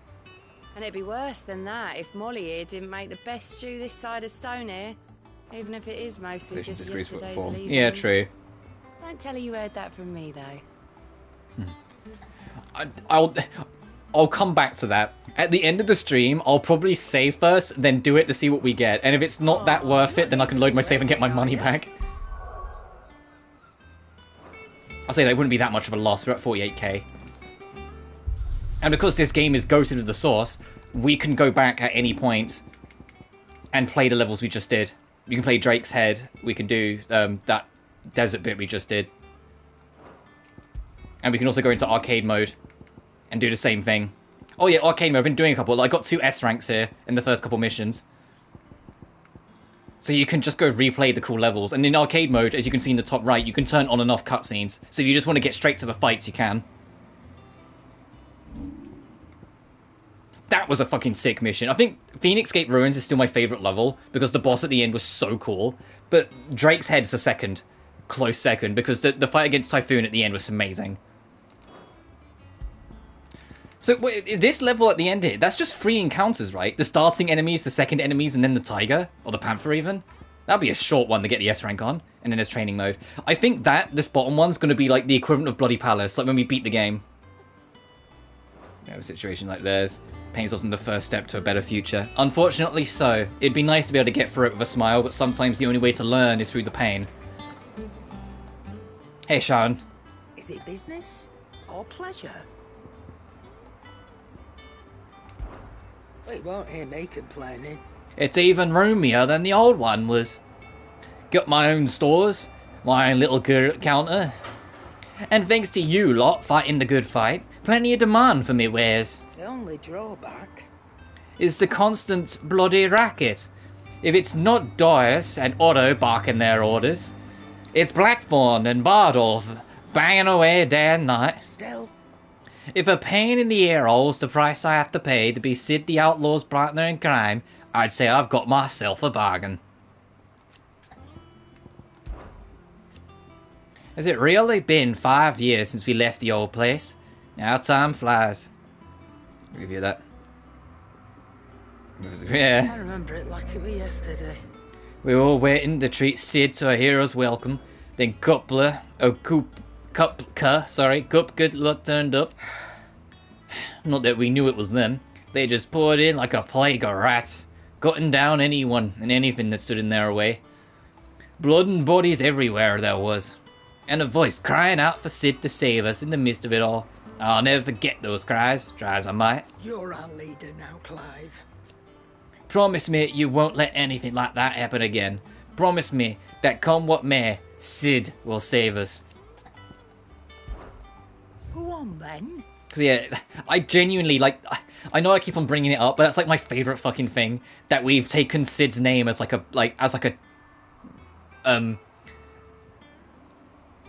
as a title, and it's become like this symbol of hope. Oh, new auto charge magic. Increase limit break generation amount by 3% when dealing. Generation when taking. Heat wave cooldown. Oh, I need to equip that. Oh, you sell elixirs. They're 10k a pop though. Yikes. I'll hold off for now. That's reasonably expensive, but expensive. I don't know. Perhaps I should...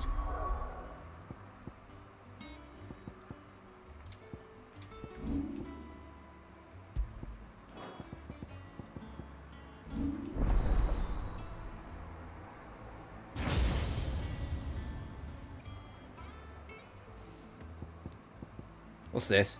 Oops. Create a ball of lightning that, upon being struck, chains lightning to other nearby enemies.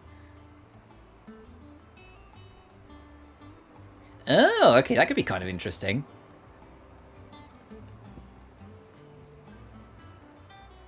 This one might be the one I might swap off just because of the charge time. What's this? Yeet the sword into the heavens and drop a giant... Okay, that's cool. This is Rebirth, isn't it? Yeah. Nukes everything and regens health. And that's Devil Trigger.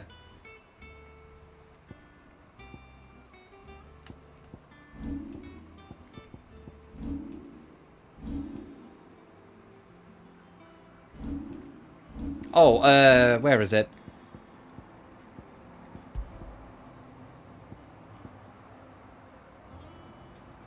Frame of Rebirth cooldown. By 12 seconds. What is Frame of Rebirth so we know what it is? Is it this? Yeah, it is. Okay, so if we got that, we can make the cooldown for it way shorter.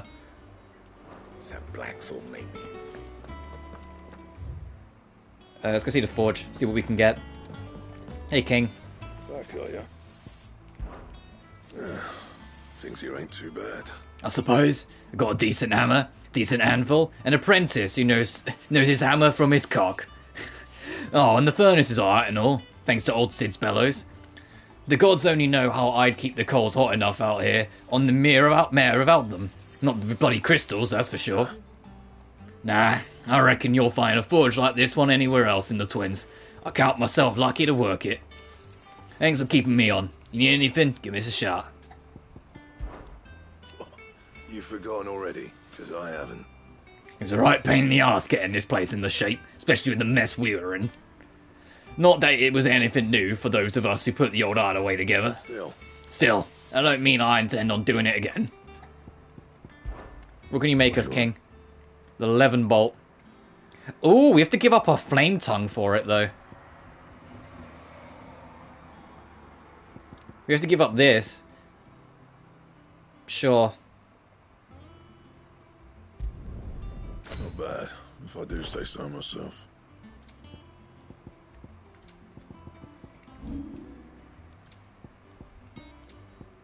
And? Ooh, looks nice. It's slick. Let's move into the light so you can see I see it better.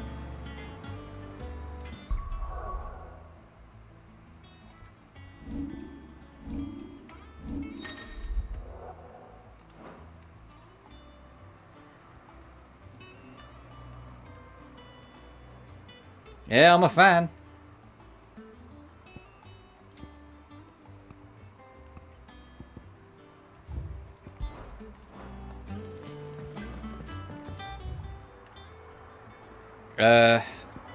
Let's go to the Wall of Memories.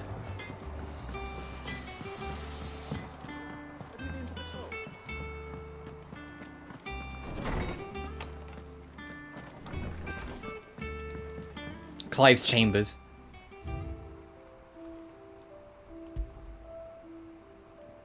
Oh, it's literally it's a memorial rule for all of the key story beats you've done. The Oath, created the day Clive pledged his allegiance to Cid. This crystal shard transfixed with twin daggers. It's a powerful reminder of a promise made, a friendship forged, and a legacy inherited. It's literally a fucking wall of accomplishments. Oh, this game is so fucking good, dude. This game has so much goddamn heart in it. But this is our quarters. It's not too bad. Good. This is equivalent of a good window. Bit breezy, I imagine. This game has so much heart in it, dude. It's so good. Oh, what's in our loot? Goblin coin, black blood, 6 pinches of ash. I can't wait to be on the other side of the game and see that wall completely filled with stuff. I mean, I can, because I don't want to rush through this game, but you know what I mean. Let's go see the plot. Let's go see how Otto's doing.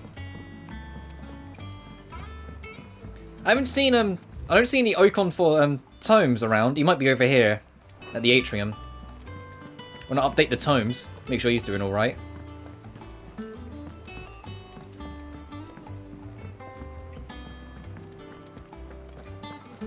Hey, Otto.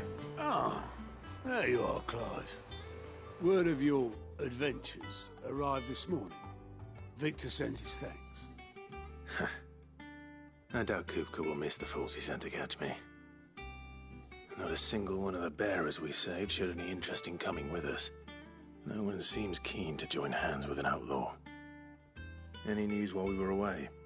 None worth mentioning. Gav's still off keeping an eye on the Republican army. Good. I'm glad Gav's still alive. Understood. If anyone I genuinely love how much time and effort and care this game puts into every side character. They're not just side characters. They always have more relevance, always have more things going on, or still have, like, there's always things going on, and it's worth remembering who they are because it will have things matter later. Yet this is where she's chosen to be. And I'm sure she has her reasons. Hey, Nectar. You're bored behind me, aren't you? All in good time, my furthest friend. All in good time. Oh, this is going to be hunts. This is absolutely the hunting board. I can tell already.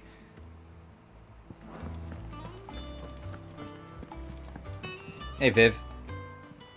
I trust I'm not intruding. Back from your mission? I'm beginning to think your habit of surviving cannot be attributed to luck alone. One might say the same of you, Vivian Ninetails. I'll have you know that only 4 good name. attempts have been made on my life, and none was especially memorable. So, to what do I owe the honor? Could it be that you've come for one of my lessons? Is that so hard to believe? Very well then. Shall we start with the state of the realm? To absolutely no one's surprise, she finds herself at the mercy of armies and outlaws. Well, mostly armies. Though that's not for want of trying, is it, Clive? But the real question is, how did we get here?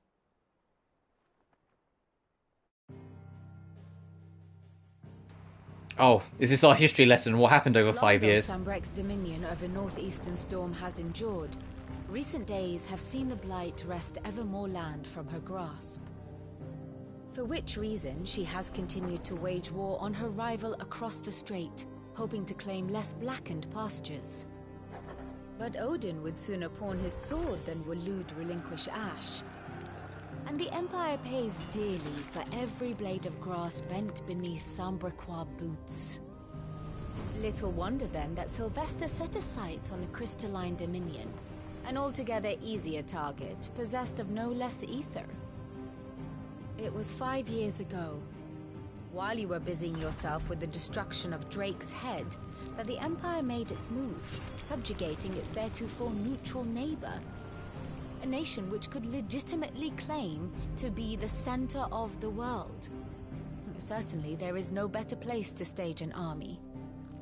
From there, the Holy Empire's reach spans the Twins. The non-aggression treaty was the only thing keeping them in check. But if they truly broke the pact without provocation, it is only a matter of time before others reply in kind. The Holy Empire, the Dhalmekian Republic, the Kingdom of Waloed, and of course, our friends in Yaran. Who will be left standing, I wonder, when the last drop of blood is spilled?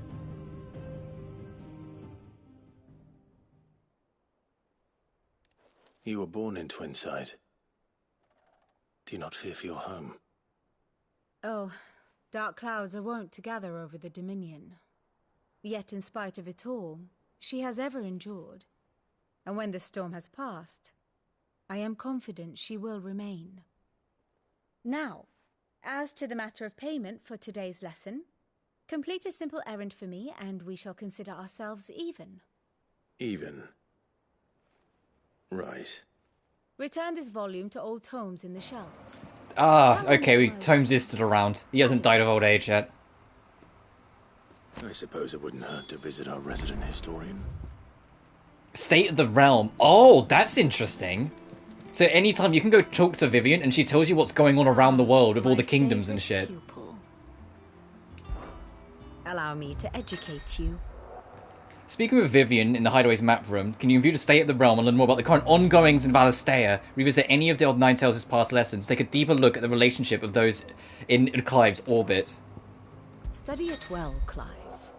Here you can view detailed overviews of current and past events relevant to the story of its the main scenario. Use the bumpers to cycle pivotal milestones.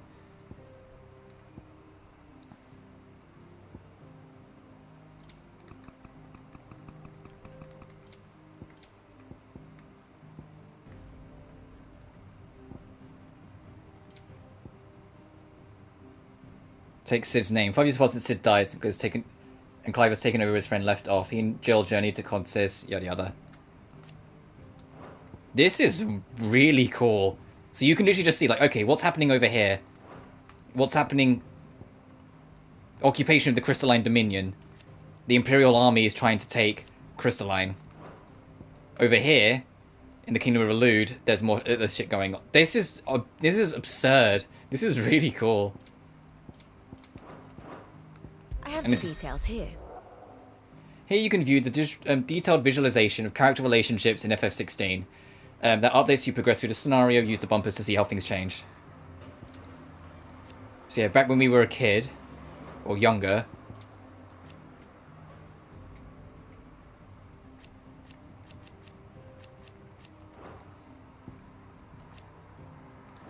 Oh, everyone that we've lost.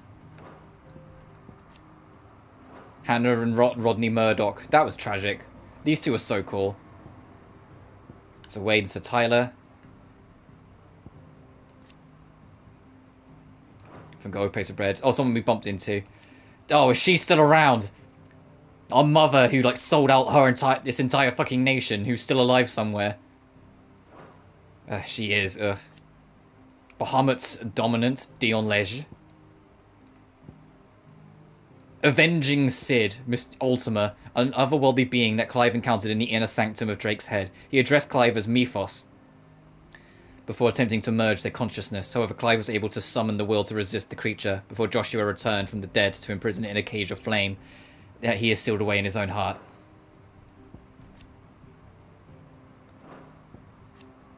Odin's dominance, Barnabas. Barnabas is the owner of Odin, which means if and when we encounter him, we're fucked. Because Odin is the life destroyer. Oh, Benedicta's on here too. Rip. Yeah, former lovers. Yeah, because death stops that. And Clive's hideaway gang.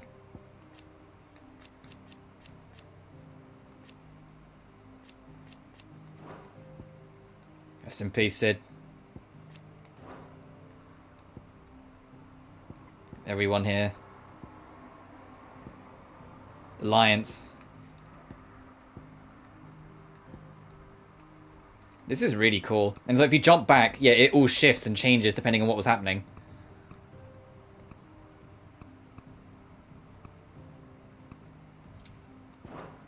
Thus ends today's lesson. And how may I assist you today? One would think. One would think my role was abundantly clear by now. I offer you and yours the guiding light of knowledge, that of matters military and political, both past and present, that it might illuminate your way ahead. For it is only by understanding what has come before that one might steer one's way toward a brighter future. Your role, meanwhile, is to ensure that I remain furnished with as much information on the state of the realm as your people can muster, in order that I might continue to appraise the dispositions of the great nations and those who rule them. And, of course, to pay attention during my lectures. It would not do to appoint the storied Ninetales as your tutor, only to disregard her expert advice. I admit. When I took up my professor's bonnet and began teaching at the University of Canver, I did not think for a moment that I would one day count Cid the Outlaw among my pupils. But nor did I imagine that my fellow educators would have designs on my life. And we both know how that ended. Has it been a year already? Such is the peril of an overly inquisitive mind, I suppose. One is wont to uncover that which others would go to great lengths to ensure remained hidden. Were it not for you and our mutual friend having come to the rescue, my curiosity would likely have proved fatal. But instead I was not only saved, but granted a new lease of life, as personal tutor to a band of outlaws no less. A far more reputable fellowship than anything else in the academic world, I assure you. My beloved homeland. The crossroads of Valestea, where one only has to stroll the streets to hear news from every far-flung corner of the realm. Its mother crystal yields more shards than any other, and its land even now remains untouched by the blight. It is a blessed country indeed. Or at least... It was, until some Breck elected to invade and establish a new holy capital upon Twinside's heretofore neutral shores. It pains me to see the land I loved so changed, and even more to know that I did not predict it. I knew the Emperor Sylvester had designs on the Dominion, but to abandon Oriflamme, the seat of the Holy Empire since its inception, seemed too audacious a move even for him. I do wish our lawsman would consider acquiring some more contemporary volumes. I tire of the classics. She's an extremely smart young lady. Okay, got it. And extremely well spoken as well. Jeez, I feel like I got better listening to her and reading her lines. I feel like I got more sophisticated.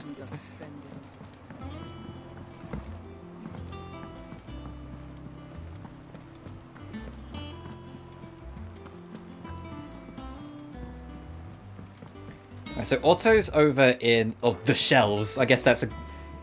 Okay, I appreciate it's actually kind of close to all the shops and everything then. So when we return, it's easy enough to poke our head in and see how he's doing.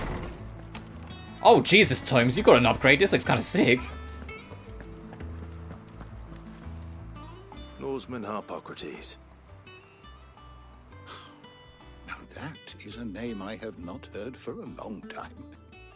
So long, in fact, I had half forgotten it was mine. Welcome home, Clive. You were missed, as always. I believe this belongs to you. Vivian asked me to return it.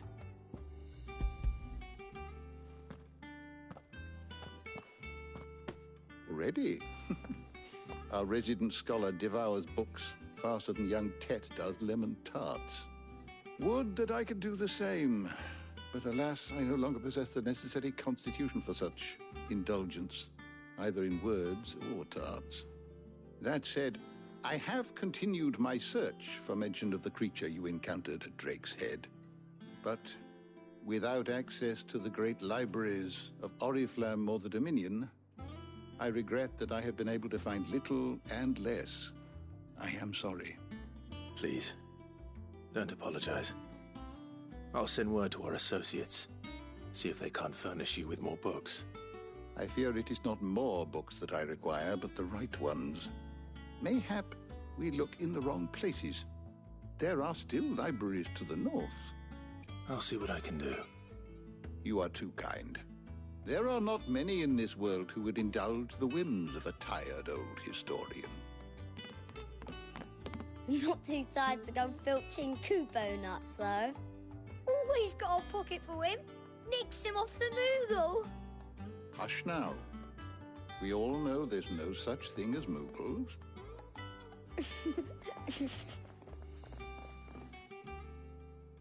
The twins seem well. Aye. Yet they laugh far too little for one so young. The loss of their parents weighs heavy on them, however well they hide it. Titan took much from us that night, from some more than others, and the wounds that remain, they are not quick to heal. Which is why we must give them all the time they need. That we must. Just as I must give you the time you need to recuperate. Good day, Clive. Well, I'm going to turn in the tomes I have in a second, so we're not quite done with each other yet. Gav will be back soon. I should get some rest while I can. I imagine resting will be what will lead into the next plot thing. So after I've done talking to Tomes here, I will probably save and wrap up. Look around you. While it is a far cry from the Imperial Library of Oriflamme, in 5 short years, we have amassed more volumes than most men or women might hope to see in their lifetime. No longer are the tales they contain hidden away from all but the privileged. We have liberated them, that they may fill the minds of all who hunger for knowledge. Still, there is much more out there, and as long as I draw breath, I shall continue to gather what I can. Why? One day, a chronicle of your own adventure might even grace these shelves. Or failing that, the floor. It has been difficult, certainly. When Titan visited his wrath upon us on that dreadful night, we lost much. He robbed us not only of our home and our loved ones, but of that which Sid fought fiercest, to preserve our hope. Hope that we might never have found again had you not taken his name and become our light in the darkness. Had you not let us hear. To Bernamir and the Invincible, where among the ghosts of the fallen our journey can continue. Here, in the belly of the Leviathan, untouched by the passing of 1,000 years, does our hope burn brighter than ever. And here, may it burn for 1,000 more. I still remember. The day I first met Tet and Crow, chasing their father about the hideaway one moment, clinging to their mother's kirtle the next. The twins' love for their parents was something to behold, so fierce and pure. When they passed, I feared the void they left in their children's lives could never be filled. Neither spoke nor smiled for years, hiding themselves away, here in the shelves to bury their sorrows in the leaves of these tomes. And thank goodness they did. For I believe the stories proved a welcome distraction, and over time their pain faded, and now they laugh and frolic as they once did, if not with more vigor. They remind us that no matter how deep our wounds, we all have the capacity to heal, and that happiness lost may be found again. I have compiled some new entries, if you would like to see them. Which one's on your side of your cheat card? Yeah, a couple of times. Leader of the faction believed responsible for the shattering of Drake's head in 873. With a single act of infamy, Sid's name quickly sped to the four corners of Valistea and beyond. The door to the shelves shall ever be open. Yeah, let's go into that.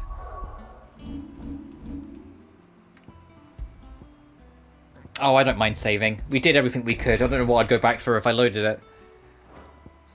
I am going to wrap it here.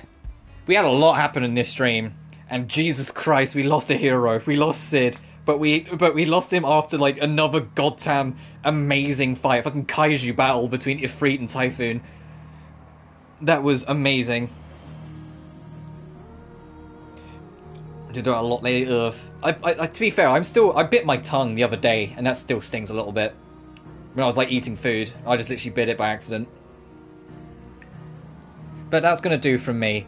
This game still rules, and I can't wait to get back to it. But it's gonna be a little bit. Tomorrow we're doing Atelier Riser 3's last DLC. I plan to try and get it all in one stream because I honestly don't know where I'll fit it if it takes two. Friday we'll be back on Maruru. Oh no, sorry, Friday it will be either Final Fantasy 16 or Atelier Maruru. I haven't entirely decided on that one yet. It's kind of like a mental coin flip for me. Because I'm up for doing more 16, but I'm also up for trying to get Maruru finished. Because it feels like we're on like the last bit. We just got to kind of like find our quest line and get our ending. So it honestly depends. Like, I might try and push to see if I can get Maruru done before the end of the week. And then I can kind of just focus down on what's left. And then, you know, start the lore at some point, maybe next week. It depends. I don't even know if we'll finish Maruru if I get back to it again this week. But either way, Saturday, regardless, will be definitely a Final Fantasy day when we get to it. But that'll do from me. Outlive Force, Secrets of the Ancient Gods, yeah. But, as always, remember to like and subscribe if you enjoyed what you saw. It genuinely really helps this channel grow, and this game is amazing. If you liked what you saw especially, in the description of every video, you can find my Twitter, my Patreon, and my PayPal if you wish to support in any way you feel like.